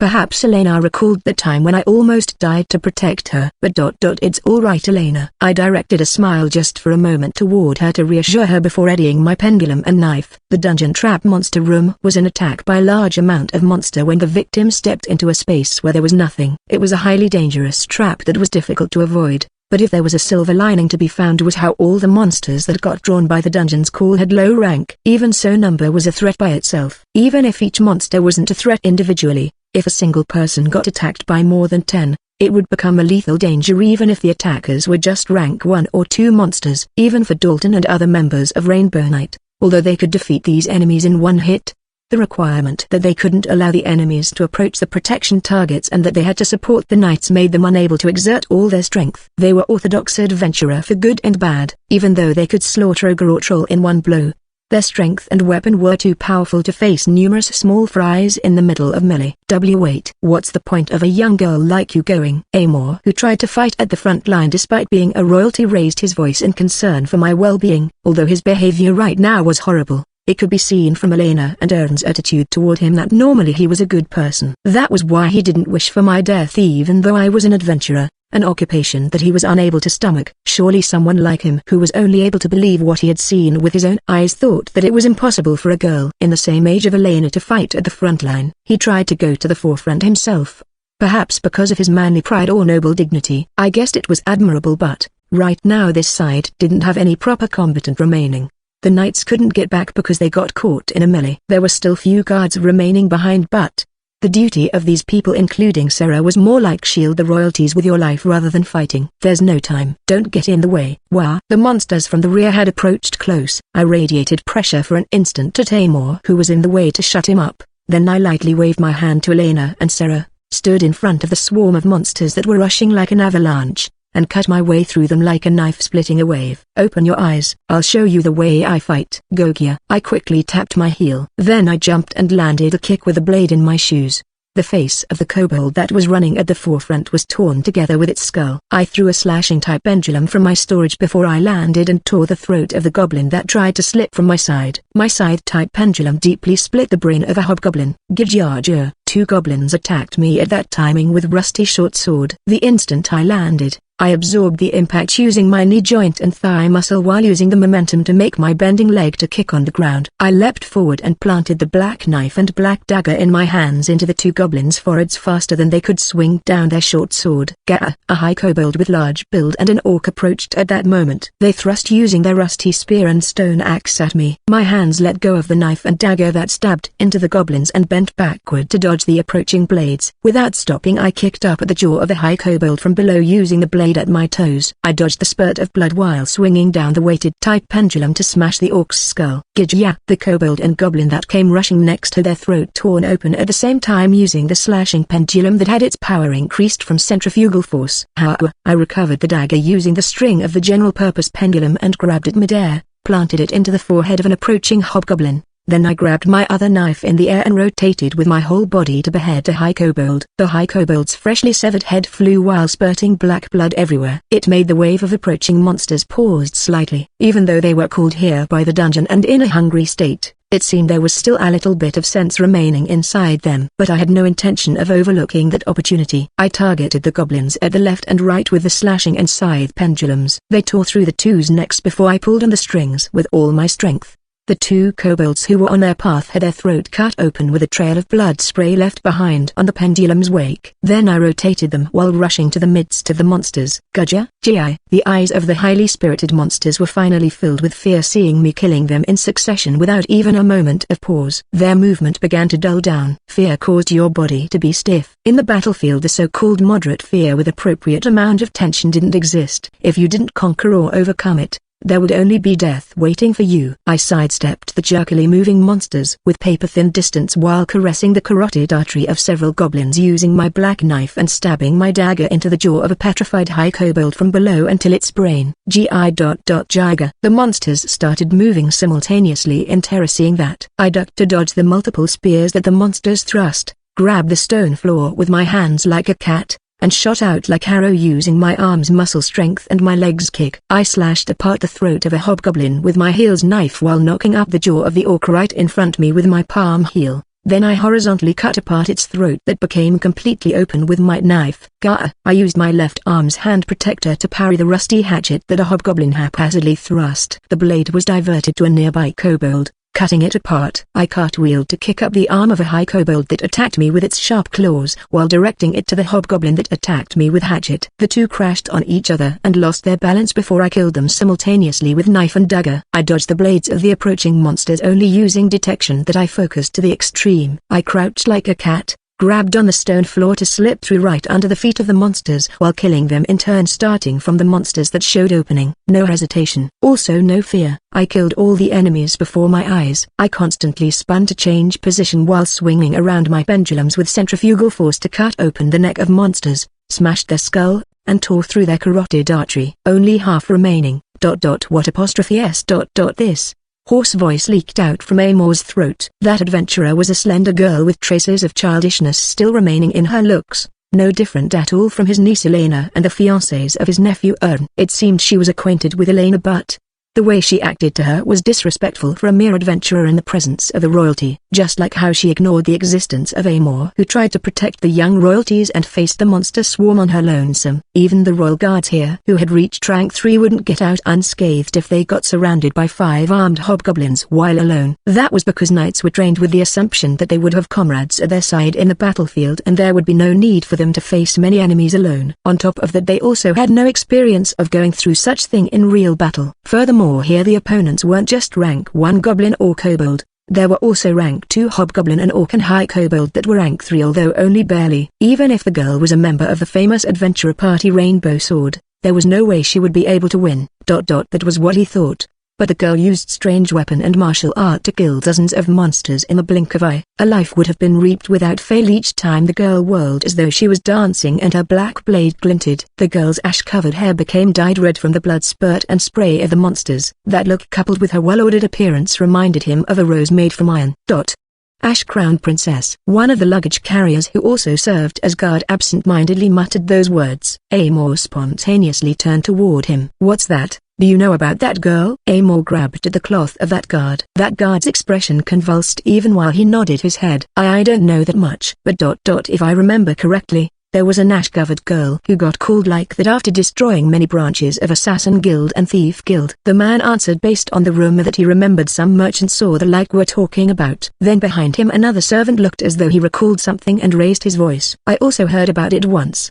There was a rumor that a single girl annihilated a group orc that attacked a barren territory at the north by herself. Ern and Clara also gulped from hearing that statement. Even Elena and Sarah, who knew about that rumor, opened their eyes wide when hearing that, coupled with the fierceness of the scene in front of them. Clara also knew about that information. After all, that Assassin Guild branch that was annihilated by that ash-crowned princess was near Dandel. There was also other unbelievable rumors like a thief guild that was made up from fierce fighters getting annihilated by the same girl. But they could only believe those rumors after watching the girl fighting before their eyes. Clara felt like her sight turned dark when she recalled how she was thinking of eliminating such girl. As though to seek for salvation, she turned her eyes toward Irvin, who told her that he would protect her and continued to hold her hand. There she saw how even though he was also feeling afraid like Clara by the violent scene before them, there was only that girl being reflected inside his eyes as though he was under her charm. It made Clara's consciousness slipping away. Clara. Irvin caught Clara, who fainted and fell down, while continuing to stare and tremble at the girl who he thought as simply a pretty girl when he got acquainted with her before. Amor too muttered in a daze after hearing the unbelievable stories. That's absurd, impossible. There was no way such things could be true. That common sense got rewritten by the reality of the girl who killed monsters before his eyes. It engraved fear into Amor's mind like a wedge. Arya, seeing the unbelievable growth of the girl who once exchanged an oath with her in the past,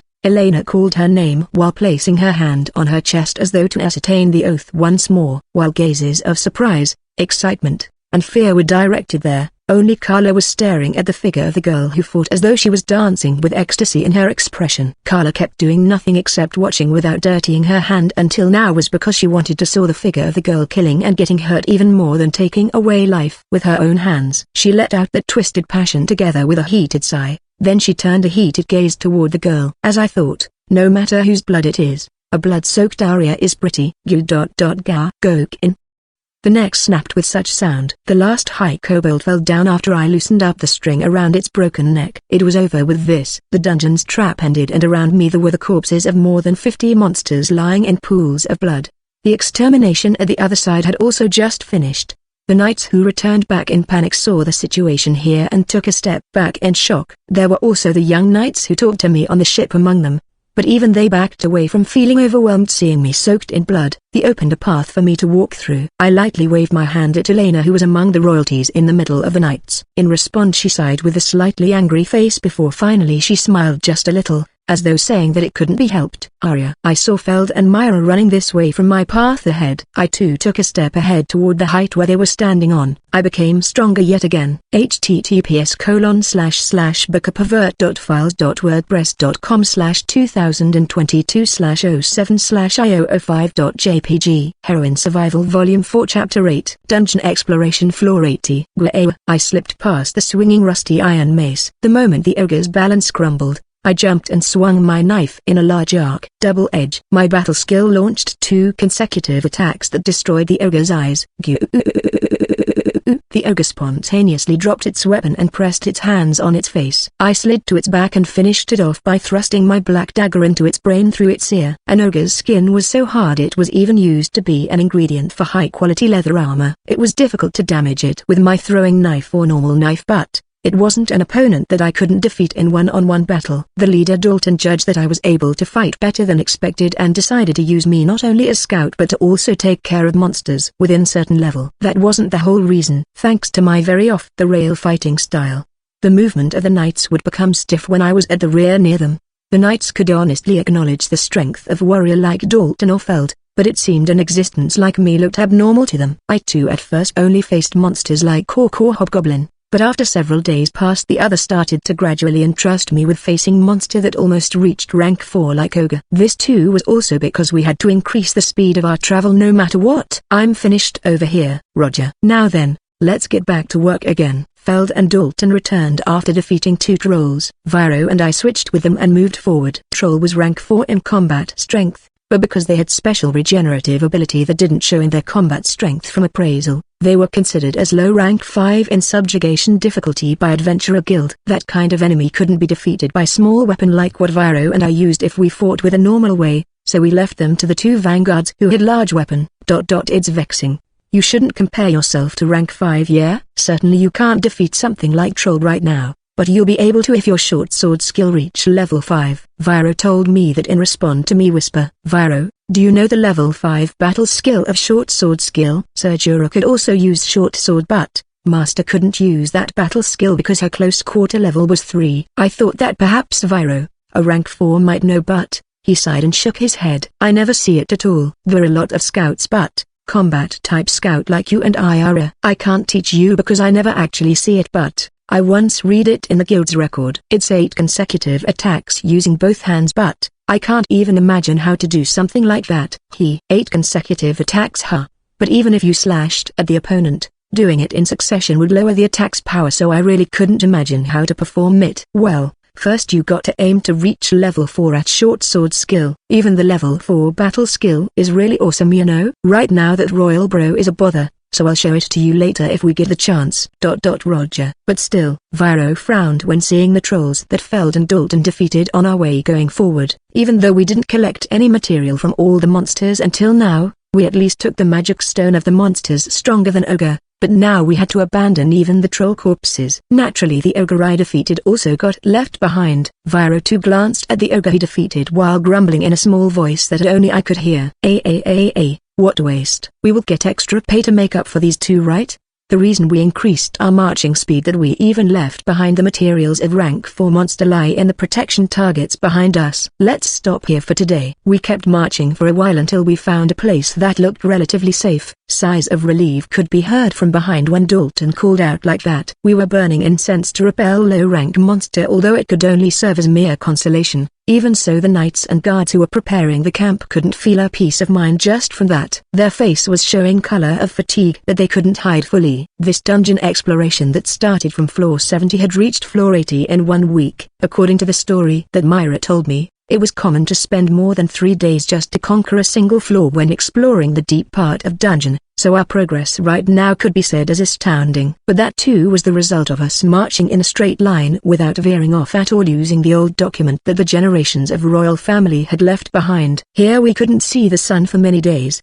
The knights couldn't feel any sense of accomplishment and fulfillment. They had even lost any sense of time inside this closed-off environment while doing the same thing repeatedly and constantly getting exposed to danger. It started to weaken them mentally. Even the knights who sometimes would go out to the battlefield were in such state. It wouldn't be strange for those like the royalties who had been living in the palace until now to be nearing their limit. We two crossed through that area in order to prepare to camp. It was then for a second my eyes met Elena, who looked tired. She sent me a smile that looked just a little strained. Elena was strong mentally. She was prepared to sacrifice even her own life if it was for the country's sake. If it was her, I believed that she could overcome even this situation. But, in regard to Amor, who was sitting near her with dark look while sipping water that a servant handed to him, he was the one who was the most in peril among the royalties. He couldn't possibly even complain because it was him who forcibly joined this exploration. He also said that the reason he was participating was to protect Elena and Ern. But judging from his behavior, I believe that he also wanted to obtain gift to change his current situation. His true feeling and official stance were getting worn down by the terrible reality and fatigue. He himself must be losing sight of what he ought to do here. He had also stopped interfering after seeing my fight, but he would avert his gaze when looking at me while muttering something incoherent. The other main participants still looked better compared to him, but Clara and Ern had gotten together a lot more often since the incident at the monster room, and Clara's eyes that had been looking fearful when looking at me before this was also getting filled with hostility now. In contrast, Ern looked like he was able to maintain the stability of his mind by paying attention and taking care of such Clara even while he was feeling bewildered by her behavior. Among them it was only Carla who looked no different at all than before. She was still horrible in various senses as usual. Even though she had the lowest stamina among everyone here, she was looking the most cheerful for some reason. In a sense, she was used to this kind of situation. The same like us. Dalton and Myra, who had been active as adventurer for 100 years, looked completely the same like usual, while Viro had the composure to complain that there was no alcohol here. Felt a big body, so this cramped environment should be hard for him, but he only looked annoyed. As for me, while my experience in dungeon wasn't much, but I hadn't lived in a way that would make me feel agonized just from this kind of environment. Getting back to the topic, for the sake of them who weren't used to the dungeon's environment, Dalton discussed it with Elena and Sarah, and they decided to increase our marching speed. Feld. Again, when I called at Feld, who was nearby, he understood without me needing to say any further and stood up while readying his great sword. Viro had already started moving. Seeing that, Dalton and Myra also stood up from the ground. Dalton lifted his warhammer and smirked just slightly at the corner of his lips. "Can we eat meat today?" Seeing us moving caused the relaxed knights to raise their voice, which almost sounded like they were screaming. In that timing, there was the sound of hoof from the path ahead that drowned their voices. "It's Minotauros," someone among the knights yelled. At the same time, 4 Minotauros came running from the path ahead. Minotauros was a monster with huge body and cow head and hooves. Its rank was upper rank 3, just like ogre, but its charging power during its excited state was said to be able to murder even an ogre that had the same rank with one attack. It was a powerful enemy with difficult that could even reach rank 4. Finish them off in one strike. Dalton yelled to us when he saw that the knights wouldn't make it in time to be ready to fight. The Minotauros were already in excited state. They came running as fast as a horse with their jet black horns pointed forward. Dalton and Feld leapt in front of them with their weapon at hands, while Myra started to chant spirit magic. The left side, Arya, Roger, Viro and I, who had low attack strength, targeted the same enemy. "O Spirit of Earth, stitch the enemy in place with indestructible power." Myra's spirit magic activated and the stone floor inside the dungeon rose up like clay. It became a huge stake that skewered one Minotauros that charged from right ahead. The other Minotauros became even more furious seeing that and didn't stop rushing. They passed through the sides and one Minotaurus targeted Myra, who stopped moving from using spirit magic. "I won't let you." Dalton put himself between them. His warhammer smashed the Minotaur's head like cheese with a thunderous sound. Uriah Feld swung his great sword horizontally beside him. He split the Minotaur's head into two parts. "Uriah, make an opening." "Roger." I charged straight from the front and kicked on the face of the rushing Minotaurus. I used its face as stepping stone and leapt over it from right above. I used my whole body's weight and momentum to pull at the string that got trapped around its horn to make it lifted up its jaw. Then Viro, who believed in me and charged forward, swung in a large arch using his mithril short sword. Critical edge. It was the level 4 battle skill that heightened a single attack's power by several times when aiming at vital spot. The short sword pierced straight to the Minotaur's brain from right below. This attack would become a normal attack if it missed the vital spot, but with precise aim, it would become a sure kill battle skill that unleashed several times the original power. In short, it was the perfected and improved version of level 1 battle skill thrust that I often used because of its ease of use. This battle skill needed to aim at vital spot, but any battle skill fundamentally also had to aim at opening, so it didn't change anything. Certainly this was a usable battle skill. I turned toward Viro as I thought that. But then another sound came from behind. Moo. Its war cry thundered, and following it the Minotaurs came running. The knights had only just gotten on their feet and they relaxed for an instant, seeing the Minotaurs were defeated. Few of them would be able to fight immediately. We too had defeated a Minotaurs each, but, because of that, we were still out of position. The Minotaurs was running straight with its hooves trampling the floor. Ahead of it were the royalties, including Elena. Sarah realized that and moved forward to protect them. With her strength she should be able to defeat the opponent if it was one-on-one battle, but just like Viro and I, Sarah wouldn't be able to defeat it with one strike. She must be planning to sacrifice herself to stop it. "Arya, go all out," Feld yelled to me at that moment. I turned toward him just for a moment. In my eyes I could see my comrades nodding. They all knew about my trump card. Then that must be what they meant by go all out. Without even a moment of hesitation I held the black knife in my mouth and bent forward while my hand grabbed the ground. At the same time I was discarding impurity from the magic particles that I was using to strengthen my body. The purity of the magic particles were increasing. At the same time the flowing speed of the magic particles throughout my whole body sped up. It instantly raised the precision of my body, strengthening to the maximum. Dan. My fingers pushed on the stone floor so hard as though I was trying to gouge it with my nails. Even the scenery in my sight got left behind as I chased after the Minotaurus that was running ahead. Just a moment before it reached the royalties, I used all my strength to lop off its head from right behind it. Zashu! The body of the Minotaurus that lost its head rolled on the ground.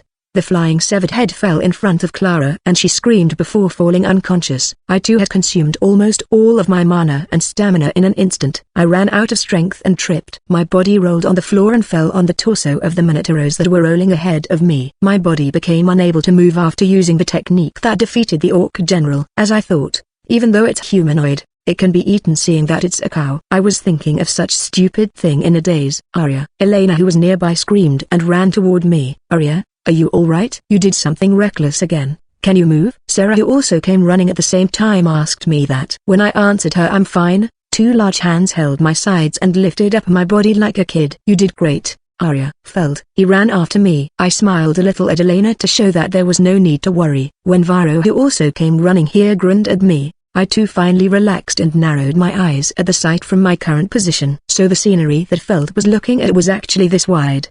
The appearance of the Minotaurs is the proof that we have arrived at the deepest area. Only a short distance remain. Put forth all your efforts. Dalton, who had confirmed the safety of the path, said that in front of everyone. The deep part of this dungeon was the area where Minotaurs appeared. The enemy got stronger, but the finish line had finally come into sight. It increased the fervor of the knights despite Dalton's rough tone. Even so, that didn't mean we are going to depart immediately. The journey from here would be even harsher than before. Everyone checked their equipment and prepared for around half a day. They used the time to rest their mind and body. I too couldn't move immediately after using that technique. I used cure on myself while Sarah was also giving me treatment. Then healing magic was casted at me from the side. High heal. The healing magic that was casted with tremendous amount of mana healed my injured body. There was still the fatigue, so I wouldn't be able to move right away, but with this I should be able to recover quickly. Carla healed my body. I didn't know what kind of whim pushed her to do so. She narrowed her eyes smilingly and quietly whispered into my ear while I was lying down. You said that you won't die until you kill me, right? When I first met Carla. I said that I'd kill her if she wished for it. Carla still remembered that promise. Would Carla still want to die even if she managed to regain her health? And then the half-day break was over and we departed to explore the dungeon once more. I too had become able to stand up, but I still couldn't put strength into my legs. It would be difficult for me to fight. Even so I should be able to walk, and I massaged my legs to help with it. But then someone suddenly called out to me. "Excuse me, if possible can you allow us to carry you?" The men in front of me were the young knights who talked to me at the ship and put some distance from me after I exterminated the monsters at the monster room. Why? We too were able to understand something important after seeing your fight. You're someone necessary. Your recovery will also quicken if you don't move. That's why please let us carry you. I don't understand their reason, but it looked like they didn't fear me anymore. I felt reluctant to let myself be carried by people I didn't know, but certainly I would recover quicker if I didn't move too much. So I nodded. The young knights showed gladdened expression at my response. "Then allow me." "No, I'll be the one to carry her." "No, it should be me."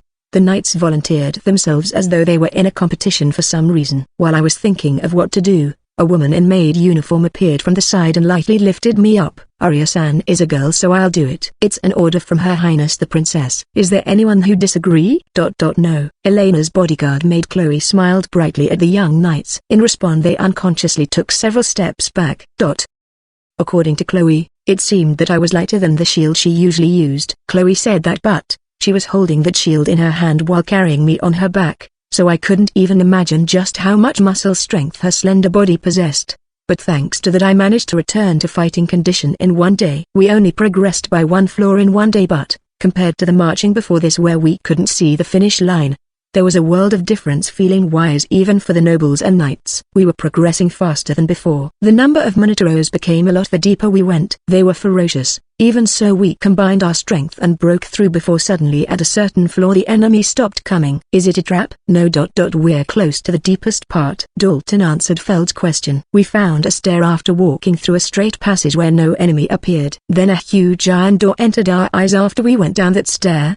The deepest door. Everyone held their breath and fell silent. Elena's voice flowed like the sound of bell in the middle of such mood. Floor 90. The lowest and deepest floor of the dungeon. There wasn't any wall that divided the room there. There was only a huge iron door with fine reliefs that was 3 meter wide and 5 meter tall. Even though it was said that dungeon was reading the thought of dead human, for there to be this kind of door here told us that there was some kind of existence that possessed will in here. I didn't know whether that existence was the dungeon's spirit, but I had been feeling the gaze of someone since getting deeper into this dungeon. "Then let's go." Viro and I checked thoroughly for trap. The Dalton called out to everyone and pushed the door open together with Feld and the knights. The heavy door began to slowly open, and when it was full opened, behind it was there. 3 huge humanoid figures were waiting for us. The 2 at the left and right were colored blue and red. They must be superior type of Minotaurs. And then the remarkably huge black Minotaurs that was almost 3 meter tall standing between them was. "Be careful, it's a rank 6. Minotaurs murder.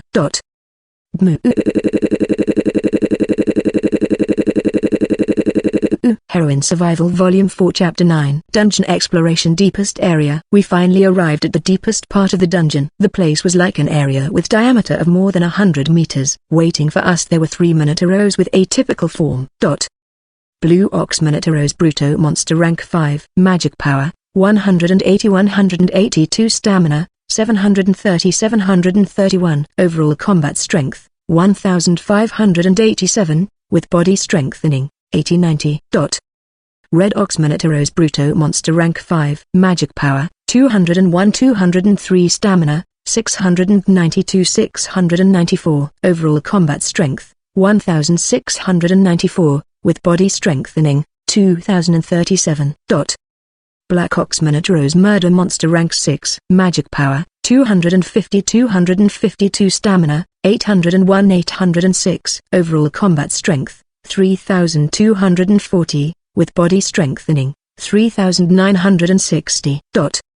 Rank 6. Master had told me about such existence, but I never expected for it to be this powerful. Rank 5 was considered as the highest rank that ordinary living thing was able to achieve. Even human would be called as master or hero if they reached that level, but It was said that something beyond the boundary of race would be necessary in order to rise even higher than that. I could hear stifled scream and gulping from the people with appraisal skill behind me. I also saw Elena's complexion turning pale among them. It reminded me of what I should do. I pushed down my emotion to the bottom of my heart and began analyzing the enemy's combat strength. First, the Minotaur's murder that was named Black Ox in my appraisal. It was an individual with pitch black body that was more than 3 meters tall and 2 twisted horns. It was lightly holding a huge 2-handed axe that was made from magic iron. A human would find it very difficult to handle such weapon. Also looking from their magic power and stamina value, along with its body build and combat strength, the 3 of them were close quarter fighter, but this Black Ox looked especially well balanced in offense and defense. The 2 others beside it too. They might looked comparatively weaker than the Black Ox, but they weren't opponents that could be underestimated by any means. Rank 5. They were powerful specimen that possessed equal combat strength to the Orc General Gorge Ool who I fought before. Furthermore, the monsters inside the dungeon were maintaining their body in perfect condition. I couldn't do the same trick like with Gorge Ool where I spent 1 month to shave his stamina bit by bit. The specimen named Blue Ox was a strength type that possessed blue-colored huge body that was more than 2,5 meters tall and abnormally bulging arm muscles. The current me might be able to oppose it with speed. It would be difficult to even approach it if it swung around the 2-handed sword made from magic iron that it had. It looked to be almost as tall as itself. The Red Ox was holding 2 steel halberds like the ones that human would use. Its red body also wasn't inferior compared to the Blue Ox. The halberd looked like mere hand axe in its hand. But what was terrifying from it was that it had higher combat strength than Blue Ox despite having leaner body. Most likely it was a speedy type with status that completely surpassed me in all aspects. The Black Ox lost its patience seeing us not moving from the door. It let out a roar that shook the whole arena and the well-trained knights were trembling in fear from the pressure. The lips of the Blue Ox and Red Ox were twisting into a sneer seeing us like that. They started to slowly walk forward. Can we win? From behind, Elena asked Dalton with a trembling that she couldn't completely hide from her voice. That tone made Dalton send an appraising gaze toward her. I think the Rainbow Sword can handle it if it's just the murder alone, but it's impossible with just us facing all 3 of them at the same time. Should we return? There's no guarantee that everyone will be able to obtain the dungeon's blessing. It should be fine even if you don't risk your life here. No, what was it that the royal family really sought? Aren't they mistaking the means as the objective here? Dalton's words asked Elena of that. But Elena shook her head quietly. Certainly us of the royal family came to this place seeing power. But, at the same time we're coming here also to show our resolve for the country and the people. I won't run away. Elena stated her determination resolutely. The Crown Prince and Clara gulped seeing her, while Amor was shaking her head a little as though to deny the reality with a completely uneasy face. We'll fight. The knight who I helped when we first met took a step forward with a nervous expression. He turned his gaze toward me just for a moment and nodded slightly. Then the other knights also stepped forward with determined face. Lord Dalton, please give us instruction. The 10 of us royal guards can't be compared with all of you, but, as the shield of the nation we swear that we will hold back the enemy. We will also fight. Not only the knights, the 3 royal sorcerers who had only used sorcery for healing until now also stepped forward with a nervous look. Even Dalton nodded quietly seeing their faces. Very well. Seeing their resolve and the Blue Ox and Red Ox who started moving under the Black Ox's order made Dalton judge that there was no more time.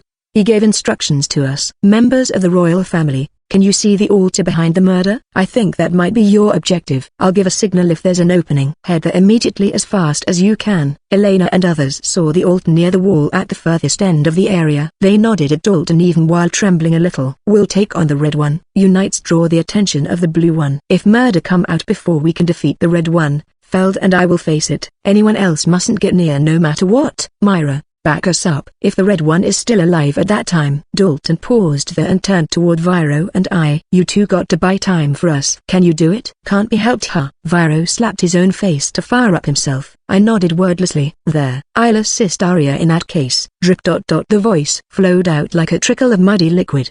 The knights opened a path. As through they were overwhelmed by something.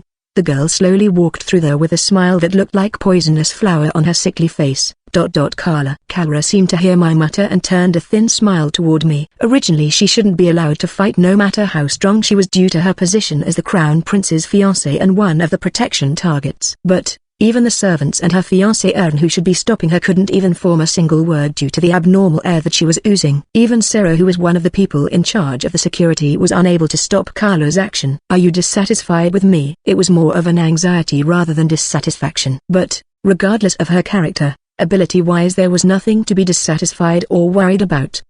You, young lady? Dalton too seemed to have noticed of Carla's dangerousness, but there was no denying that we wanted all combat strength available in this situation. And seeing that her mana rivaled even Samantha, Dalton could only give his permission. "There's no problem with your capability. You're a protection target, but if you said that you're going to show off your resolve as a royalty, we'll borrow your strength in case it's needed." "Yes, I don't mind. After all, I have no intention dying against mere rabble." Carla looked at me meaningfully. I looked back at her. Dalton let out a short sigh, seeing us staring at each other like in a glaring contest. Then he turned his gaze to the approaching monsters. "Then, let's go."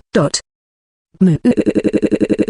Seeing us started moving, the two Minotaurs Bruto that were approaching provocatively also took action. "Over here." Blue Minotaurs. Just as planned, the knights fired arrows at the left side to lure Blue Ox. Then Myra's spirit magic was casted as hindrance when the two monsters looked like they were going to act in concert. "Oh, water. Seize that one." The water spirit magic was casted preemptively to seize the Red Ox.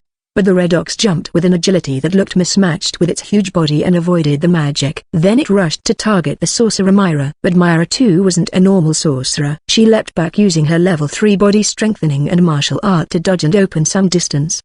Boo! Jin Feld dashed forward at the same time, and his great sword clashed violently with the Red Ox's halberd. Sparks scattered and illuminated the gloomy dungeon. Gan Boo! In that moment, the weighted pendulum that I threw struck the side of the Red Ox's head. Myra, who had swiftly switched to her bow, aimed at its head and the arrow grazed there. But both attacks got thwarted by the Red Ox's solid horn and didn't really deal any damage. The Red Ox glared at Myra and I, but it couldn't pay attention at other place while it was facing Feld.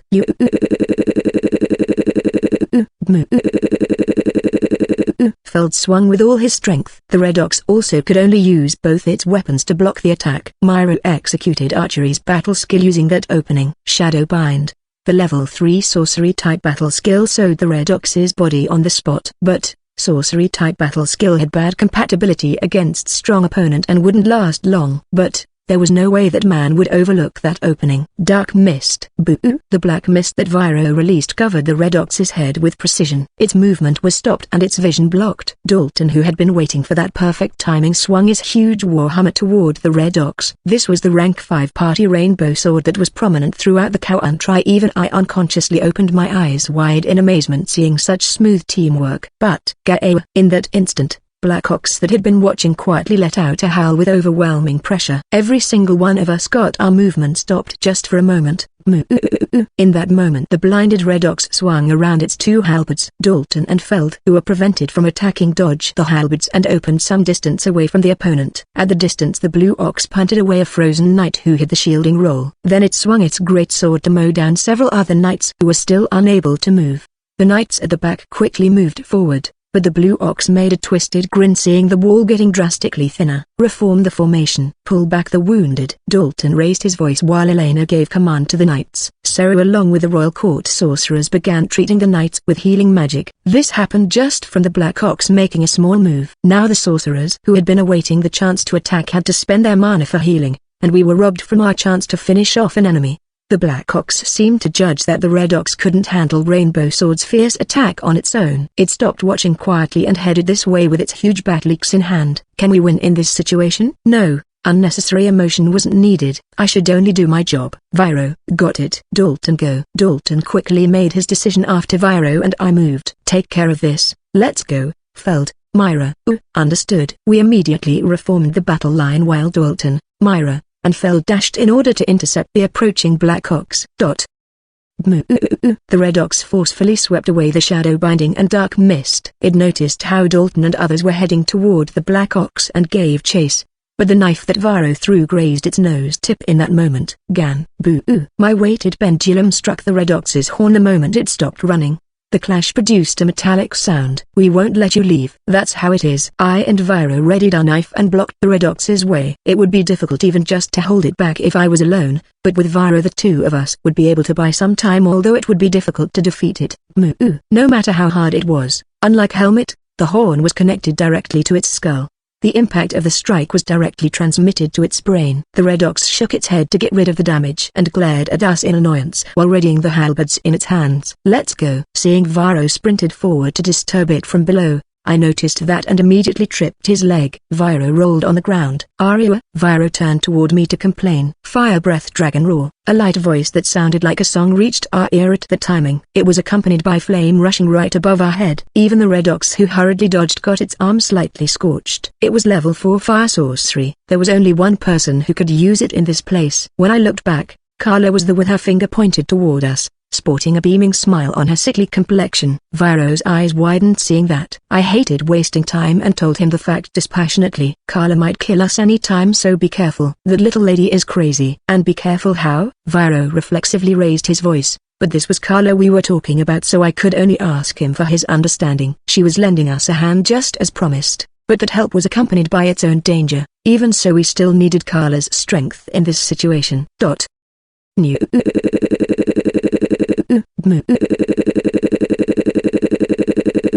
Those voices made me peeked at the direction of the Black Ox. The Dalton in his full plate focused into the shielder roll and blocked the Black Ox's attack. It pushed him back for several meters. Feld and Myra used the time to launch their attack, but they were lacking finishing power due to the wide difference in status. That was only natural. Originally, even for Rainbow Sword, facing rank 6 would require the whole strength of the party. Dalton was a tough dwarf and equipped with full mithril plate, but the attack of the Black Ox wasn't something that could be blocked over and over.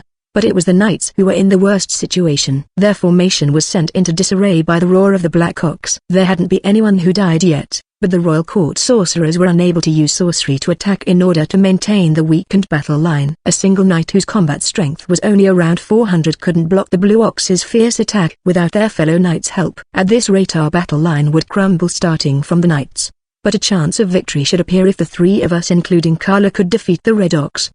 Carla, can you do it? Of course. When I asked her, Carla erased her usual composed smile and she pointed her hand toward the Red Ox. Digvolt electric shock. The combination sorcery of water and wind, lightning magic attacked the Red Ox, but it was also on guard against Carla and dodged it by jumping. But the Digvolt spread out. The lightning attack possessed range that surpassed imagination thanks to Carla's mana capacity and skill. The Red Ox couldn't completely dodge and its body got hit by the lightning. Damn it. Viro was scared of Carla instead of the Red Ox. Even so he dashed toward the monster. The Red Ox also quickly swung its halberds, but its movement was slightly slower thanks to the lightning attack. Viro slipped through that attack and his short sword grazed the Red Ox. Ha! I also didn't just watch quietly. I swung down my weighted pendulum from the opposite side. What was terrifying from a higher-ranked monster wasn't just their combat strength, but also their huge body and the hardness of their skin. Short blade like what Viro and I use couldn't deal large damage to them. Our weapon couldn't reach until their vital organ. Even Carla's lightning attack just now had been obstructed by the monstrous skin and couldn't reach until its internal organ. Boo! Jin. That was why the Red Ox was wary against Carla's sorcery that inflicted large damage and my weighted pendulum. It immediately used its halberd to block. But you underestimated the man before you too much. Double edge. Viro leapt to the bosom of the Red Ox when it left itself open and attacked with battle skill. He didn't use level 4 battle skill that was only strong when hitting vital spot, but he was targeting the eyes of the Red Ox in order to follow it up with the next move with certainty. But the Red Ox didn't back away when it realized that it wouldn't be able to dodge. Instead it intercepted the attack with its head's horn. Gagan. For Viro it must feel like hitting a rock. He stumbled backward from the impact. On the other hand, the look in the Red Ox's eyes changed from rage. Gan. Moo. I already said that his move would lead to the next move. This time its horn had really gotten hit fully by the weighted pendulum. The Red Ox's huge body staggered considerably. I didn't know whether my battle skill would be able to defeat the Red Ox. I turned my gaze toward Carla, who had the deciding move to defeat the Red Ox. There I only found a human-shaped shadow that was similar to my shadow, while the girl herself was nowhere to be seen. Then, let's meet again later, Arya. Carla, who should be fighting together with us to finish off the enemy, came from deeper in the area. Carla, was this your aim from the start? She waited until all the Minotauros came forward and even used us as bait to go forward. She cheerfully waved her hand at me before rushing to the back of the area without pause. The altar was located at that direction. Carla, your purpose of offering to fight together from the start was just to obtain a gift? I wouldn't call what she was doing as bad, but that wasn't what mattered right now. Carla's action caused the people who hadn't moved until now to make their move. Sama, we should go too. G got it. Big brother. Don't. Seeing Carla heading toward the altar caused Clara, who was feeling driven to the wall, to pull on Irvin's hand. The bewildered Irvin just followed her, running to the altar. Sarah, who was supporting the knights and guarding Elena, couldn't stop them. Clara and Irvin ignored Elena's yell to stop. Their servants also panicked and followed them in a hurry. It caused confusion to spread out quickly. The Red Ox was angry from Viro and my attack, and it fell into an excited state because a lot of people suddenly moved. It ignored us, who was right beside it, and began chasing after Carla and Clara. Shit. Seeing that, Viro patted my back while he was still lying on the ground. He gave me instruction as the fastest one here. Go, Arya. Don't let His Highness and the others die. Got it. Carla. Is this your wish? I kicked on the ground to break into a dash and chased after the back of the Red Ox that was chasing after those who were heading to the altar.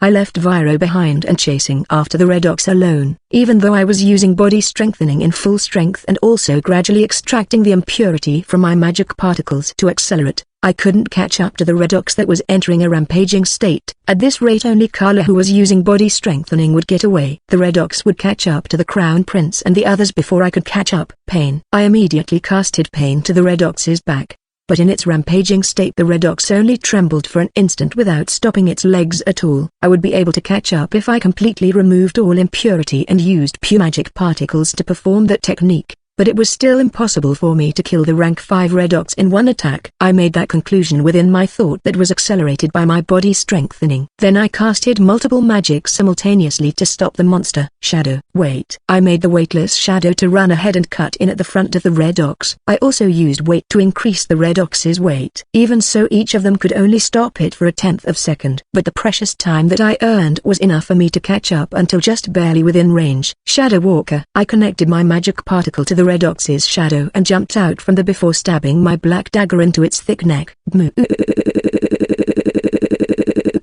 But it was shallow. Its tough neck muscle got in the way. The knife couldn't pierce through with my physical strength. It sent my body flying by, swinging its head round. Even so, I wrapped my pendulum's string around its horn and acrobatically flew in the air back toward it. Then I made the Red Ox's nose tip at my powerful knee strike. Gaea. The Red Ox bent backward with blood spurting out from its nose. The light of reasoning returned to its eyes a little, but the Red Ox's anger was directed fully toward me in exchange.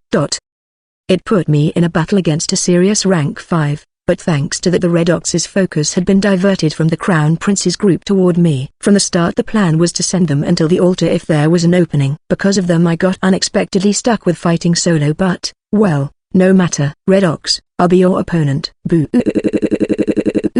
I fought with my full strength right from the beginning. I didn't hold back anything. The Red Ox approached with terrifying speed while striking at me using its halberd. I heightened the precision of my body strengthening using magic particles that had been purified until a degree that my body could just barely withstand. I dodged the Red Ox's attack in a hair's breadth. The effect was weak with only this degree of purity, but I wouldn't be able to dodge a rank 5's attack without that slight difference. Illusion. I bent light to obscure my form while throwing the weighted pendulum. The crossweight approached in a blur. The Red Ox instantly gave up dodging and it swung its head to deflect the weight with its horn. The Red Ox swung its halberd to mow down everything in order to catch me, who was using illusion to obscure myself. I dodged by jumping over it before immediately sliding under the Red Ox while pulling out a knife from the slit of my flapping skirt and throwing it to the Red Ox from below. Boo. The huge body of the Red Ox that was more than 2 meters tall lightly danced in the air. It dodged the knife by escaping to above. It looked down at me, who was sliding on the ground, and grinned. It then threw the halberd in its left hand toward me. Ha! In that moment, I used my back to spring up and rolled on the ground while dodging the halberd. I immediately threw my pendulum's string to wrap around the leg of the Red Ox in the air. The Red Ox noticed that and kicked at empty air. The movement flicked the string along with my body to the air. Not yet. The string was still tied to the Red Ox. Shadow Walker. The Red Ox had no shadow while it was midair, but I slipped into the shadow of the huge halberd's boulder and instantly crossed to the Red Ox's back. Ha! Moo. The Red Ox immediately noticed and counterattacked. Its elbow and my kick crossed. My heel's blade gouged the Red Ox's cheek, while its elbow strike hit my left arm's guard and sent me flying. The Red Ox and I fell on the ground at the same time. Even so, I received damage and fell on one knee. Seeing that the Red Ox threw its other halberd at me without hesitation, I couldn't dodge. Multiple knives flew from the side and hit the halberd. The impact slightly diverted its trajectory and the halberd flew past from my side. "Arya, you alright?" "Viro.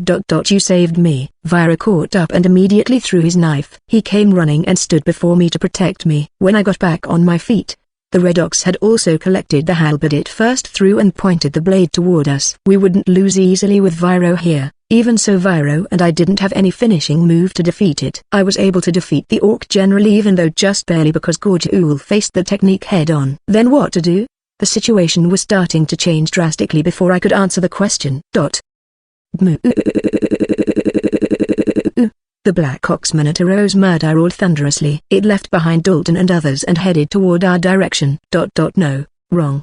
The Black Ox's target was the Crown Prince and the others. Is that black guy planning to protect that altar? Viro's guess was most likely correct. I don't know about the Red Ox and Blue Ox, but there was a high chance that the Black Ox was called to here by the dungeon, and the dungeon imprinted the order to protect the altar into it. Viro, Arya, stop it, even if just for an instant. An order came from Dalton and others who chased after it. It was a very ridiculous command. Even so, Viro, who had known him for long, immediately moved. Damn it, Arya. You hold back the red guy. Got it. There was no time to think. The Red Ox moved to chase after Viro, who rushed away. I hit the side of its head with my weighted pendulum. Boo! Stay here.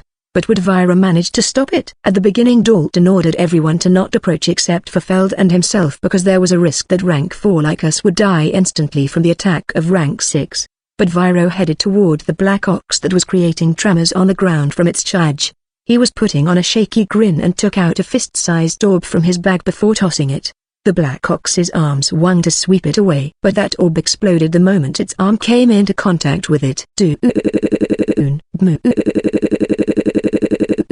Black Ox's face was burned by the massive amount of flame that surged out and yelled in agony. How's that? That's the taste of dungeon-produced trump card with 5 large gold coins price tag. Viro loudly yelled toward the burned Black Ox. Guessing from his words, that was most likely a similar thing with the poison orb that Samantha mentioned, a rare drop from dungeon. Individual shouldn't be permitted to own poison orb, but Samantha said the thing was originally an item that had sorcery sealed inside it, so in that case that item might be something Viro purchased for this quest. What that orb sealed inside was sorcery, and guessing from its strength, it might contain level 5 fire sorcery fireball. Are you two alright? Feld caught up using that chance and struck at the Black Ox with his great sword. Blood spurted out from its back. Sniper shot. Next, Myra also fired her archery's battle skill. The arrow flew like a beam and pierced the Black Ox's neck.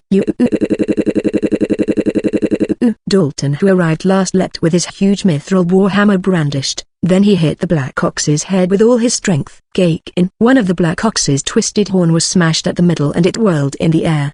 But no, it didn't snap. The Black Ox judged that it couldn't dodge and decided on its own to block Dalton's attack using its horn. Gaga. It was shot with arrow, slashed on the back, and also got its horn snapped. Even so, it still successfully stopped the main attack. It glared angrily at Dalton with its burned face and sent him flying with an attack from the battle axe in its hand. Feld stepped forward to cover for Dalton, but the Black Ox let out a violent killing intent and a roar as though to blow away everything in its way. Boo! It swung its battle axe horizontally. Feld immediately used his great sword as shield, but his large body still got sent flying for several meters. Shit. Viro immediately assisted, but the Black Ox swung down its battle axe the moment he entered its sight. The shockwave pushed him down to the ground. I was about to rush forward after seeing that, but the Red Ox that I had been holding back until now attacked to get in my way this time. Boo! Cake in. The dagger that I quickly swung hit the halberd with a loud clang. My light body got blown away. Arya, everyone. Myra grabbed several arrows and knocked them together on her bow, seeing us in danger. But this mayhem and chaotic battle drew the other monster that was fighting in another place. The sight of the Blue Ox mowing down the knights surrounding it and charged this way in excitement entered my sight. So the Blue Ox also came at this timing. But what to do? Myra was trying to hold back the Black Ox somehow, but both Dalton and Feld were still unable to stand. Viro, who got hit by shockwave, also noticed that and started moving to stop the Blue Ox, but just like me, he didn't have any trump card to defeat rank 5. I swallowed my blood-flavored saliva and gripped my black knife and dagger tightly while hardening my resolve after seeing the way my comrades hadn't given up. I had been resolved to get hurt or die since a long time ago, but that wasn't the kind of resolve I meant here. Gah! The Red Ox warily stopped moving for a moment. Had it felt my resolve? I'll definitely kill you no matter what. Even if my whole body was smashed and only my head remained, I'd definitely bite off your throat. I hardened my resolve to absolutely kill the Red Ox. I squeezed out all the air in my lungs to raise my voice and circulated purified magic particles within my body while straining my whole body like a bow in order to use the origin battle skill. Boo! The Red Ox held its halberd with both hands and took a stance of bending forward for a rush after seeing that. But, in that moment, at the corner of my eye, Carla arrived at the spirit's altar. Just before her hand touched it, she turned a kind smile toward me just for an instant. The Red Ox and I leapt forward at the same time. Our weapons rushed toward each other's heart. The moment our blades were about to reach their target, white light suddenly surged out from the spirit's altar and enveloped the whole arena. Heroine Survival Volume 4 Chapter 10 Iron Rose. When I came to my senses, I was inside a pure white space. There was no end in sight everywhere I looked. It was a pure white world that had nothing at all. It was so empty it felt like I was inside pure white cream. My feeling was calm. My mind felt so clear it was unnatural. I should be fighting the Red Ox several seconds ago, and yet I was here the instant the light that radiated from the altar enveloped me. Even the heat of battle and my heightened mana also dispersed. The wounds all over my body were gradually vanishing and my mana was also starting to replenish. There was no danger here. This place was so full of tranquility that I felt like that. It's dangerous. I stopped my hand that was unconsciously moving to sheath my knife. It annoyed me that I was forcefully put into a state of calm and that my fight got interrupted. What happened with the fighting? Was everyone safe? I remembered that I had to immediately return and strengthened my grip on the weapon. Then suddenly a voice echoed inside my head while I was on my guard toward the surrounding. It has been a long time. You did well coming this far, O child of Moon Rose Melrose. I couldn't decide whether the speaker was a female or male, or how old they could be from the voice. The voice echoed inside my head once more when I took a stance warily toward them. You are very wary, child of Moon Rose Melrose. There is nothing that shall harm you in this place. The flow of time here is also different due to the compression of time. You can relax. Child of Melrose. It seemed that the space here was in a state like when my mind accelerated due to body strengthening. I couldn't be optimistic, but if the flow of time in reality was paused, then I should prioritize understanding the current situation. Also, Melrose was a flower that only grew in night of full moon. Master once told me that it could be used either as a medicine or as a poison. There was also a noble house using that name as their family name. What did they mean that I'm a child of that? The voice responded to my muttering and formed words once more to answer me. A human girl arrived here around several hundred cycles of this world's season previously. I bequeathed the name to her at that time. Your pinkish blonde hair is the proof that the bloodline of that girl is still being passed down even now. Remove that boorish ash and show the rose to me. Tsu. The illusion of ash that I put over my hair was forcefully dispelled. In that moment, my pink hair received the influence of this space's strong magic particles and sparkled brilliantly. Once more I congratulate you for coming this far, O living rose who possess the same color as my beloved rose. What is it that you wish from me? What are you? At this point there was only one possible answer. Even so I intentionally asked them in order to ascertain the information. In response, that presence that I couldn't sense at all until now started to materialize before me. Then take a look with your own eyes. You should be able to endure it if it's you. The presence that materialized before me took the form of a woman of a marriageable age clad in something like a traditional dress that looked obviously luxurious in a glance. My consciousness blurred for a moment from the tremendous presence she gave off. I am what you humans called as dungeon spirit. This was completely different from the spirit that I knew, whether it was her presence, status, or even its way of being. A lesson that I once heard from Master came to mind after I saw her existence. She said that in case a spiritual life form received powerful thought from special being like a dead hero or something, it was possible their existence would undergo a change and resided in that land like a local god. An ancient hermit crab transformed into monster to be a dungeon. It read and accumulated the thought of the dead creatures inside it, and created something like treasures that humans sought. But in the process of that there would be many people who died inside it. There should be many exceptional people among those victims. There might be even heroes or saints among them. Like that perhaps the thoughts of those great people were gathered and became one, then perhaps it fused with natural spirit or the like and became the dungeon's spirit. If this being really was an existence like that, then rather calling them a spirit, It would be more accurate to call them as heroic spirit or divine spirit. It felt like my consciousness would be blown away if I relaxed just for a moment. I gathered strength in my belly and faced the spirit head on. So you're the spirit who granted gift. Indeed. For more than 1,000 years, you children of man has taken the challenge to enter deep inside this dark labyrinth. For those who magnificently arrived before me, I invited them to this place and granted them my blessing as their reward.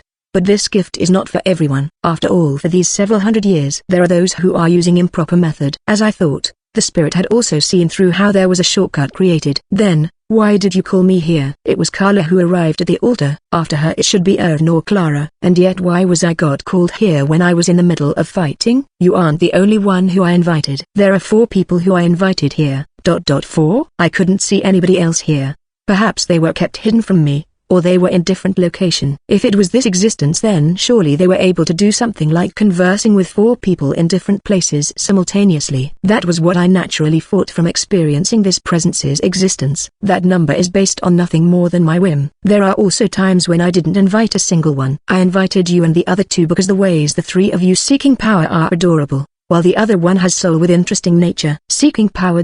Several people's faces came to mind from those words. But what did they mean by the soul's nature? I was attacked by a woman who said she had previous life and accidentally obtained her knowledge. But it seemed this person that the spirit referred to wasn't me. Then who was that person? But the spirit stepped forward before I could obtain the answer to that question.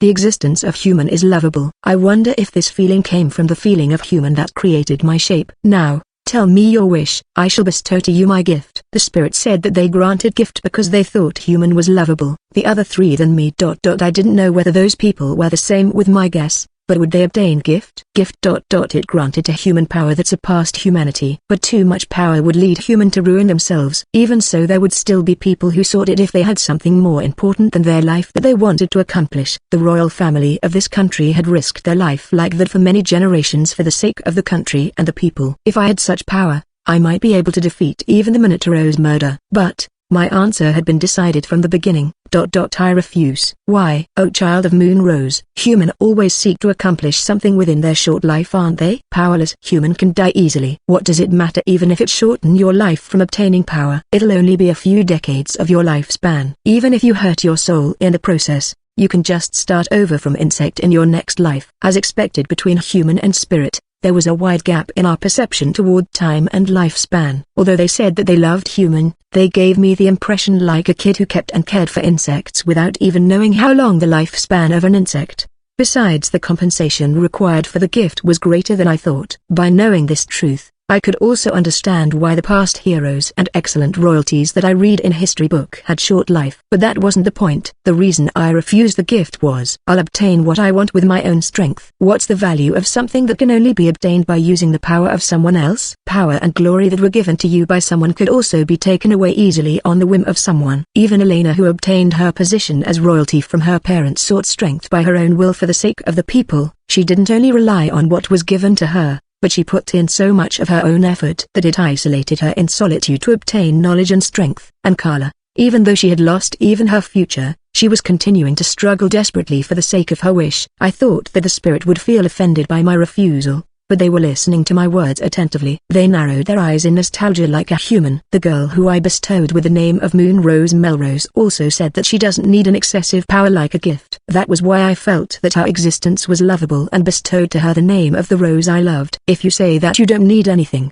then I shall bestow to you too a name from me. I don't need it. In the first place, what's with that Melrose? Why do you bestow name to human? Melrose is just a rose that can be found in the fairy world. It got brought out by the caprice of a leprechaun trickster to the material world and took root, although only in small number. The color of your hair is the proof of the name that I bestowed. The fairy that appeared in this land feel nostalgia for that color that is the same with that rose. You two had never fallen sick because of a fairy's mischief ever since you were small, correct? The benefit of that name is only that much, but it was just the right present for that girl who wished for her family's prosperity.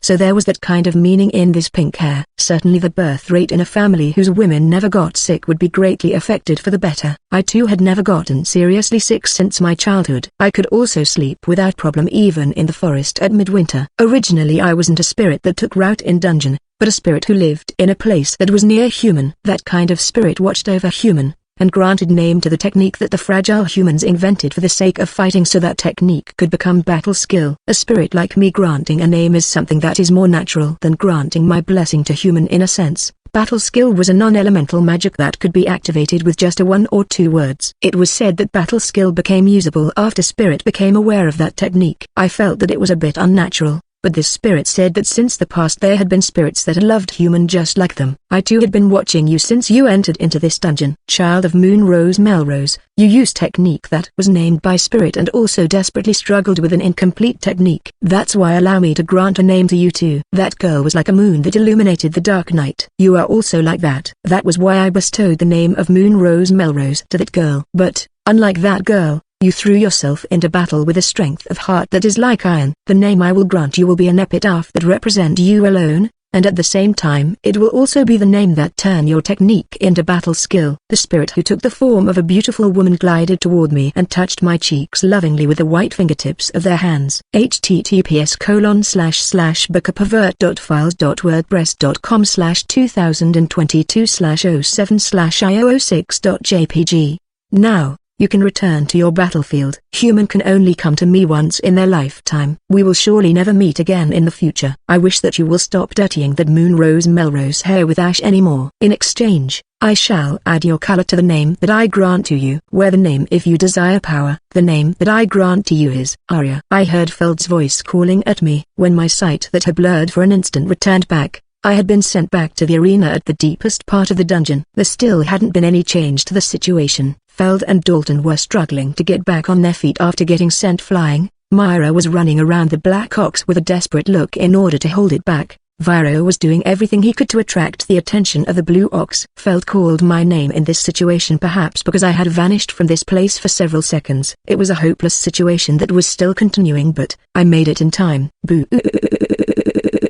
The red ox that had lost sight of me roared angrily when it found me. It headed toward me like an arrow with its halberd at the ready. Phew! I exhaled as though to eject the anxiety inside me. There was nothing that had changed from me, but my hair that was dirtied with the illusion of ash was returning into pinkish blonde hair. My stamina and mana had recovered just a little, but it was no different with my state before I used the origin battle skill. I felt anxiety, and yet my heart was calm. But I had the conviction that I wouldn't end like this. There was no anger or hatred in my heart. It was calm like a lake surface. From the bottom of it, fighting spirit was seething and welling up. The halberd's blade cut through the air with bellowing sound. It was swung down to slash apart my body diagonally. In that moment, I activated that battle skill that had the same epitaph that the spirit granted to me. Iron Rose. Gakin. Moo! The halberd crashed on the ground violently. The red ox looked around searching for me, who had instantly vanished from in front of it. In that moment I had circled to its back and slashed its neck with my black knife. It was still shallow, but the knife managed to cut. The red ox quickly reacted and swung its halberd. It cut the empty air of the location where I was at. I dodged the red ox's attack with high-speed movement, kicked on the ground to swiftly move to the opposite side and cut the leg. The blood spray scattered in the air like flower petals. Boo! The red ox swung around its halberd haphazardly in a state of excitement. I watched its movements with my eyes and dodged them while continuing to move in high speed and slashed its arms and legs.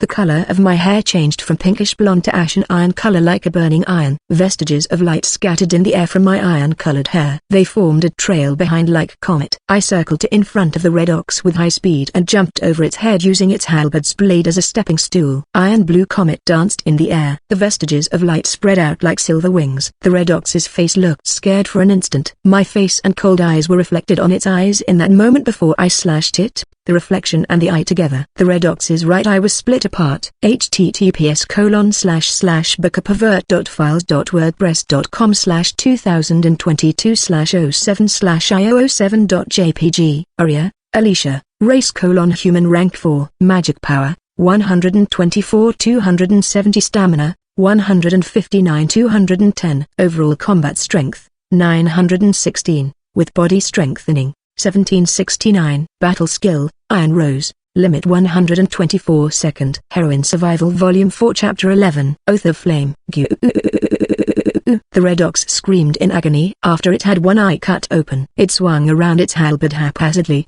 but I had no time paying attention to you alone. Battle skill, Iron Rose strengthening technique using pure magic particles that I couldn't control became battle skill after the spirit named it. That battle skill's name was also a spirit-approved epitaph that represented me. Arya switched to backup Viro. Roger. Dalton, who saw my fighting, stood up while giving me new instruction. I abandoned the red ox and switched to backup Viro, who was baiting the blue ox by himself. The moment I started running, the scenery of the surrounding that was reflected in my eyes blurred away instantly. For good or bad, this battle skill wasn't as powerful as that technique that I couldn't control. But, compared to that technique that had awful balance, this battle skill increased all my statuses and even I became able to control it. Viro. Great.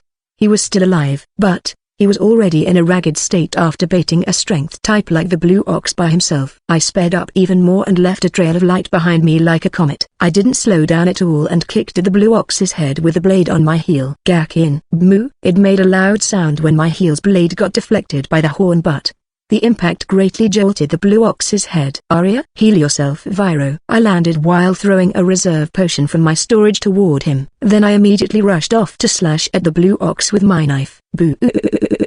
As expected, even with my speed increased, the damage I inflicted was still low thanks to my lightweight. The blue ox immediately noticed me and swung down its great sword. I crossed my black knife and dagger and blocked the attack head on. However, my joints creaked from the overwhelming burden, but I could still bear it. I used my whole body's strength and technique and stepped forward while parrying the attack. Then I landed an elbow strike on the blue ox's approaching forehead with all my strength. Boo. The battle skill improved not only my speed, but also more than doubled my physical strength and endurance. Thanks to that I could compete even against the blue ox if it was just for an instant, but I had no intention of fighting the blue ox with physical strength. Boo. I vanished from the blue ox's sight and instantly circled behind it. Then I thrust my dagger to its neck with both hands. Moo. Just how thick its flesh was. Even so, the blue ox rampaged in intense pain. I jumped down from its back and dashed forward while scattering trails of light behind me. I slashed at the blue ox's unguarded hand. It made it let go of its great sword. Even I, who originally only had the physical strength of an average person, could parry the blue ox's great sword with a strengthening. Then if my agility that had been at the same level with the blue ox from the start got doubled, even the rank 5 blue ox and red ox weren't my match anymore. I immediately rushed and kicked away the great sword that was dropped on the ground. But the blue ox that had fallen into state of excitement didn't even care of that. It got on all four and lowered its stance in preparation to charge at me with its two horns. I also stepped forward in response to that. I took out two hidden weapons from the storage and left a trail of light behind me while rushing toward the blue ox right from the front with my maximum speed. The distance or several meters was shortened in an instant. Just a moment before we crashed, I stabbed the two hidden weapons at the blue ox's eyes. Then I jumped over the blue ox's huge body just a moment before its twisted horn pierced me.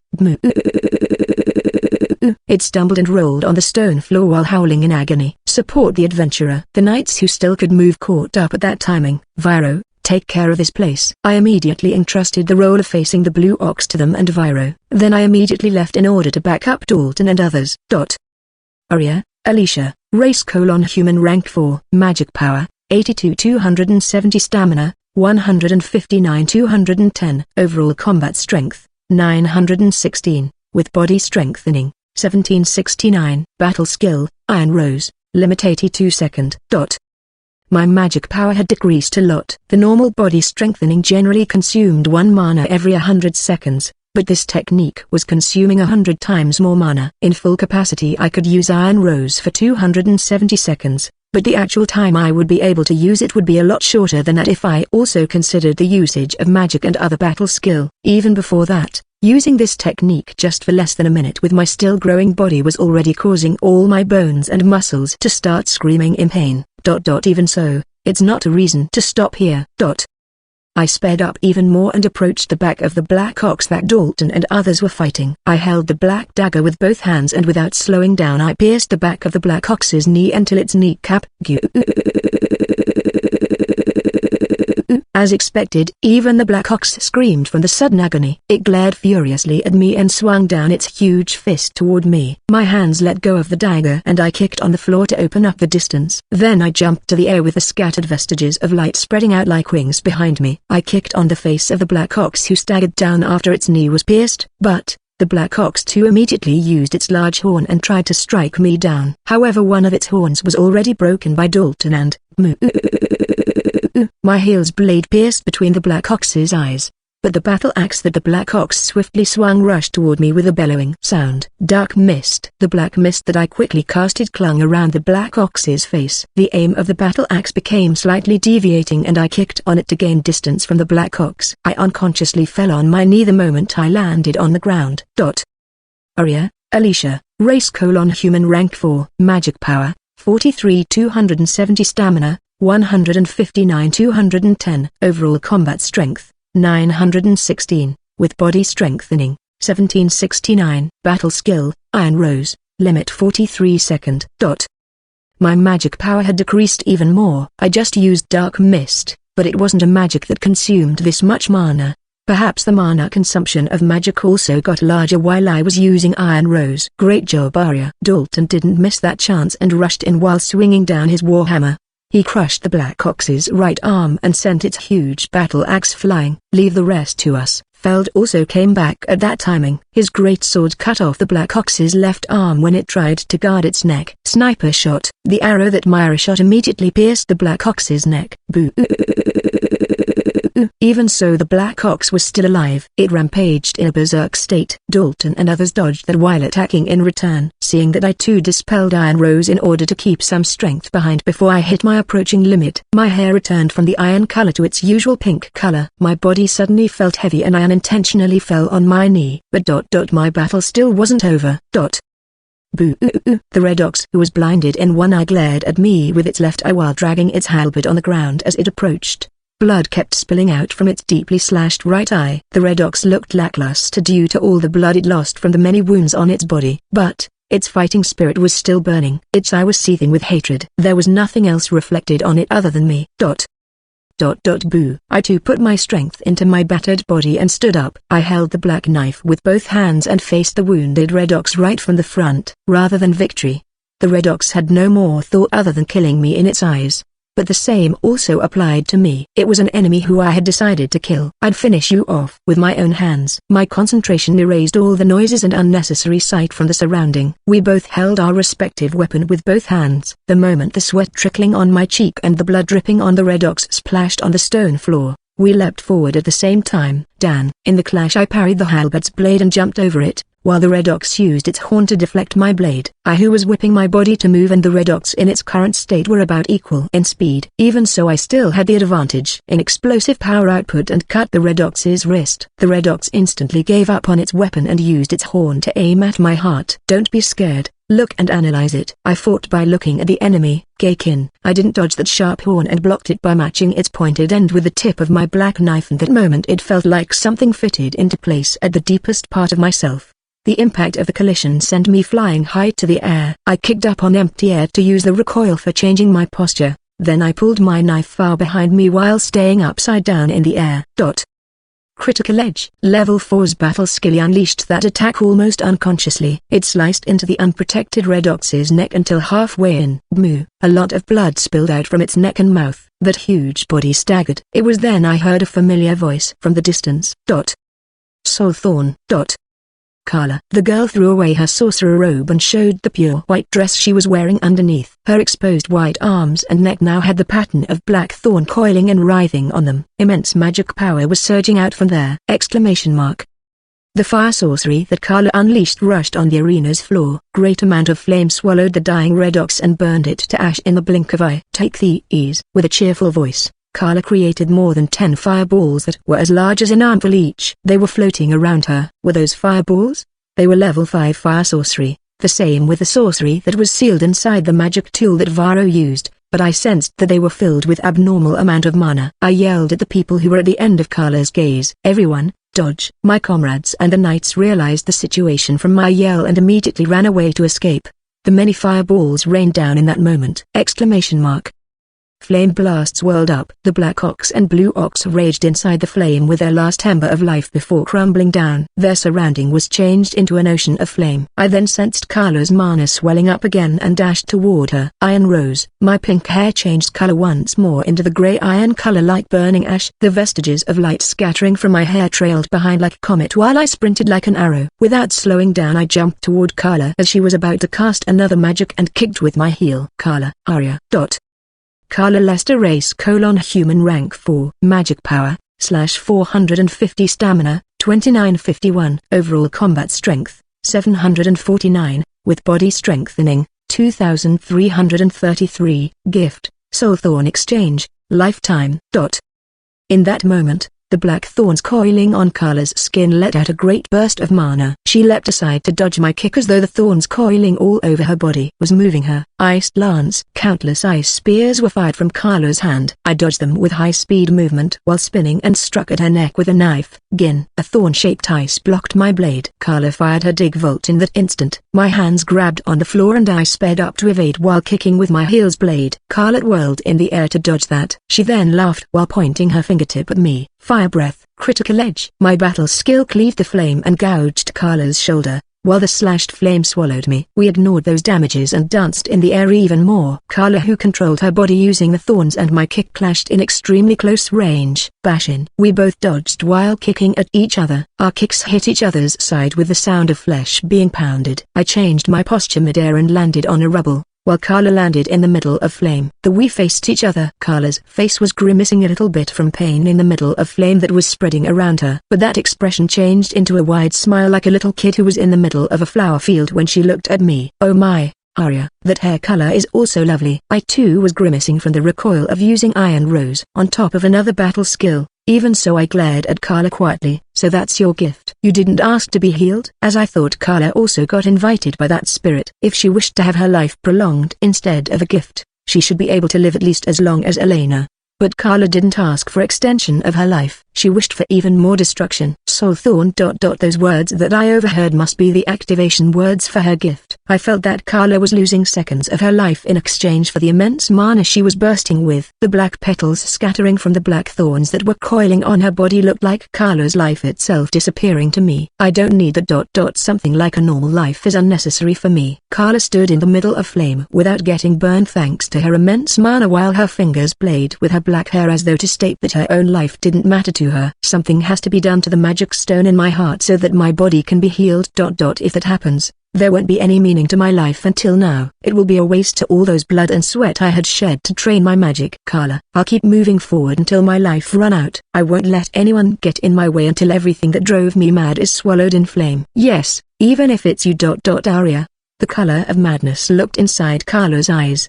She sported a ghastly but bright smile. It was then, the spirit altar at the back sunk down and vanished. A door silently appeared and opened behind it. A small amount of light leaked out from there. That spirit is unexpectedly considerate. It even opened a door to return back after the last enemy is defeated. Carla pinched the bottom of her dress inside the flame and lightly bent her waist. She curtsied so casually as though she was saying farewell to an acquaintance that she ran to on the roadside. Well then, fare thee well, Arya. Let's postpone our settlement until a worthy stage for us has begun. I'm really looking forward to it. https://bookerpervert.files.wordpress.com/2022/07/IO08.jpg. Carla arrived at the exit even without getting burned inside the flame. She didn't even look back at her fiancé Ern and vanished into the exit alone. By everything, did she mean everyone involved along with this country? Even so, based on her personality, that time would be the time where we would fight to the death. I see. I stood alone in the middle of flame while staring fixedly at the exit where Carla vanished into. Carla. You couldn't give forgiveness no matter what. You couldn't forgive your family, this country, and everything involved that drove you mad. For her living wasn't a salvation. It was nothing else than death that would be her salvation. Carla was seeking destruction so much that she refused to live. I recalled Carla's words when we first met. How lovely. If I'm going to die one day, I want to die by your hands, Arya. Most likely those words were earnest words that came from Carla's heart. Fine then. If you said that was your true wish. Alright then. Carla, I'll definitely kill you with my own hands. Heroine Survival Volume 4 Epilogue. Count Lester. Quite some time has passed. When do you think we will receive the news from them? It's as you say, Your Majesty. At Claydale Kingdom, inside the King's office, the King Reinhard von Claydale asked that question to the head of Royal Court Sorcerers, Count Ignaz du Lester, who came to give a report. Inside his heart Ignaz thought that it was even possible that the group had been annihilated after this long without any news. Even so, he told Reinhard exactly what he wanted to hear. If things go well, then it will be soon. That is my best estimate. Even at the latest it won't take 2 weeks. Past that time, the possibility of annihilation would have to be seriously considered. Until now the royal family had always sent their youths to obtain gift each generation, and all of them always returned back alive despite the damages to the royal guards. Taking that into consideration, the possibility of annihilation was low, but the problem was how this task was usually done when the youths of the royal family had come of age. But this time the members of the royal family that were sent were still minor who hadn't even entered the academy. Furthermore, the noble faction was gaining strength and there was a concern that they would get in the way, so the number of the knights accompanying them had also gotten limited. Even so, they had no choice but continuing with the dungeon exploration. That was just how much the unifying force of the royal family had decreased. The nobles who received aid from neighboring country increased their influence and the internal state of the country was getting unstable. The royal family faction wanted the crown prince to marry his fiancées, the daughters of the influential nobles within the country, as quickly as possible, so they could draw in the fence-sitting neutral faction. Ignaz was the head of royal court sorcerers, so he belonged to the royal family faction, but he wasn't as worried as the king about the fate of the dungeon exploration group, because he thought that even if the group was annihilated, they could just set up the still very young second prince as the crown prince despite how troublesome it would be. My daughter Carla is also participating. She is normally useless, but when it comes to sorcery she is in the same level of a royal court sorcerer. She will surely answer your majesty's expectation. The king summoned Ignaz and consulted him. Like this was also because Ignaz had sent his own child into the dungeon. Originally the king should express this kind of whining to his 2 queens instead of a retainer, but the first queen, who was formerly a daughter from Viscount House, had collapsed from worry after learning the truth of the dungeon exploration, while the second queen had no interest with her own daughter from the start. I see. It's true that young Carla is very brilliant. It was small, but Reinhard smiled in relief from Ignaz's words. Reinhard himself also didn't have any other choice for the matter this time. It wasn't his wish to expose children to danger. Ignaz also smiled in response to the king's words, but inside he was cursing venomously.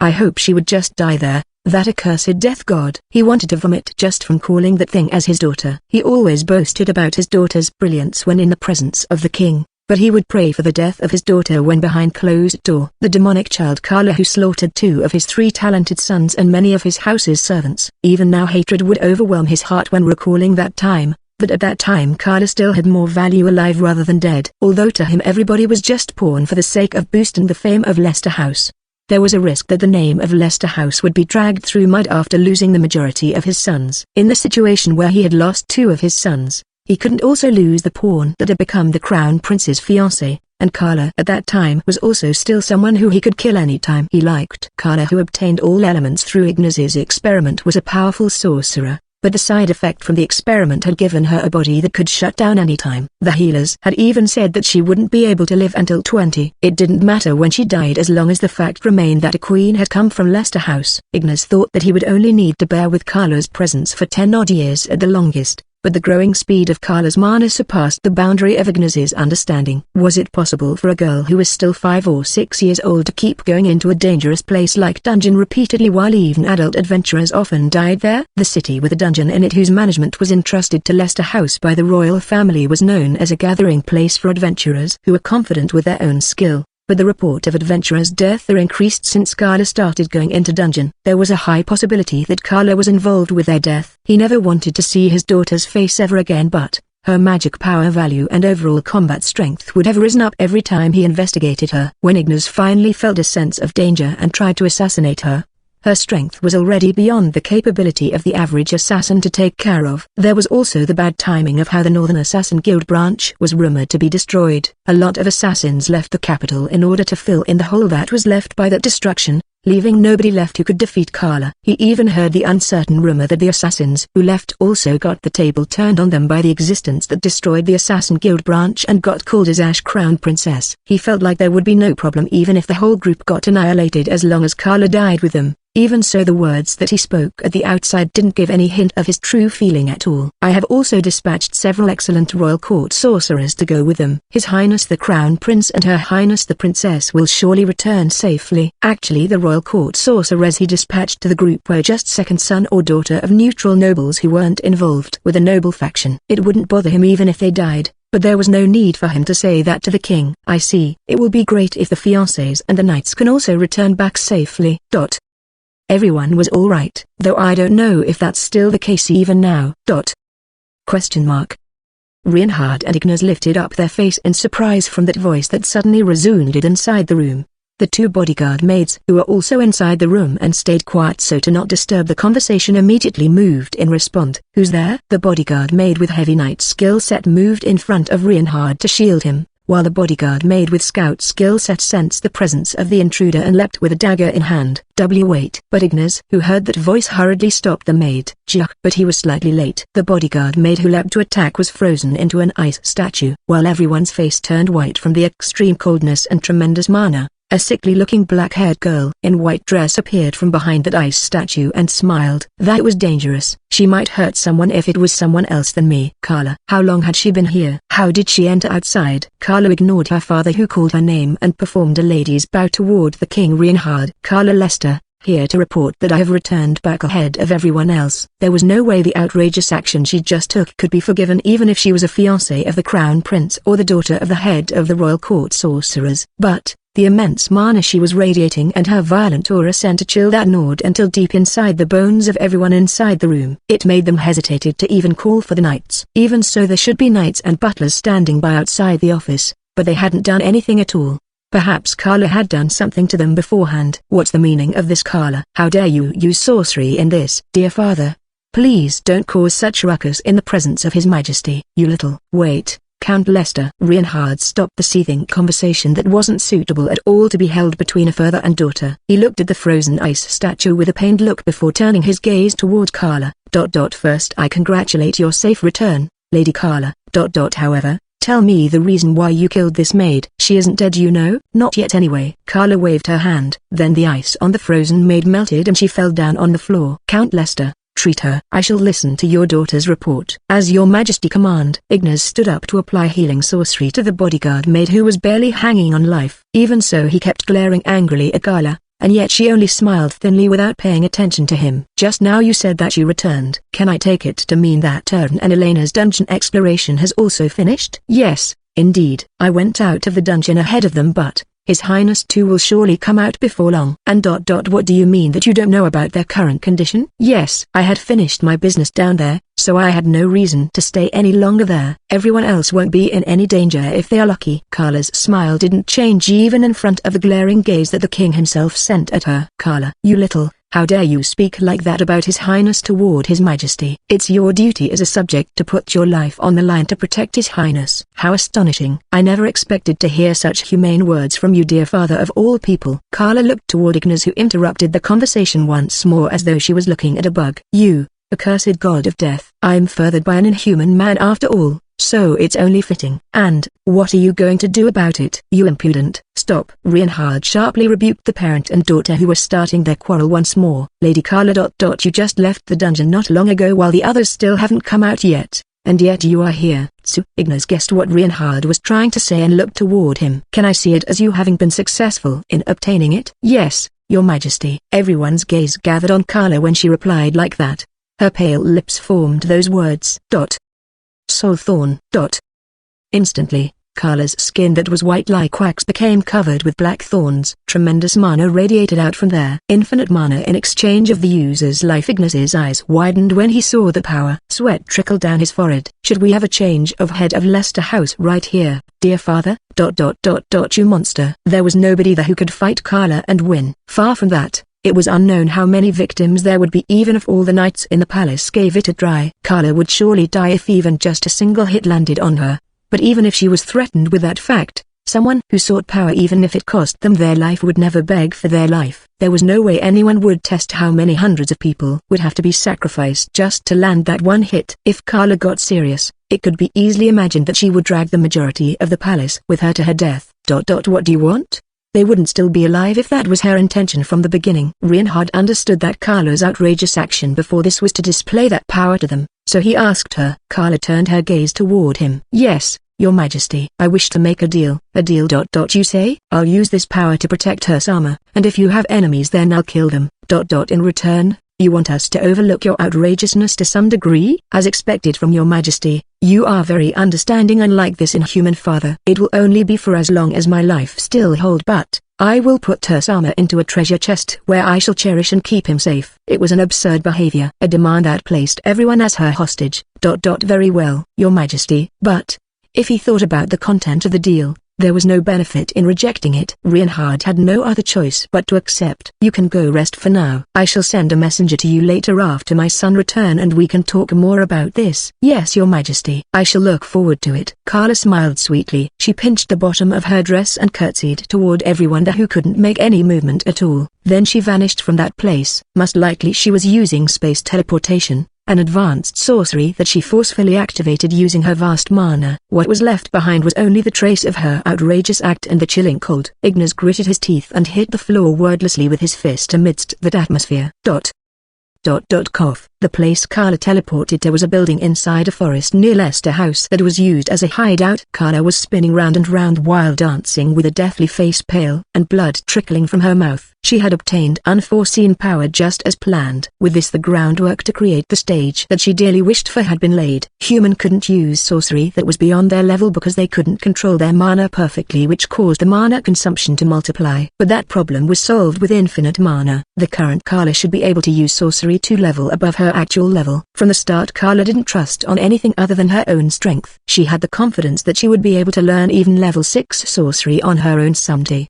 But Carla lacked the lifespan to accomplish that. That was why Carla wished for an ability that allowed her to get an advance for the ability that originally she should be able to reach in the future. Until now the powerless Carla had turned her hand toward various things in order to create the last stage that she wished for. For that she had even brought in thing that human must never lay their hand on into this kingdom. But even that thing had become worthless to her now that she had obtained power. From here on she would be able to accomplish her wish on her own. Carla imagined the stage of the capital being painted in flame and blood while smiling widely with her blood-soaked lips. The weather is nice today. I have to decide. The dungeon exploration was over. Those who obtained result and those who didn't, every one of them managed to return back to the surface. Nobody died in the exploration this time, but it was wholly thanks to luck. Each person had contributed to reach that result. Even so the existence of Rainbow Sword, the strongest adventurer party in this kingdom, played a large part.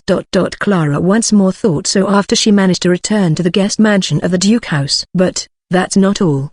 Perhaps because of the change in the exploration schedule, the most wicked villainous Carla Lester managed to obtain a gift that was clearly for attacking purpose. It was something that she didn't possess even in the at-home game. And then even the pink-haired girl who looked similar with the at-home game's heroine also obtained a clearly unique ability. The strength of those two finished off a monster that was in rank 5. Without those two there was no guarantee that Clara could survive. But Clara, who regarded those two as dangerous based on her previous life's knowledge, felt like her lifespan was gradually getting shortened from this development. No, in fact her lifespan was really getting shortened. Even now the gift that Clara obtained was running to search for the optimum solution. The burden from it caused her brain to scream in agony. Intense headache was assaulting Clara constantly. The dungeon spirit found out that Clara's soul came from another world and gave Clara a gift too on a whim. What Clara sought was the power to survive, an ability to know the choices of the future that she could walk on just like in at-home game. Her gift, Foresight, was an ability to calculate the possibilities of the future using all the information in her possession,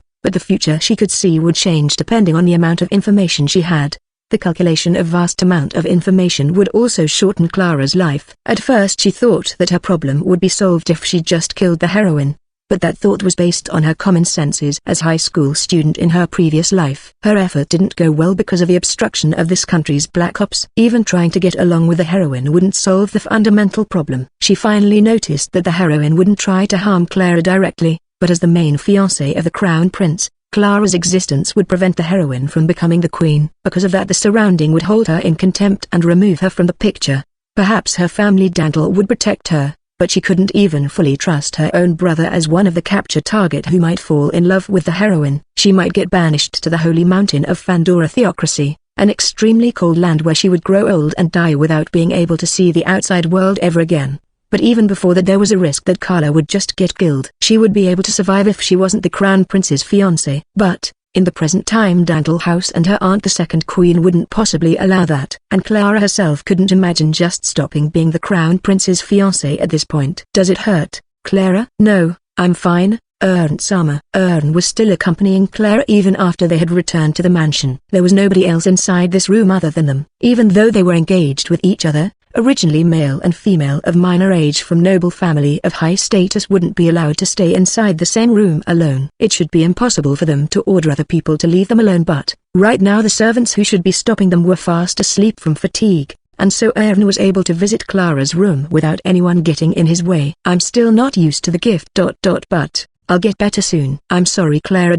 I failed to obtain a gift. I was just a burden to you. That's not true. I want to be useful for Aaron-sama. Clara. Clara's devotion touched Aaron and he called her name. Then he gently hugged her. Aaron's treatment of her made Clara thought once more. I love Aaron-sama. If this was the Aaron from the latter half of the Otome game, she would simply look up to him as a splendidly mature crown prince and harbored no further feeling to him. But it was exactly because Aaron was weak that he could sympathize with the weak Clara and hugged her close. He was able to earnestly support her. Now Clara was able to understand the feeling of the game Clara who yearned for Aaron and tried to harm the heroine. If the same event like in the Otome game happened, the current her might do the same thing like the game Clara. Not only that, there was even a possibility that the game Clara wasn't the original Clara who didn't have the memory of her previous life, but the future of her current self. Clara. Please, I want you to call me as simply Sama. The two's shadows slowly overlapped, and they awkwardly exchanged their first kiss. I'll do it. I won't hand Sama to anyone else. If anyone got in the way of her future with she would erase them from this world even if it was the heroine or Carla. She had obtained the gift power for that. The instant Clara resolved herself like that, her foresight gift showed her several futures with high possibility. Clara pressed her hand on her face due to the terrible headache. Even so she recalled several factors that also existed in the Otome game. Evil race. The enemy of mankind. The messenger of the evil god. The evil people. The game Clara was jealous to the heroine and contacted various forces in order to kill her. And then the other villainous Carla also brought in enemy force in order to harm their kingdom. The current Carla was different from her game self. It seemed that she was focusing in increasing her own strength, but Clara was convinced that the enemy force definitely existed. The evil race's force sometimes would withdraw without showing themselves depending on the game's route, but until then they should be hiding somewhere in this Claydale kingdom. Clara started taking action in order to contact them. How is your arm? Inside a dark place where the sunlight didn't reach, under the weak light of candle, a lone man nodded quietly in response to that question that was asked from the darkness. Yeah, I'll need to train a little but. Creak. The man lifted up an arm of black metal with creaking sound.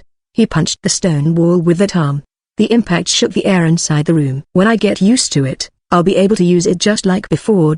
No, even better than before. That man's left arm got bitten off several months ago and he escaped to this place. An ordinary person would die even before reaching this place. That was just how serious his injury was, but the man survived and instead of spending several years to regenerate his lost arm, he instead sought a new arm. As expected from you. Right now just moving the arm caused him intense pain, but the man punched the wall without showing any of that pain at all. The other man inside the darkness was at a loss of words for a moment.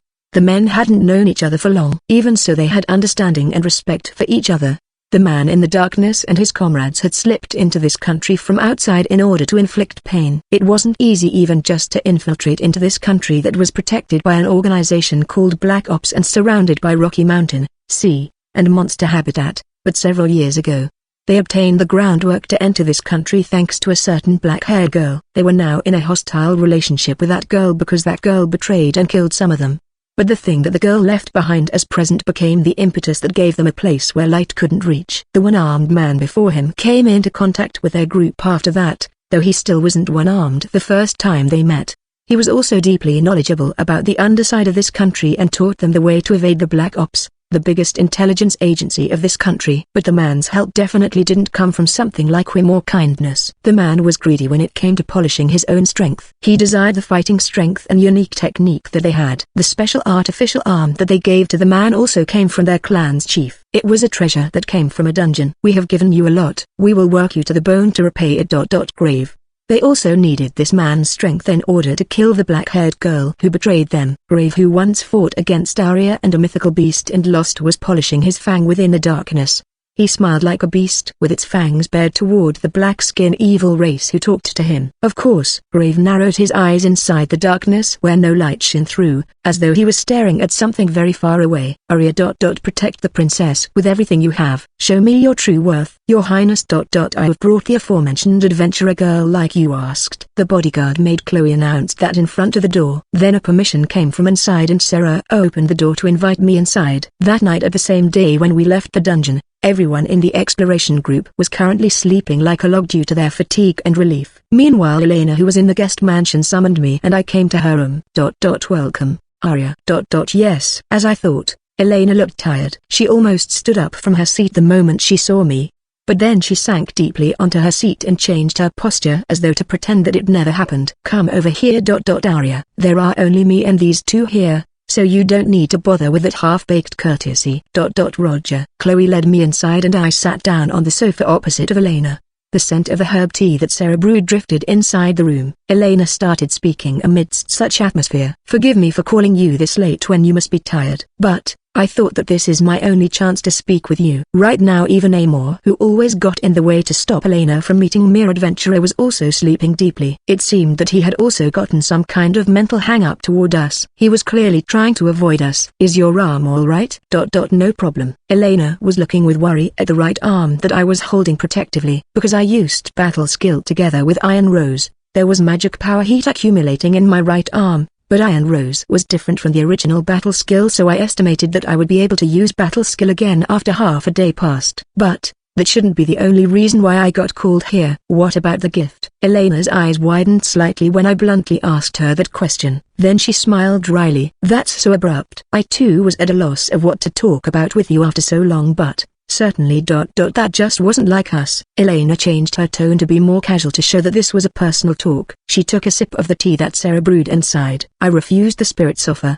Perhaps you also did the same, Arya. In exchange I asked the spirit whether they can make me healthy. But fire arrow. Elena suddenly pointed her hand at me and spoke the word to activate sorcery. But, in my eyes, even though her mana was moving, I couldn't see any fire magic particle in it, and that sorcery didn't activate. I think. My aptitude and elemental skill in fire sorcery has gone. The spirit talked about restoration of soul. If I lost one of my elements, the magic stone that is pressuring my heart will also gradually get smaller. If that was true, would Elena really become healthy? But Elena didn't look wholly delighted by that. Instead she sighed in self-depreciation. The fire sorcery skill that I had worked hard to increase until level 2 is gone. I was the one who agreed to it, but I can also understand a little about Carla's feeling that doesn't wish to become healthy. I see. The skill that was engraved in her soul was erased. Was it similar like using cure to erase it too? Elena also mentioned that she agreed before her skill got erased. Perhaps adding something to soul was easy. But even a tremendous existence like that was limited when it came to erasing skill that was engraved into the soul. Arya. I heard from Dalton that you obtained the dungeon's blessing. Aha, most likely this was the main topic. Elena leaned forward a little and peered into my eyes. A lot of people had witnessed your strength. Even if we try to keep it a secret, it will definitely get leaked and some nobles will try to bring you to their side. I noticed. Even if what I got wasn't actually a gift, obtaining the dungeon's blessing had turned me into a special existence in this country. I became an adventurer because I refused to get adopted by noble and got toyed by fate. But now, the nobles were going to approach me once more because of that power. I have a way to protect you. But it'll turn into a chain on you that limit the freedom that you sought. If Arya really wished for freedom, I think it'll be better if you go to another country. Elena. She lifted up her head that was looking down when I called her name. I won't run away anymore. Arya. I understood that it would become like this. Even if I didn't receive the dungeon's blessing, if I obtained a strength to oppose fate, someone who would wish to make use of that strength would definitely appear along the way. You should also be in danger, Elena. If it become known that you're healthy now, a side that want to make you into the queen will definitely appear, and then a side that doesn't like that might target your life. What are you going to do in that situation, Elena?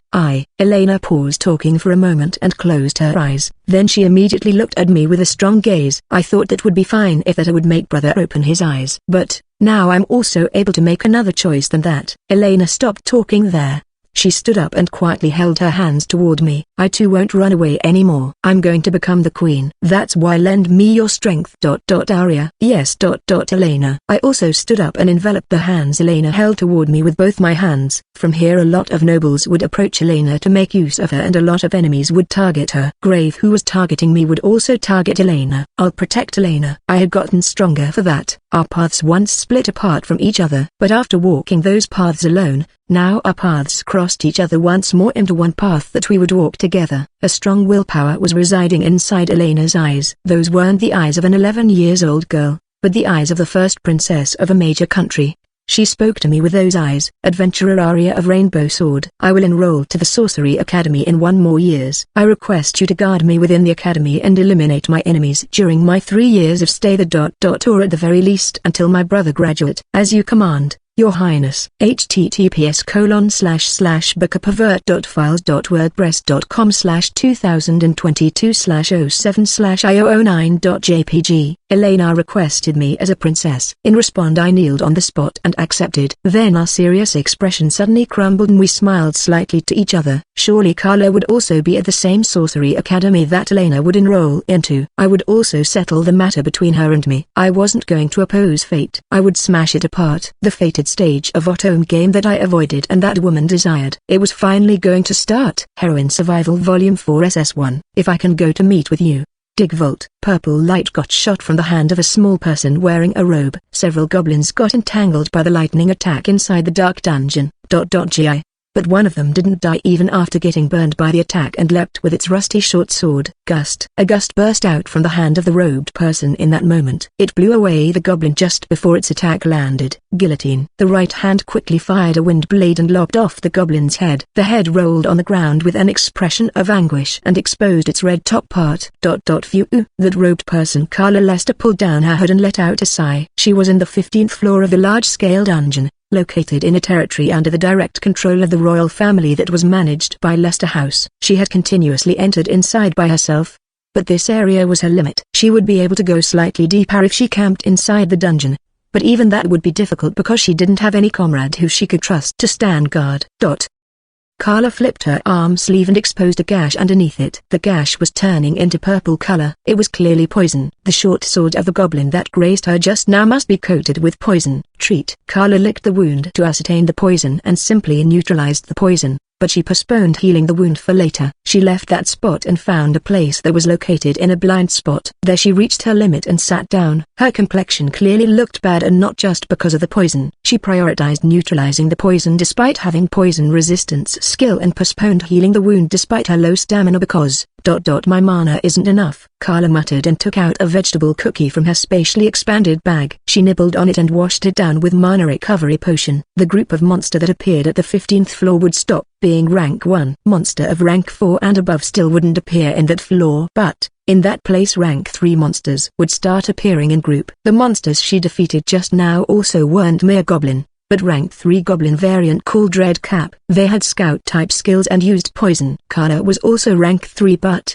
the risk of her getting wounded would increase if monsters that were also rank 3 appeared in group. After all, there was also a case like just now where she failed to defeat the opponent in one attack. Few of the sorcery with rank below 3 was area attack. There was only the water ball of water sorcery among the ordinary sorcery, but it wasn't strong enough to be used against enemy of rank 3 and above. To solve that problem, Carla used lightning type sorcery that was a combination of water and wind. But Digvolt simply had the tendency of scattering. It was hard to call it as a proper area attack. The damage it dealt on multiple opponents was unevenly distributed. Because of that, she would suffer wound and used sorcery even more to heal her injury and defeat the enemy that got away. It consumed her mana pointlessly and also slowed down her exploration speed. She put rations and potions into her spatially expanded bag so she could dive into dungeon for a long time. But there was also a limit to that. From the start she was a light eater and she wouldn't even mind to skip eating, but the prolonged battles shaved down her stamina that was already small from the start, making her needing to take a break no matter what. Like now. If it's her, she'll definitely be alright even by herself. Pekin. She munched on the hard-baked cookie while her mind turned toward the ash-covered girl who changed her fate. The aloof girl who said that she would kill her. Arya. When she heard the rumor that the ash-crowned princess who destroyed a branch of Assassin Guild was also still a very young girl, Carla got the hunch that it was Arya. She was alive. Even now she was placing herself in a battlefield for survival and continued to polish her fangs. She was being very spoiled compared to that. A battle where the strength of the encountered enemy was known was no different than mere work. She too had to become stronger no matter what for the coming battle to the death against that girl. Carla thought with a dark smile. I need to go a step higher. The limit of ordinary person was rank 3. Putting it another way, Even ordinary person could reach that stage as long as they didn't slack off and put in effort. Going above rank 4 was a territory that could only be reached by those who surpassed their own limits. Carla imagined that she would reach rank 4 during her stay in the academy, but she felt that would be insufficient compared to Arya's resolve. I want strength. Since she killed her brothers when she was 5, she dreamed of killing her father and engulfing this country in flame. She was seeking strength to make that dream came true. She couldn't live without getting stronger. Day by day her father, mother, and servants were wishing for her death. She also obtained poison resistance during that, and since then Carla stopped eating food in her home. She wanted to become strong in order to live and kill. But just that alone was no good. The current Carla earnestly wanted to become even stronger for the sake of Arya, who accepted that she would fight her to the death. Her lovely dream of fighting Arya to the death got disturbed. Carla looked at the 3 orcs that suddenly appeared with a chilling gaze and stood up. Die. She created multiple fire javelins instantly and angrily fired them to mow down the orcs. The orcs grumbled inside the flame. But one of them didn't die in one hit, just like the red cap from before. It threw a stone axe in its dying moment, which grazed Carla's side and knocked her away. Carla hit the dungeon's wall and vomited out blood. Even so, she slowly stood up on her own feet and put her hand on her cheek with a troubled look. This is troubling. Am I actually weak? Carla Lester race, human rank 3, magic power, 154, 410 stamina, 647 strength, 6 endurance, 3 agility, 10 dexterity, 8 light magic level 3, darkness magic level 3, earth magic level 3, water magic level 3, fire magic level 3, wind magic level 3, non-elemental magic level 3, daily life magic times 6, magic power control level 3, pressure level 3, night vision level 1, search level 2, simple appraisal. Overall combat strength 472, sorcery attack power 708. Carla let out a small sigh like an ignorant young lady who went shopping without even knowing the value of currency. Even though she was soaked in blood with the smell of death drifting around her, such gesture really suited Carla, who was an actual daughter of a high-ranked noble. The status of sorcery attack power wasn't simply representing the power of a single attack, it was a number that was the equivalent of the body strengthening of close-quarter fighter, showing the sorcerer's versatility from possessing multiple attributes and their destructive power. There should be almost no rank 3 who could win against Carla if it was judged just from that number, but that was still far away from the ideal that Carla was seeking. She was used to put her life in danger where she shed blood. She was also used to pain and suffering. She didn't even feel fear toward death. Even if she was wounded with something that would kill even an adult, she wouldn't die right away if she radiated mana of light from her heart's magic stone immediately. That was just a daily routine for Carla. There wasn't a single thing in her current situation that satisfied her. As I thought, perhaps I should try making use of that. Although she wanted to burn the capital, her stamina that was like someone at the death's door worried her. Because of that, before this she was also thinking to draw those who wanted to harm the kingdom into the country. At that time Carla had already encountered Arya and lost interest towards such trifling matter. But then she recalled of the strange story that she once heard from the information broker she was using at that time. I think it's around here. 2 days after she decided what to do inside that dungeon, Carla made her way toward an area with bad public order inside Lester territory. Carla's father, Count Lester, had a strong sense of arrogance and apathy toward anyone below him. Although he was brilliant as a royal court sorcerer, the same couldn't be said about his capability as a ruler. Lester House had no interest in anything else than sorcery and their social standing. They left the ruling of the territory to their steward, and even that ruling was being done simply by strictly enforcing the law. But the law being strict wasn't equal to the public order being good. Merchants with sharp wit had left Lester territory. Those who remained only had their sights set on anything related to dungeon and the adventurers. The source of funds for the territory was mainly being covered by the subsidy of managing a large-scale dungeon. Even so, the state of the territory wasn't particularly worse compared to other nobles' territory. There were many noble houses that ruled like that when they had local specialty or other source of funds. But there was no way the eyes of the ruler reached until every corner in that kind of place, allowing illegal organizations to take root in that land. There was the sound of small pebbles being stepped on. Carla stopped walking and caught sight of several ill-bred-looking men at the corner of her eyes. Oi, girl, are you the brat who did the killing around here? Carla quietly turned around after feeling the hostility that the men were directing toward her. Carla was really thin despite her growth from her magic power. She felt nothing from being called a brat. But to anyone who didn't know Carla, it must be an unnatural scene seeing an adult man asking a kid if she was a murderer. Carla spoke toward those men without any tension. Do I know you guys? I'm searching for an information broker of the underworld though. I'm asking you if you did it or not. The middle-aged man who seemed to be the leader asked with a threatening voice after seeing Carla playing dumb. If you don't know then that's fine. Carla only glanced at that man briefly before losing interest. She then turned her back on him. The man's vein on his forehead throbbed from that treatment. The youngster behind him lost his patience and rushed forward. You shitty brat, don't ignore Big Br. Dogan. Without even looking back, Carla lightly waved her hand and a rock bullet shot out from there. It pulverized the head of the man who rushed forward. Just how much strength was put into that sorcery? The body of the man whose head was pulverized didn't get blown away. It only swayed gently before falling. At the same time a lot of blood spurted out and dyed the men around it red. The youngsters who instantly had gotten showered in flesh and blood screamed. There were even some who lost strength in their waist and couldn't stand up.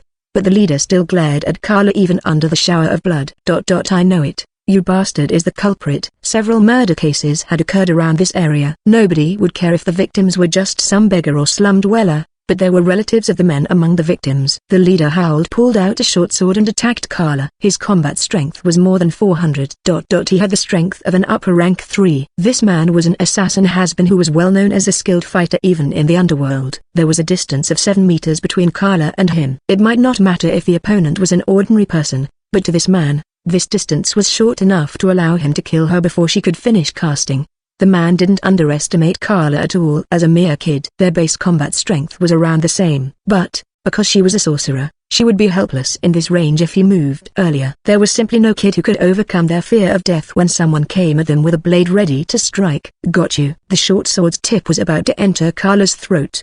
The man was convinced of his victory, but the man noticed at that moment how Carla was looking at him without even blinking. He felt a chill on his back. Digvolt. Dodon? ? Lightning attack was fired from in front of Carla. It struck the man and blew him together with his underlings behind him. Lightning attack had no physical impact, but, by adjusting the lightning's strength, the living target that got hit by it would convulse at the moment before their death. It would cause them to be blown away by their own strength. Even so, there was no child who wouldn't get scared seeing a blade approaching right before their eyes. There were only 2 exceptions to that rule. It was the man's misfortune that one of them was right before him. Delicate magic control and courage that a child shouldn't be able to have. If even just one of them was missing, it would be Carla who got defeated. But for Carla this result was an inevitability. It was also the limit of this man who could only measure his opponent based on their combat strength value. Damn. Oh, you're alive? The rank 1 and 2 underlings behind the man couldn't endure lightning and they all died. But the leader alone was still alive even while lying down with smoke rising from his whole body. But Carla wasn't even bothered that she failed to kill him and looked down with a smile while narrowing her eyes that were surrounded with dark circles. Well, no wonder. You tried to divert the lightning by quickly filling the blade with mana, right? That's too bad, even though you might be able to kill me if you didn't abort your attack. He lost because he prioritized saving his own life. He lost because his courage was inferior compared to a kid. Carla made such provocation and grabbed the hair of the man who was unable to move. She lifted his head and quietly brought her face closer. But, this is fortunate. I just can't reach the place because even when I find someone who looks like they know the location, I'll just kill them right away. Can you show me the way to the Thief Guild? It wasn't just the Thief Guild, but any organization that was aligned with the underworld was hidden from public eye. Small organization would be disguised as a company or hiding in a residential house, while organization that had existed since a long time would become an existence that couldn't be perceived as a part of that city's history despite being in contact with the public. In the case of a large-scale organization like the Thief Guild that Carla was searching for, it didn't have a headquarters where everything was managed. Each branch would hide in their respective region and periodically change their base to escape from the investigation. So Carla couldn't find it. This is really troubling us, young miss. We already asked you to not lay your hand on our member, didn't we? The location was in the reception room of a company that was handling imported goods from other country. The Thief Guild was using it as their camouflage. There the man was making such snide remark to Carla, who was sitting elegantly on the opposite sofa. But she simply smiled cheerfully without any care. It's your fault that you moved your base. It was them who tried something with me even though I was only asking for the address. You aren't educating your men enough. I'll be more careful next time. That man. The chief of this guild branch, Lloyd, harbored muddy black feeling toward Carla's attitude. Even so, he put on a sincere smile on the surface. It had been 3 years since Lloyd got involved with Carla. Their first meeting was caused by a scammer who was a member of the Thief Guild trying to swindle Carla, who was planning to sell materials from dungeon in large amount. The scammers got killed, but, Lloyd realized Carla's abnormality quickly and chose to join hand with her rather than getting into hostility with her. Dungeon materials were precious, but his guild bought them off from Carla with higher price than the market price. He considered it as him paying protection money to Carla. That decision wasn't a mistake. Right now he wanted to praise his past self for his excellent decision. But at the same time he also regretted, at that time he should abandon everything to the wind and ran away as fast as he could. The underworld would definitely call him a coward or insane condescendingly if he said something like that. But the militant big shots and the green underlings who thought like that and tried something with Carla just because they thought she was a child had all gotten burned to death. It was just as Carla said. He should have taught the members about Carla's appearance and strictly ordered them to not lay their hand on her. But Lloyd didn't do that. He moved the base's address and didn't notify her of the change because of the faint hope in his heart that he might be able to cut off contact with Carla like that. I also heard how the rumored woman is also a little girl who's still so young. I wonder just what's going on with the young woman of this generation. Lloyd muttered while sighing tiredly. But then he was startled when he saw Carla's eyes shining fierily after he said that. Don't tell me, you know her? Yes, she's the only one who can kill me in this world. She's my important person. Hearing those words made Lloyd wanted to curse God for making him having to get involved with this kind of girls. The girl who destroyed the northern branch of Assassin Guild and crushed several branches of Thief Guild that tried something with her. Ash Crown Princess. In the Thief Guild there was the militant faction that wanted to take revenge on her and the moderate faction that wanted to refrain from getting involved with her to avoid the damage. But even the council that was made up of the representatives from the influential branches managed to decide the policy that the Thief Guild should take against her.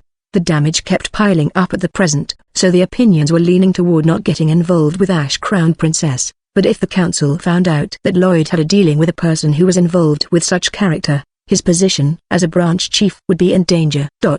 No, that might not be the case. She was a business partner, but Carla was also counted as a dangerous character by the Thief Guild. She said that the Ash-Crowned Princess would kill her, but, as someone who knew Carla well, he could easily imagine that surely this thing between the two girls would lead to a duel to the death between them. Regardless of what the council would decide, he refused to try anything with such dangerous character and die because of that. But if these two extremely dangerous people fought each other to the death, then there wasn't even any point to intentionally take any risk to do anything to them. If Lloyd brought this information to the council, it might enable him to become a member of the council. But that would be a dangerous gamble. If he leaked information carelessly, he might turn both Carla and Ash-Crowned Princess into his enemy. To prevent that, he needed to curry favor with Carla to some degree. 3 months after that, Carla could be found in a noble territory along the western border. Distance-wise it should be possible for her to arrive here quicker.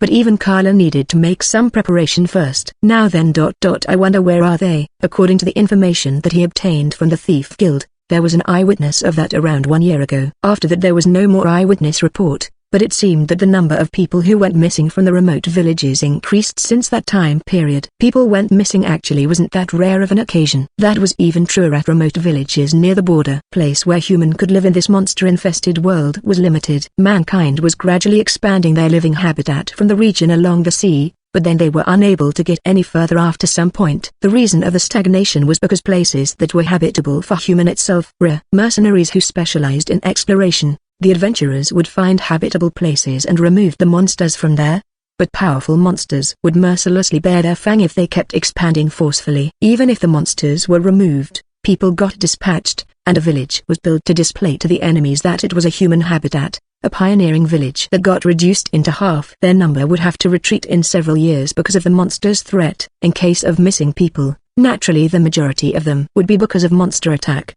But even then the victims would be hunter going into the forest or villager who got too far away from the village. It was impossible of people inside the village to go missing without even leaving behind the corpse like the case is this time. Naturally in such case the villagers would consider it as crime and send petition to the feudal lord. But the incidents would stop happening when knight or soldier got dispatched. Then after a while the missing cases would occur again but in different village. Setting aside the missing cases, the Thief Guild in that area also thought whether they could sell this information to the noble, but there was only one eyewitness report and even that information couldn't be firmly proved as being related to the missing people cases, so the idea got discarded. That branch felt dissatisfied about that and sounded out several branch chiefs about buying the information. Lloyd bought that information was an upfront investment, thinking that perhaps supporting information would appear in later date and he would be able to sell it to some influential noble. But his expectation wasn't answered. No additional information appeared. At that time he also offered it to Carla for a reasonable price,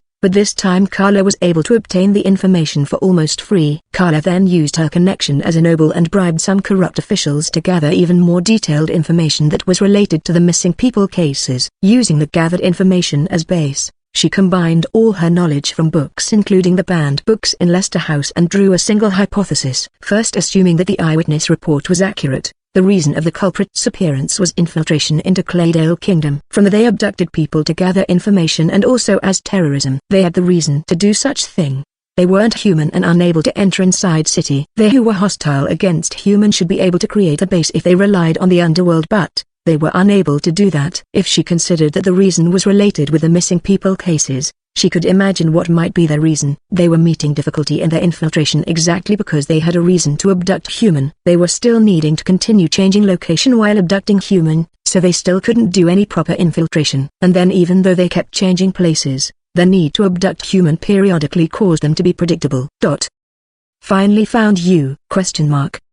Late at night in a certain village, the culprit who was attacking the villager in the hut for charcoal making bared their fang toward Carla, who suddenly appeared. As I thought, you are non-human. An existence who wasn't human despite looking like one. Many of such existences had the trait of targeting human as their food. An existence that had the same way of thinking as human but had to eat human to live. Human society couldn't accept them and even the underworld avoided them. But there was a bigger reason why they couldn't enter human city and tried to infiltrate into human country like this. That was, nice to meet you, evil race. Evil race. It was a derogatory term for dark elf, and the general term for those who were hostile against human nation. It wasn't written in humans' history book, but, according to the banned books, the native people of this continent was none other than the Dark Elves. They were designated as evil and chased out by the Holy Church of Humans who migrated here from another continent. They loathed the Holy Church and hated the human nations that believed in it. They were chased away from their home and had to live in a harsh environment. She heard that in order to secure fighting strength, they even recognized non-human as subjects. That man was a Dark Elf who was called as Evil Race,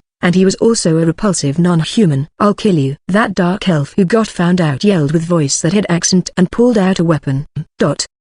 Non-human man race Dark Elf rank 3 magic power 194/212 stamina 153/230 overall combat strength 360 times 2 opening parenthesis 720 closing parenthesis. The strength that she sensed from him was around rank 3, but the combat strength that she saw with appraisal was far beyond that. The strength of Dark Elf was no different than Forest Elf, but this non-human man was rank 3 but with strength that was nearly rank 4. Carla believed that she wouldn't lose easily even if she fought him, but that wasn't her reason for searching them. Wait, I come here with a good offer for you all.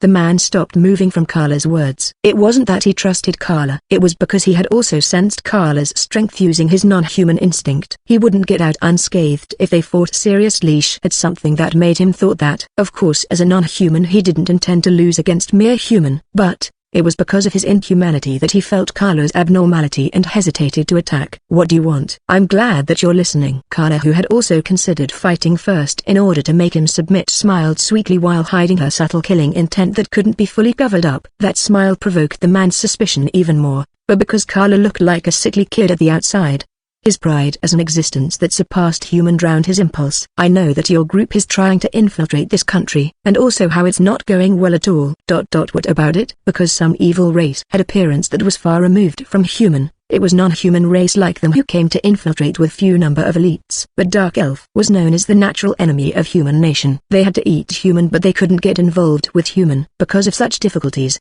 in reality there hadn't been any progress with their plan even after nearly 1 year. But what if there is a place where there won't be a commotion even if people go missing, can be used as a base, and has a lot of buildings that doesn't belong to anyone? What do you want? The man repeated his question just now one more time. Certainly they wouldn't have this much difficulty if they had that kind of place. Their field of activities would widen if they had a base. They would finally be able to take the first step to their objective. But what was the benefit for this human girl in helping them like that? In response to that question, Carla smiled with a dark gaze that sent a chill to the man's back. It's simple, because I have a lot of people who I want dead. Carla told the man about her life. The people who toyed with her fate, the people who overlooked it, those who played around and laughed to each other happily while not noticing that such thing was going on. She wanted to burn down everything of that. For that purpose she wanted to draw the evil race that also held similar grudge toward human into this country and made use of their strength. The man was overwhelmed from feeling such repulsive hatred and sentiment from so close. Even so he felt that anger and hatred were similar to them, the evil race. With that he finally obtained a reason to understand Carla's motivation. I understand your desire, but I can't decide this by myself. I don't mind. Then, where is the one who can make the decision? Right now we're moving separately, but if it's just with some of us then you can meet them immediately. So you will bring me to them? My name is Carla. Carla offered her hand for a handshake even knowing that the other party was a non-human. The man felt anxiety seeping out from the bottom of his heart seeing that. Even so he quietly shook her hand. I am ... Call me Musa. Naturally Musa still wouldn't talk much even after deciding to hear about Carla's offer. Even so Carla guessed from bits and pieces of his words that he didn't have a lot of comrade with him. She imagined that at most their group only consisted of 10 odd people. It seemed that Musa was categorized as weak among that group. Carla, who sought strong existence in order to burn down the capital, nodded in satisfaction. That was because if all of them were non-human, they would have combat strength that was more than their actual rank suggested. That was exactly the reason why she searched for evil race. That would make this worth it for her. Let me give you this as present. Carla showed her present in order to obtain trust. It caused the color of Musa's eyes to change. After all, the infiltration of Musa's group didn't go well because they couldn't obtain that. When entering another country as a spy, it was the first thing that had to be obtained even if they had to contact the local underworld and paid a lot of money for that. That was a map. Is it the real thing? Yes. You need it, right? Musa stared hungrily at the details that were drawn on the map on Carla's hand. They had tried to obtain map in this 1 year but they couldn't even contact the assassin guild that was rumored to even accept monster into their rank. They even braved danger by moving the members of their small group separately just to obtain map. But there was no way they could obtain proper map from attacking remote village or merchant caravan. Even if they found some, they were all just simple map of the surrounding. But the map that Carla brought with her was very detailed with Claydale Kingdom's major highways and major cities drawn on it. Musa's hand reached out and grabbed the map on Carla's hand. Their plan would progress if they had this. Thinking that, Musa's hand moved to pull the map toward him. It was then, rip. Carla strongly pulled at that moment. The map got ripped into 2 from its crease. Now each person was only holding half of the map. I'll hand over this one after you have properly introduced me. For now even just that half should be enough, right? The half of the map in Musa's hand depicted the western region of the kingdom, the region where the evil race was lurking right now. Certainly just with this would make it easier for them to search for a base. But the geographical information around the capital that they needed was in Carla's hand. Got it. Tomorrow I'll be able to contact with several of my comrades. Are you fine with that? Yes, of course. I'll be waiting for a good news. The night of the next day when Carla showed herself at the abandoned village that Musa designated, Musa confirmed that she came alone and met her. You came. Musa grimaced slightly seeing Carla looking around with interest. In the past this might be a pioneering village with population around 300 people. It looked like this place had been abandoned for more than 10 years based on the decay to the houses. The reason why this place got abandoned was unknown, but it looked like even the evil race couldn't use it as their base. There was a recent trace of repair inside the house. Even so they had to give up on it. From Musa's perspective, Carla's gaze on that failed attempt might feel like an insult. But Carla looked around not because of such trivial reason. The others over there aren't going to come out? Those words of Carla caused the presence from somewhere around to waver. So you noticed, girl. Immediately, a man who was accompanied by 2 dark elves appeared several meters behind Carla. They felt very strong even just from their presence. The 2 who were accompanying him were also around the same level like Musash felt that their strength were around rank 3. But the evil race, who was the only female among them, was making a displeased look. It was because the wavering presence came from her. The strength of the 3 of them including Musa was around the same or slightly lower than Carla as long as she didn't pay attention to their combat strength. But the man standing at the middle was in a different level than them. Evil race man race dark elf rank 4 magic power 234/254 stamina 328/389 overall combat strength 925 times 2 opening parenthesis 1850 closing parenthesis. If Musa and the other 2 rank 3 were in charge of information gathering, This man who possessed high combat strength was a warrior of evil race who was chosen in order to fulfill their objective. It seemed the man had also appraised Carla's combat strength. He took out a map from his pocket with a slightly condescending look. I have taken a look at the map. It seems to be genuine. Unlike Musa's halting speech, this man spoke the official language fluently while waving around the halved map. He treated such important things slovenly was to show off their superiority against Carla and also because they had finished copying it. With this it will be easy to find a base. The same with finding food. It should also become possible to attack the capital with the remaining half in your possession. But you know. The man glared at Carla arrogantly. He had such attitude more because he was a non-human evil race rather than dark elf. Girl. You said that your name is Carla? I heard about your objective from Musa. Apparently you want to make use of us for our strength, huh? I'll overlook your human arrogance, but what is it that you wish from us? Even if they worked together, both sides wouldn't be able to grant everything that the other wanted. The evil race was thinking that they would be able to draw even more useful things from Carla, seeing that she already gave them a map from the start. But in order to do that they first had to compare and adjust to each other's wish. The rank 4 evil race was pressuring Carla persistently. Partly it was for making the negotiation progressed in their favor, but it was also partly because they were looking down on Carla, who was a human. They too didn't become non-human because they wished for it, but the strength that came from it was one of the things supporting them. That was why they unconsciously looked down on Carla and got on board with her offer even though she was clearly someone suspicious. Can you tell me your name before I tell you about my wish? Carla smiled wetly as she asked him that. The man frowned. Even so he generously nodded, thinking just that much should be fine. My name is Zuraimon. Washim. It's Sida. The rank 4 man was Zuraimon. Next the tall man introduced himself as Washim and the woman was Sida. Thank you. Those are good names. Zuraimon,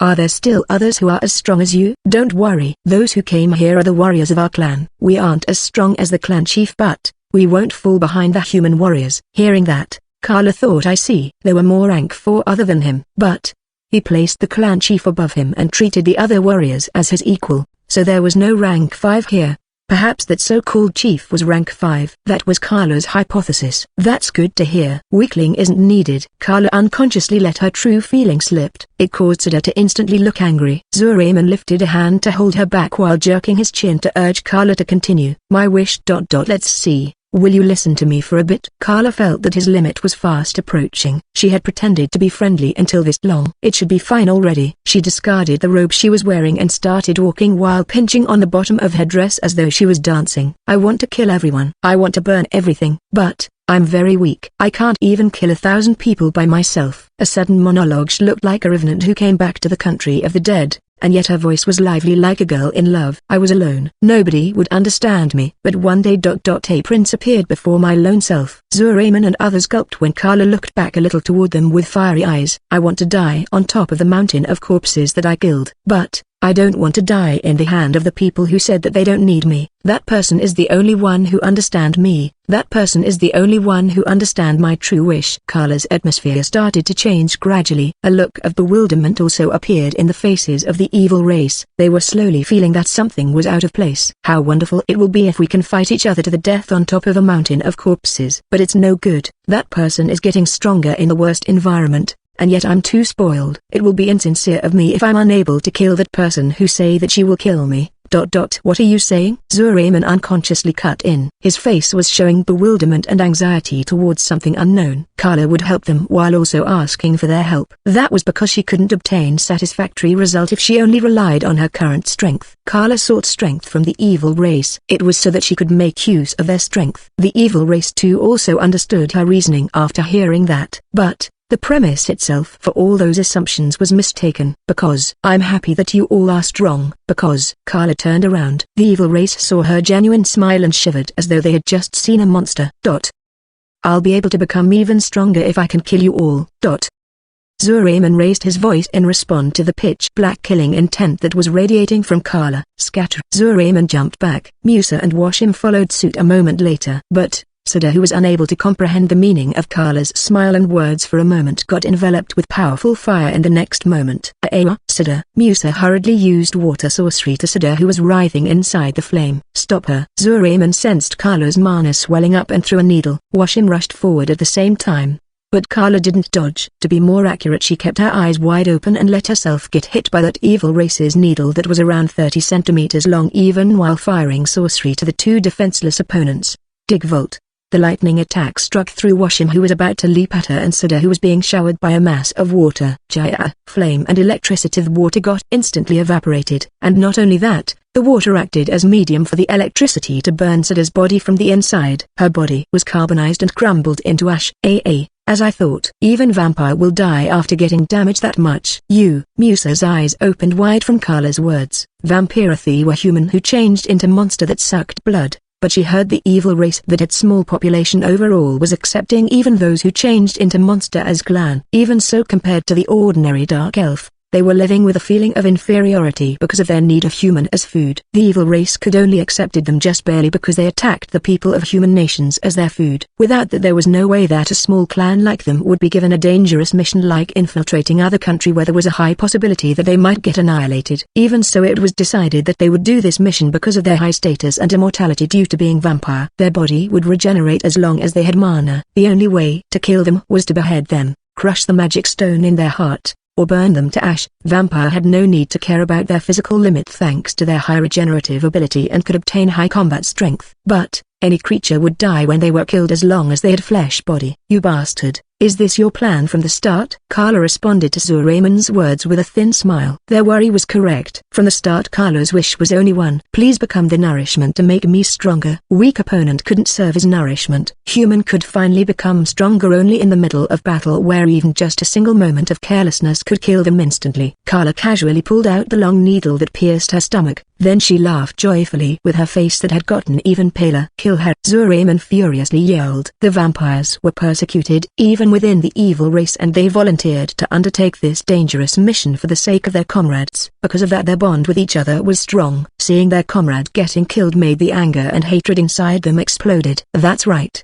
Come at me seriously. Enough talk. Washim recovered from the electricity's damage due to his regeneration. He grew his claws longer and rushed toward Carla once more in response to her words. Stone shot. Carla's stone bullet intercepted him. Washim's arm was broken, but he paid it no mind, swept the stone aside, but the strength of the shot pushed him back. But it's over. At the same time with it, Zuramon vanished and leapt out from Carla's shadow.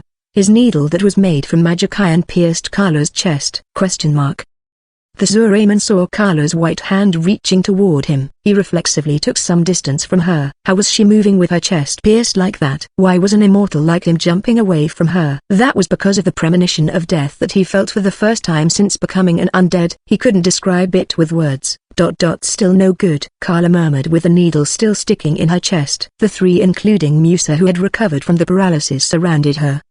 Are you immortal? There's no way that's the case. Carla slowly pulled out the needle from her chest. But the blood that should spurt out from there immediately stopped. Zuramon noticed how her whole body was enveloped in faint light and realized that Carla was using healing sorcery. However, no matter how talented she was in healing sorcery, human should die when her chest was stabbed. And yet Carla was still alive. How? Washim couldn't endure it and screamed.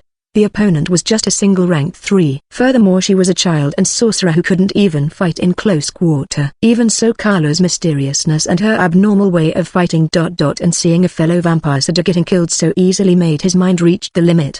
He grew his claws once more and leapt at Carla. His broken arm was already regenerating. Both Washim and Musa would have been already out of the fight from their wounds if they weren't undead. Washim survived thanks to his immortality and attacked Carla recklessly also because of that. He couldn't endure an incomprehensible fear even though he had immortality. Wow! The claws that were swung with superhuman strength were dodged in a hair's breadth. Even so, Carla failed to dodge completely and blood spurted from her shoulder. She frowned seeing that. Seeing that, Musa also attacked Carla with a short sword. Washim also swung his claws at Carla as though he received a push from something. Carla dodged the two's fierce attacks in a hair's breadth. Although she managed to dodge in a hair's breadth, she didn't get away unscathed. She only avoided getting lethal wound while her body and dress were getting torn up and dyed with blood. From the start, Carla only had the stamina of a toddler. Even just a little bleeding might become lethal for her. Even so, Carla didn't fall. Zuramon was staring at that scene with a glare. He wasn't a pure swordsman but a sorcerer. But his mana capacity wasn't that big, and normally he used darkness magic to fight like an assassin, but it was because he had gotten serious that he was looking for a chance to use sorcery. But there was small confusion and impatience inside Zuramon's eyes as he observed Carla. Vampire couldn't grow. In exchange of their regeneration and immortality, their physical body wouldn't grow and they couldn't learn new skill. Zoraemon feared Carla. Unlike them who could only fight without concerning themselves of life and death, Carla who was changing in the middle of fighting was scary. Musa swung his short sword. The moment Carla, whose speed was several levels below him, dodged, Zoraemon's body trembled and his eyes widened in shock. Zoraemon screamed. He used it as replacement for activation word and fired level 4 fire sorcery fire breath. Musa and Washim, who were absorbed in attacking, returned to their senses from that scream. They swiftly jumped away and at the same time a wave of flame assaulted Carla, who was standing still. Then, I understand. A blade of ice lance grew from Carla's hand. With her powerful magic control, she swung the produced ice like a sword and cut apart the fire breath's flame. Musa and Washim held their breath from witnessing that unbelievable scene. Zoraemon, who was the only one understanding what Carla just did, made an astonished expression. What was the true identity of the anxiety and fear that Zoraemon that the vampires were feeling? Vampire wouldn't grow, but human child could grow with shocking speed. The reason why Carla threw herself into this reckless battle was truly to use them as nourishment for her growth. They finally realized that. Carla Lester race, human rank 3, magic power, 327, 410 stamina, 347, strength, 7 1-up endurance, 3 agility, 11 1-up dexterity, 8, martial art level 3 new, light magic level 3 darkness magic level 3 earth magic level 3 water magic level 3 fire magic level 3 wind magic level 3 non-elemental magic level 3 daily life magic times 6 magic power control level 4 1-up pressure level 4 1-up night vision level 1 search level 2 simple appraisal overall combat strength 511 sorcery attack power 766 39 up. I finally understand. Carla's blood-stained skin was regenerating as though she was an immortal creature. Washim felt something indescribable from seeing that. It made him attack Carla without any thought of how it made him look. There was a large difference between human and vampire's physical ability, but Carla dodged the attack with a movement that couldn't be compared from before. She then used Water Ball to push away Washim along with the other two. Carla had obtained martial arts skill that had reached level 3 instantly. Originally it was a skill that needed to grow step by accumulating practice, but she was able to skip that process because she took part in a hopeless battle that pushed her to do that. Her opponents were 3 people who were around her level or stronger than that. As a sorcerer she would have no chance of winning if they closed the distance with her. That was exactly why Carla thought it was worth it to take on such challenge. There was something that she could see only because she was standing in the interval between life and death, within the deathly battle where the average person would have died for more than 10 times. She intentionally let herself hit by the attack that she wouldn't be able to dodge fully anyway. She only took care to avoid getting her heart hit. The banned books that Carla read also included the description of human dissection. Carla had also practiced the dissection using the body of her attackers. Like that, she dodged attack where the line between life and death was just a step away. She healed her body with healing magic, and obtained martial art in that extreme situation. Then the martial art skill she learned influenced her to become able to use body strengthening. The influence from that increased her magic power control to level 4, which granted Carla the competency to cut apart even Zoraemon's sorcery. Carla's rapid growth in magic power control enabled her to accelerate her thinking speed by 40%. She used it while taking the sight of Musa, Washim, and the still dumbfounded Zoraemon in her eyes. The world really looked different. It was as though the world that she had been seeing until now had changed completely. She became able to see the enemy's movement thanks to the thought acceleration she obtained. She also became able to use sorcery with even more precision thanks to the extra leeway in her mentality. Carla laughed loudly from her feeling of exultation. If it was now, she got the feeling that she would be able to understand something even more. Washim, get back! Musa yelled at Washim, who was lying on the ground. It seemed getting soaked in water made him remember of Sida's last moment. Even electricity that could kill human instantly was survivable for vampire if it was just a single hit. But Washim wouldn't be able to dodge the second hit while lying on the ground like that. Musa instantly concluded that, and he rushed forward while spreading both his hands in order to use himself a shield for his comrade. But Musa saw Carla's hand was emitting cold air and made a triumphant smile on his face. Something like that won't work on us. Unlike flame or lightning that they were weak against, vampire was strong against cold. They had resistance against ice sorcery. Musa smiled, thinking that he would be able to kill Carla as long as he managed to endure the attack. But then Zoraemon's scream reached him from behind. Musa, don't let yourself get hit with that. Zoraemon wanted to provide backup, but because Musa spread his arms to act as shield, It also prevented the vampire side from attacking. Musa might be able to win against Carla if he abandoned Washim to his death. Zuraimon might be able to kill Carla if he abandoned Musa and fired his sorcery. But they couldn't do that. The anxious tone in Zuraimon's voice and the darkness in Carla's eyes made Musa realize his blunder. Ice Lance. Ice-type sorcery destroyed the target more with its hardness and speed rather than its coldness. But Carla used her magic power control so that the ice lance she fired prioritized coldness rather than destructiveness. The water clinging on Musa's body got frozen. Using that as medium, even the inside of his body got frozen. Then a stone bullet that Carla fired smashed him into pieces. Musa. Carla laughed under the sparkling pieces of ice that were raining down while the other vampires screamed the name of their dead comrade. Even vampire will die if they're smashed to pieces, right? Carla's voice sounded delighted. In response, Zuraimon narrowed his gaze in resolve. Washim. Die. Got it. Washim agreed without any hesitation to Zuraimon's sudden demand. They were facing a terrifying opponent. The two vampires of the evil race had stopped thinking of Carla as a mere rank 3. Although Carla was a terrifying opponent, she wasn't a warrior that they could respect. Even though she was still a little girl, she showed abnormal mentality and growing speed and killed two vampires with those. If they left Carla alone like this, she would surely become an enemy that brought about disaster for the evil race. They had to kill her here and now. This would be their last chance to kill her with certainty, now that she still just rank 3. Both Zuraimon and Washim understood that. Washim roared and rushed forward just like Musa in order to seal Carla's movement. But doing that would only lead to the same conclusion like with Musa against the current Carla who had obtained body strengthening and thought acceleration. Perish here, Carla. Zuraimon yelled and unleashed his mana. He wouldn't let Musa and Suda's death to be in vain. Zuraimon and Washim had resolved themselves to kill Carla even if it cost them their life. Fire breath. Zuraimon was a sorcerer of darkness and flame. His skills stopped growing because of his transformation into vampire. But he had raised his skills precision after so many years. No matter how strong she was, a rank 3 like Carla wouldn't have any way to resist that should be the case. So you use that. To Carla whose magic power control had grown and felt like she was just a moment away from grasping something, seeing Zuraimon's sorcery that had been polished for many years multiple times became the last impetus that gave her inspiration. Fire breath. Immense mana also surged from Carla's hand and a wave of flame burst out. The two fire breath hit Washim from front and back and evaporated him instantly. Damn you, Ahaka. Zuraimon's yell and Carla's laugh filled the air. The two flames clashed amidst that and scattered sparks of mana to the surrounding. Carla Lester race, human rank 4 1-up. Magic power, 327 440 stamina, 247 strength, 7 endurance, 3 agility, 11 dexterity. 8. Martial art level 3, light magic level 3, darkness magic level 3, earth magic level 3, water magic level 3, fire magic level 4, 1-up and magic level 3, non-elemental magic level 3, daily life magic times 6, magic power control level 4, pressure level 4, 1-up, night vision level 1, search level 2, simple appraisal, overall combat strength, 732, sorcery attack power, 1098, 221 up.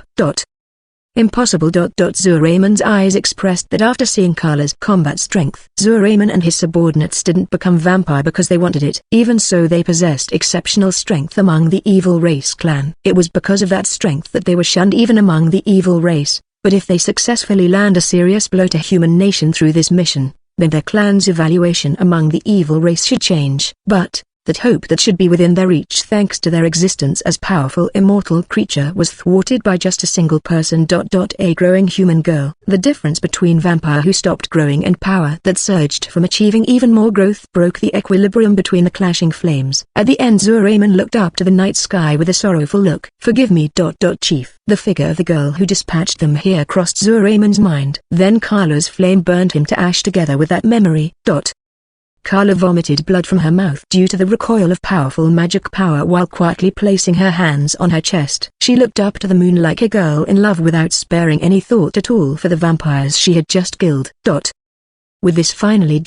I can have a fight to the death. Go to meet with you. Aria. Heroine Survival Volume 4 SS2. The Princess Scene from the Maid's Eyes. Chloe was assigned with that role when she was 15 years old after graduating from the Royal Sorcery Academy. She was born in a knight household that directly served Melrose House. Her big brother and little brother had been slotted to be knights of Melrose House since they were born, but when woman was born, there was a rule that they would become a knight of the Black Ops. unlike the daughter of the common knight household where they would marry other knight. She didn't feel any discontent about that. Female knights could also be found in Claydale Kingdom, but they weren't really considered as fighting strength. Instead their main duty was to guard the women of high-ranked noble house or as decoration in ceremony and the like.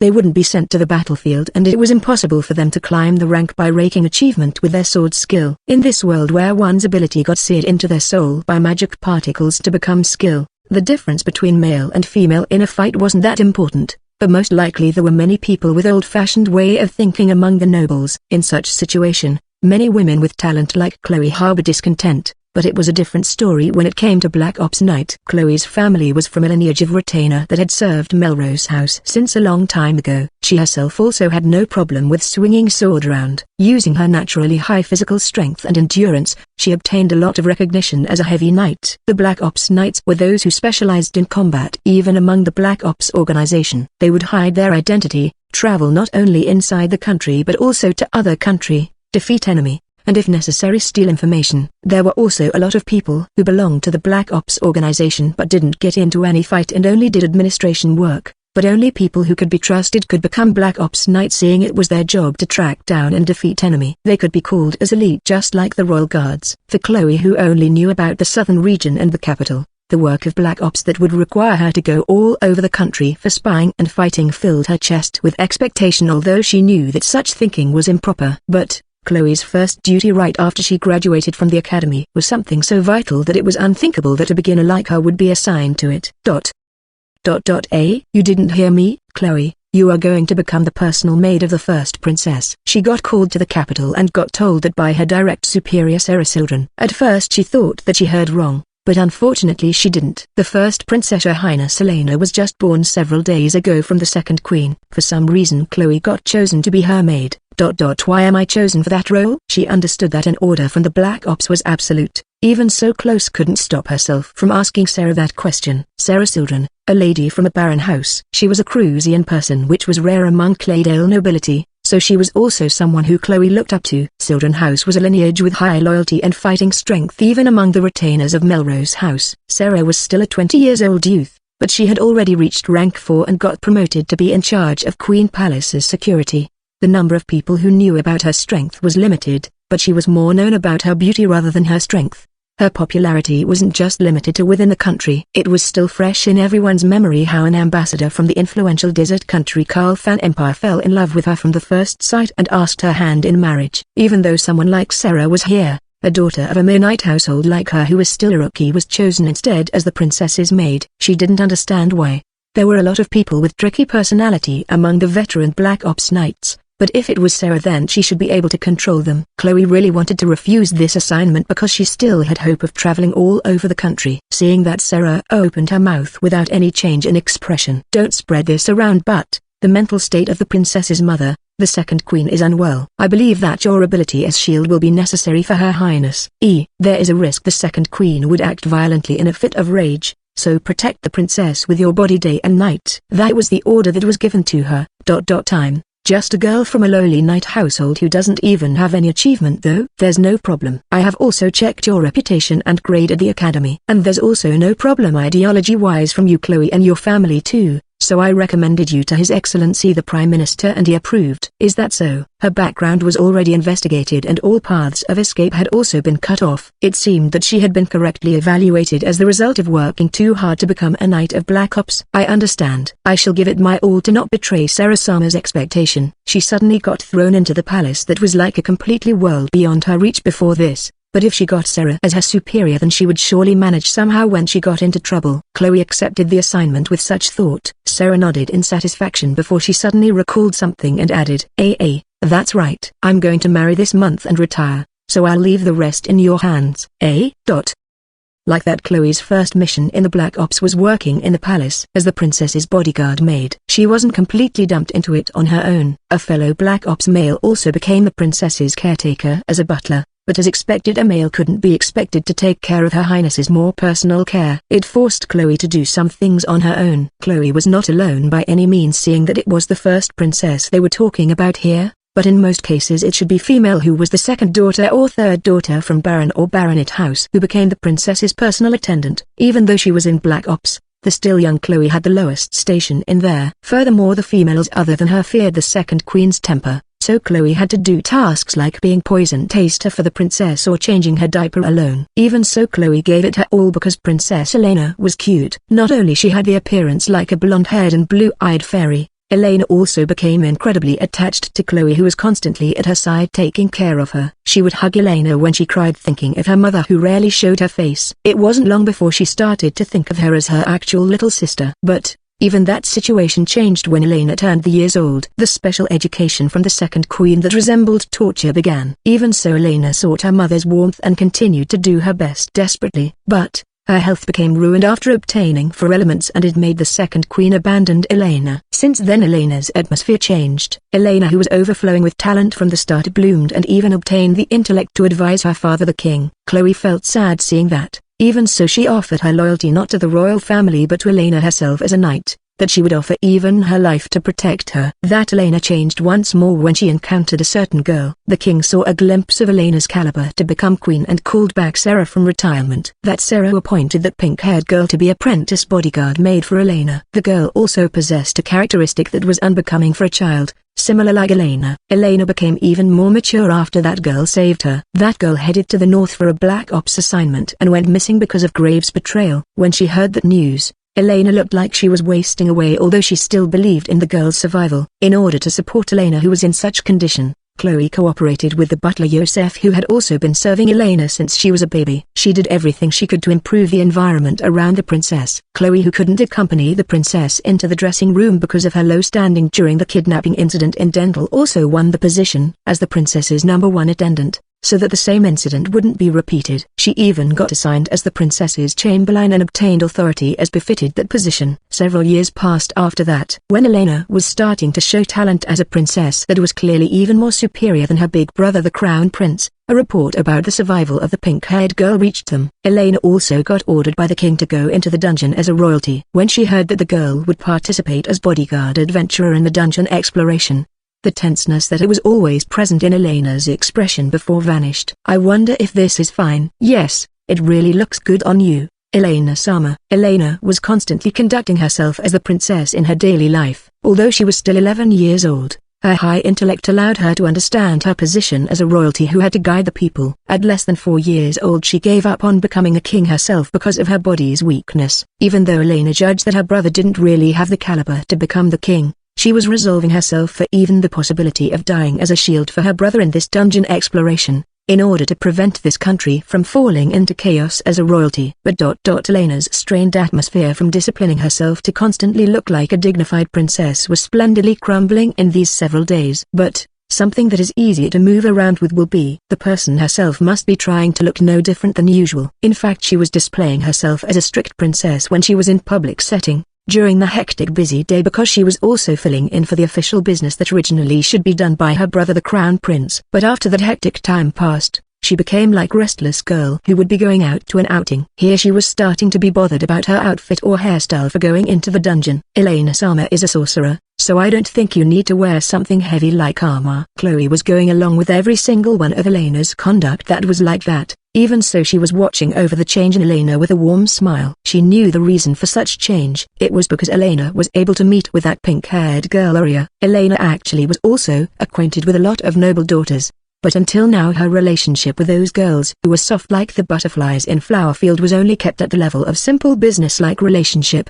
There was none of them who Elena could claim as friend. She also often conversed with someone like Mihail of Melrose House, but he was a male and constantly looked at other people with measuring gaze. She couldn't relax around him. Even Clara of Dandle House, who could be considered as the only one with equal status to her with the same gender, had changed and couldn't be considered as a friend anymore. It was inevitable that Elena's conversation partners became mostly adult, but although conversing with them could entertain her as a princess, it couldn't give her any tranquility as simply Elena. Even Chloe and the butler Yosef, although Elena was able to let her guard down around them because she had known them since she was a baby, they couldn't become an equal conversation partner for her. But Aria was different. She was an existence that Elena recognized as a kindred soul who was her one and only equal in this country. They weren't friends, There was a large wall that prevented a princess and an adventurer to become friends. But their relationship had a strong bond that couldn't be measured with that kind of common sense. Right now the wavering heart that Elena was showing was the wavering of maiden heart that wished to show her good side as much as possible in front of Arya, who she was finally reunited with. Why, you are right. It's not like I will head to the front line to fight. Indeed, this robe here doesn't look excessively flashy. I believe that this one suits Elena Sama better. Inside the closet that had the size as though it could contain a whole house of commoner, there were dozens traveling clothes that the princess couldn't see that had been gathered by the females of Black Ops for the dungeon exploration this time. Chloe concluded that she couldn't possibly allow the other servants and maids to see Elena in this state and sent everyone out except the two of them. But seeing the outfits getting taken out and discarded one after another made her cheeks spasmed from imagining that she would have to tidy up all of them later by herself. This one, and this outfit. This one too. Very good. I shall put this one in the list. Elena had made decision with intellect and good sense in almost every matter until now, but seeing her hesitating of what outfit to wear made Chloe smiling softly even while a trickle of sweat dropped down her forehead. Will they all fit inside the luggage? The spatially expanded bag that was prepared for the princess was specially made. The deeply affectionate king had prepared it for his daughter's sake. He especially ordered it from the Sorcerer Guild and it boasted a capacity that was as big as a single horse carriage. But right now Chloe was starting to think that in the worst case she would have to reduce the number of large shields she was bringing in her own expanded bag to free up some space. Even so, thanks in part to Chloe's hardship, Elena finally decided on the outfits that she would wear in the dungeon. She patted her chest in relief, but then Elena suddenly turned around with a look of realization. Is my current hairstyle fine? Any kind of hairstyle will look good on you, Elena-sama. Even so, Chloe didn't consider any of it as a bother. She smiled warmly seeing Elena, who never showed any childishness at all until now, was getting worked up thanks to interacting with someone who she considered as her equal for the first time. After that they finished the dungeon exploration safely and Elena, who had conquered the feebleness of her body, decided to become the queen for the sake of the people. She also succeeded in securing Arya's cooperation. The scene that was like an establishment of a new oath with Arya had ended and Elena saw her off with the expression of the princess. Then Elena seemed to think of something and fell silent before she suddenly turned toward Sarah and Chloe. Say, you two, Arya is certainly going to be my bodyguard, but what do you think I should do so she can enroll into the academy with me? Sarah, who was now the princess's head maid, made a troubled smile toward that rare selfishness from the princess. Chloe held herself back from bursting into laughter and narrowed her gaze as though she was looking at an adorable little sister. Even if nobody recognizes it, to me Arya and you are friends already, you know. Heroine Survival Volume 4 Afterward. Welcome to the first time reader. Long time no see. This is Haruno Ibari. The fourth volume is finally released. This volume became the last book of the first part. The next one will be the beginning of the second part. When writing the web novel version, I had measured each chapter so the size will fit a single book, but this time there is a part that didn't go as planned and became longer and I had to split it into two parts. But as the result of splitting them in a good place, the latter part's word count became smaller. I considered it as a good chance and tossed in Carla's story as a side story in this volume, which I was unable to do in the web version because I had to prioritize the story's tempo. Arya had only gotten stronger after going through such intense battles. I didn't want to make Carla, who had also gotten stronger, to obtain such strength just because of her talent, so I took the chance to write the battle that allowed Carla to reach rank 4. Of course, I also managed to insert a lot of foreshadowing for Volume 5 into it, so the result really satisfied me. I want to see Volume 4 getting comicalized quickly, but it might take 10 volumes to reach that point. That will be a lot of hard work. I'm really indebted to Wakazu Kobato-sensei, who is in charge of the comic version. The highlight of this time is the exploration of a large-scale dungeon. I think there might be people who start reading a book from the afterword even if they are few in number, so I'll keep the explanation short. The blessing that can be obtained from a large-scale dungeon is something powerful that even the royal family sought it. Even if the blessing isn't useful for combat, if a military general possessed the power of foresight, they will be able to win in almost all battlefields. If someone has perfect appraisal, it will make spies from other country unable to hide. With those two at hands, it will be possible to spoil the evil design of other country and enlarge your own country, but the compensation for that will be the life of the person who obtained the blessing. The academy will be filled with people who obtained blessing, who will survive it. The first part until this point is the Vagabond arc, and in the second part next we will finally enter the Otome Games main story. Arya will enroll into the Sorcery Academy as Princess Elena's bodyguard. which is a major deviation from the Otome game's story. How will Arya, who has grown to possess strength that can repel a rank 5 monster on her own, live in the academy? Look forward to it. This is a light spoiler, but there's demand for more details of Arya's academy life, so I'm planning to increase that too. Hidaki Yu-sensei had drawn some beautiful illustrations again this time. Every time my suggestion for the cover page illustration always got rejected by the editor though. Lol. Well then, let's meet again at volume 5. To the readers who have read the book, the bookstores that has kindly put the books in their shelves, and all the people involved, my biggest thanks to all of you. https://bookapervert.files.wordpress.com/2022/07/iCharacter03.jpg. Dungeon Spirit. The spirit residing inside the dungeon in Duke Feudale's territory appeared in front of Arya in the form of a young woman. Granted gift a human who reached her place. https://bookapervert.files.wordpress.com/2022/07/iCharacter04.jpg. Sir Jura, Arya's teacher in sorcery. A female evil race, Dark Elf, a former member of the Demon King army and feared as the War Demon. Possess 4 elements. Heroine Survival Volume 4 SS3. 100 Years Adventure. Samantha, you bitch. You fucking did it again. Because there were this many targets.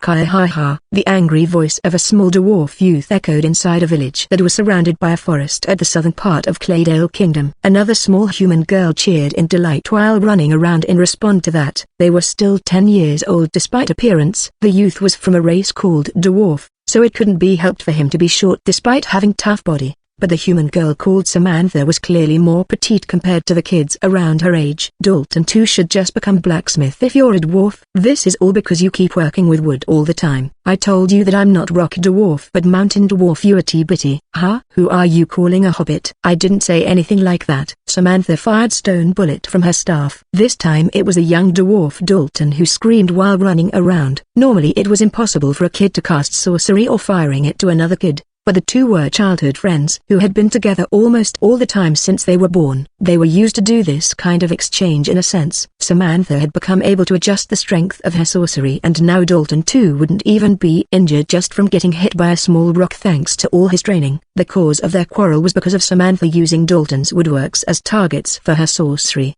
The popular impression of small and tough rock dwarf was as blacksmith living in a cave, but mountain dwarf like Dalton was a race that lived in forest and they had skillful hands for craftsmanship using wood or precious metal. Dalton's family had been living in this village since his parents' generation. Naturally he imitated his parent and began working with wood, but Samantha noticed that, and when she saw Dalton's trial works, she thought they were just right to be target practice for her sorcery. Those works were still just crude practice item, but Dalton too wasn't that mature that he could forgive seeing something he created getting destroyed. But Dalton could also understood that his childhood friend played her mischief on him because he was unresponsive to her after starting practicing, so he wasn't genuinely angry to her. After all, in the past Dalton also harbored the same feeling when Samantha got absorbed with the joy of sorcery when she was around 3 years old and wouldn't play with him.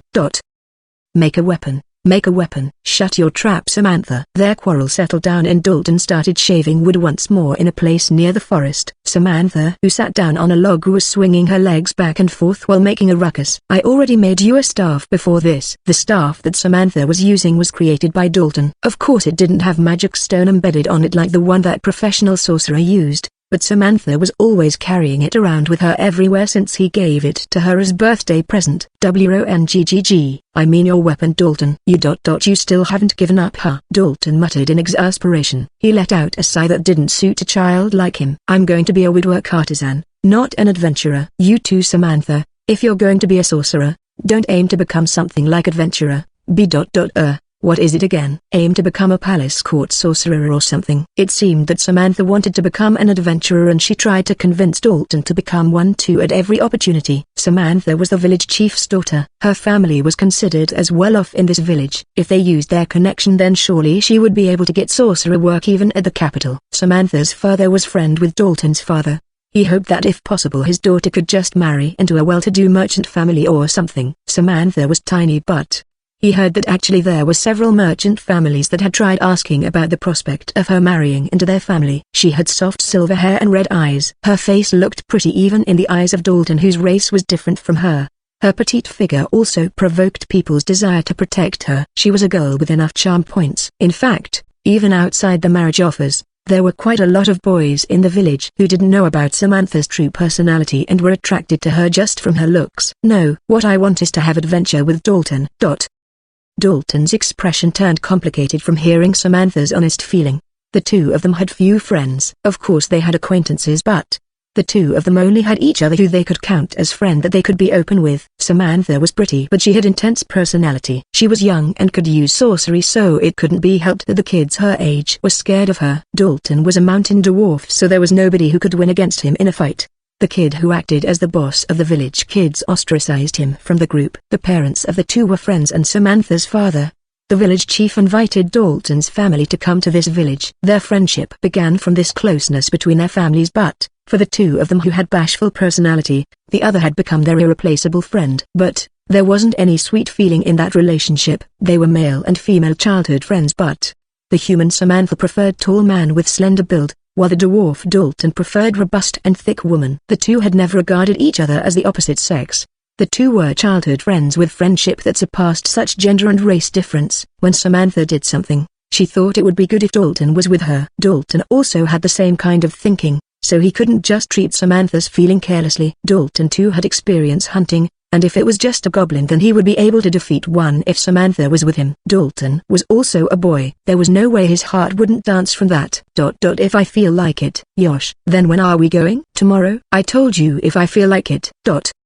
Such daily life kept repeating until one day, Samantha, who finished quarreling with Dalton just like usual, suddenly recalled something and talked to him about it. Hey, Dalton, have you ever seen an elf before? Elf? Ain't no way I ever see one. Dalton was used with Samantha's erratic behavior and her abrupt change of topic, but he tilted his head at the unusual topic. Samantha proudly explained in response, I heard from father. It seems an elf family is going to come to this village.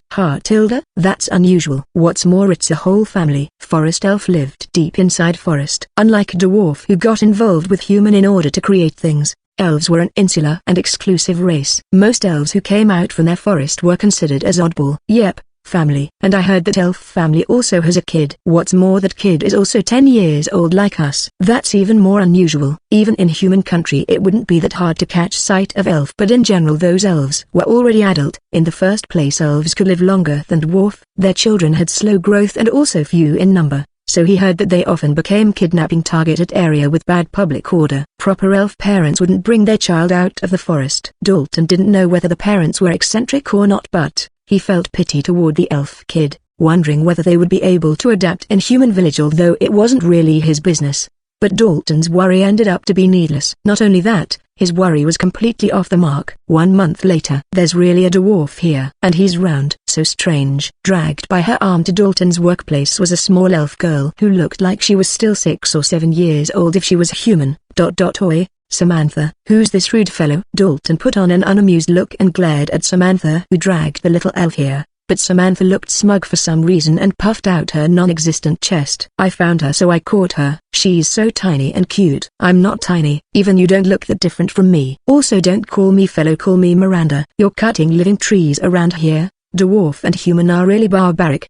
You're smaller than me, you shrimp. Don't group me with Dalton. I'm not small, you two pipsqueak and Stumpy. If you elf really treasure the forest, then just go eat grass quietly. Even elf eats meat. We just don't like the taste of blood. Who are you calling Stumpy? Even my breasts are going to become boing boing soon, unlike this elf. Right, Dalton, don't ask me something like that, you vulgar girls. Even I'm going to grow big. After all, elf is definitely going to be taller than dwarf. I'm a mountain dwarf, you stupid. I'm going to be way bigger than a Stumpy there, and an elf like you. The human and dwarf and elf kids got into a quarrel right at the day they met. The dangerous quarrel where spirit magic and elemental magic flew everywhere ended with everyone dropping at the same time. With that, the little elf Miranda had safely cultivated friendship with Samantha and Dalton. Becoming adventurer? Are you serious? Several days later, the 3 kids gathered in Dalton's workplace again. The Miranda turned a doubting gaze at Dalton after hearing Samantha's words. Dalton, who had a bump on his head, nodded in annoyance. It's Samantha's usual illness. So it's something like that. Myra also react like that? Come on, let's do it, the 3 of us. Samantha shouted in dissatisfaction at the two's completely unmotivated attitude. By the way, the 3 got a lot of scratches and bruises from that quarrel. but all of them got healed by Samantha's light sorcery. Even so, there was still a bump remaining on Dalton's head because of her mother's fist after she found out that he got into a fight with girls. These adventurers, they're using metal weapon that the dwarves made, right? Savages. Myra. Tell me if you're trying to pick a fight, you snobby elf. What did you call Memek? Miranda was unable to become friend with other human children because of how touchy she was, but when it looked like things would devolve into another quarrel, a sweet got stuffed into her mouth from Samantha beside her and she fell quiet. Miranda was quietly nibbling on the large malt cookie with her small mouth bit by bit. Seeing that caused Dalton to forget his anger and sighed. Miranda, who was raised in the forest before this, only knew of sweet taste from fruits with strong sourness and honey that she could only lick a little during celebration. She had completely become the prisoner of the sweets using sugar that Samantha brought. This could also be called as taming with food. In this village, only the village chief's family could use sugar to make sweets. Dalton wasn't fixated with sweet food because he was satisfied as long as he became full, while Samantha had unbalanced diet, so she used most of her snacks to tame Miranda. You'll be able to eat sweet snacks every day if you become adventurer and head to the capital. I'll do it. So fast. In front of the retorting Dalton, Miranda, whose mouth and hands were dirtied with cookie crumbs, and Miranda, who was putting on a wicked smile, shook each other's hand firmly. And that's why, make a weapon for Myra too, Dalton. Just so you know that I don't like iron. I'll get a rash if I keep touching one. I'm the one who have to make it. And the reason you hate iron is because of something like that? If Myra is going to use sharp weapon, then perhaps it should use mithril. Even this village's blacksmith can't make that kind of thing. If you want weapon that badly, then you should ask the strange rock dwarf who came here 1 year ago. The strange rock dwarf that Dalton mentioned was a still young craftsman. It seemed he was raising fund in order to open a shop at the capital and wandered into this village around 1 year ago. He ordered some wares from Dalton's father and returned home with his hands full of buttons and a pleased expression on his face. That wouldn't work. Jelf-chan is a seamstress who makes girl clothing. He said that he want me to model for him when I'm older. He have really good eyes. That's if you can get bigger. I'll be. Why is a rock dwarf making woman clothing? Miranda's natural puzzlement didn't reach the quarreling duo as though the answer should be obvious. I can only make bow, you know. In the end, Dalton ended up making a bow for Miranda. Any forest elf could use bow without exception. Miranda too only had bow for training, so her eyes sparkled seeing a hunting bow that was made exclusively for her. Guess I'll use stone for the arrowhead. Samantha, make some pointy stones for me. That's fine, but please make a club too. It's fine even if it's made from wood. What are you going to use it for? It's for you, Dalton. We're going hunting when you finished. Don't tell me you're planning to let two beautiful girls going alone while staying behind by yourself? He was reluctant to consider these two as women, but Dalton let out another deep sigh and realized that he was gradually getting dragged along with them. Dalton, who was a mountain dwarf with skillful hands, finished making bow, arrows, and club in 1 day. Then without further ado the three headed into the forest for hunting. Miranda checked the condition of her new bow, then she turned toward Dalton with a genuine smile. To think that you properly used a fallen tree to make this, Dalton. You aren't so bad for a dwarf.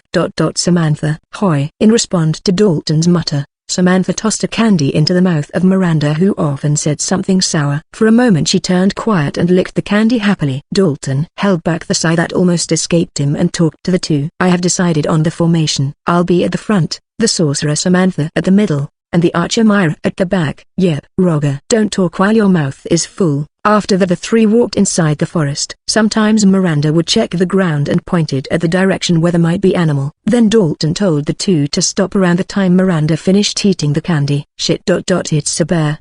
Seriously? Bear was extraordinary even in this world that was filled with monster. It was a wild animal, but a smaller type of bear had gotten weeded out by monsters, leaving only the bigger type of bear. Inside the forest that wasn't even 10 odd meters away from the three, there was a bear eating a small animal that looked like rabbit. I was wondering why there wasn't any goblin recently. Turn out that this guy might be eating them. It wouldn't be strange for the bear to come to the village if it ran out of food of certain size in the forest. The village had fenced to repel monster, but the livestock that were kept outside might get massacred. The huge bear was easily taller than 2 meters. Dalton judged that only the hunters of the village along with several more adults would be able to defeat it. He signaled with his hand to not make a sound and retreat. That gesture caused Samantha to jump out energetically. Hi-hoo! What the ga? The two screamed, while Samantha charged forward with a wonderful smile. The huge bear also got surprised by the commotion and let out a growl. Stone bullet. Samantha charged while swinging down her staff, Dozens of pebbles shot off from their stone bullet that fired off. Pebbles would change in quantity and accuracy depending on the sorcerer's skill. Samantha would only fire a single pebble when messing around with Dalton, but she finally threw away her restraint to the wind when encountering the adventure that she had been dreaming for. Kaya ha ha ha ha. Crap.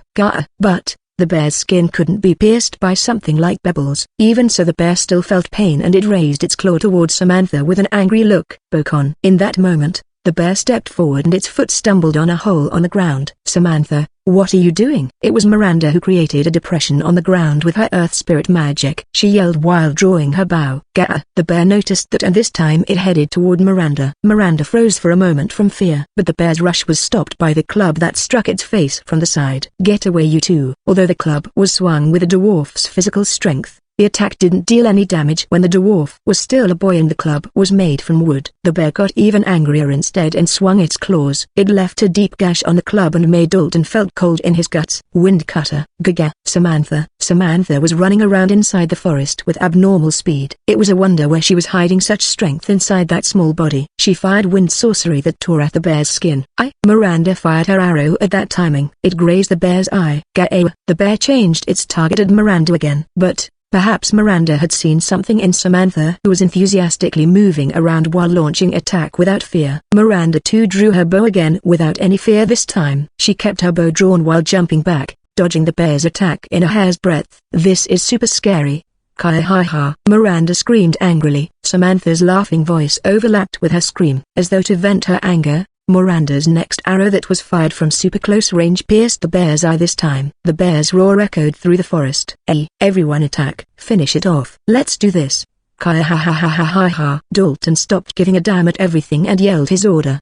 Miranda and Samantha yelled back in high spirit. New Luria, wind spirit, lend me your strength. Stone shot. Gaga. The wind spirit slashed the bear's face and stopped its movement. Dalton's club smashed the bear's skull. And last, Samantha's stone shot buried itself into the bear's face. Wham! The bear swayed on its feet before collapsing backward. It convulsed for the last time before it stopped moving completely. Dalton and Miranda were convinced that the bear had finally died and strength left their body. Samantha approached them from the opposite side with a sunny smile. This idiot. In that moment, the two's fists slammed on Samantha's face. They were punching quite seriously. Samantha was blown away by the punches, but the girl got back on her feet as though she wasn't affected at all and she still smiled widely despite bleeding from her nose. That was fun.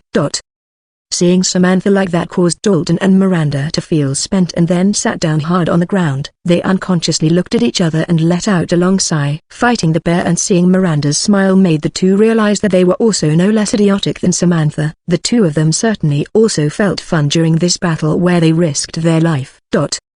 Then, let's go. That should be my line. Dalton, who cares about it? Miranda. 3 years after that, the three who had grown a bit bigger compared to before began a trip to head toward the capital in order to become adventurer. The well-known people of the village came to see them off, but they looked more relieved than worried seeing the three problem children leaving the village. Even their parents also looked the same. Why the capital? Dalton, don't know. Ask Samantha. Jelf-chan said that he opened his shop. Myra will definitely like it too. I can't wait to see it. Dalton, who knew about the eccentric armor maker, shook his head slightly at the conversation of the girls. He kept silent throughout it all. First we need teammates. How about a thief and a swordsman? It's not thief but scout if it's adventurer. Whatever. If possible I want someone cool and slender to join us. That's just your own preference, isn't it? The three kids had grown bigger and became adventurer. That was the beginning of their 100 years adventure that would continue from there on.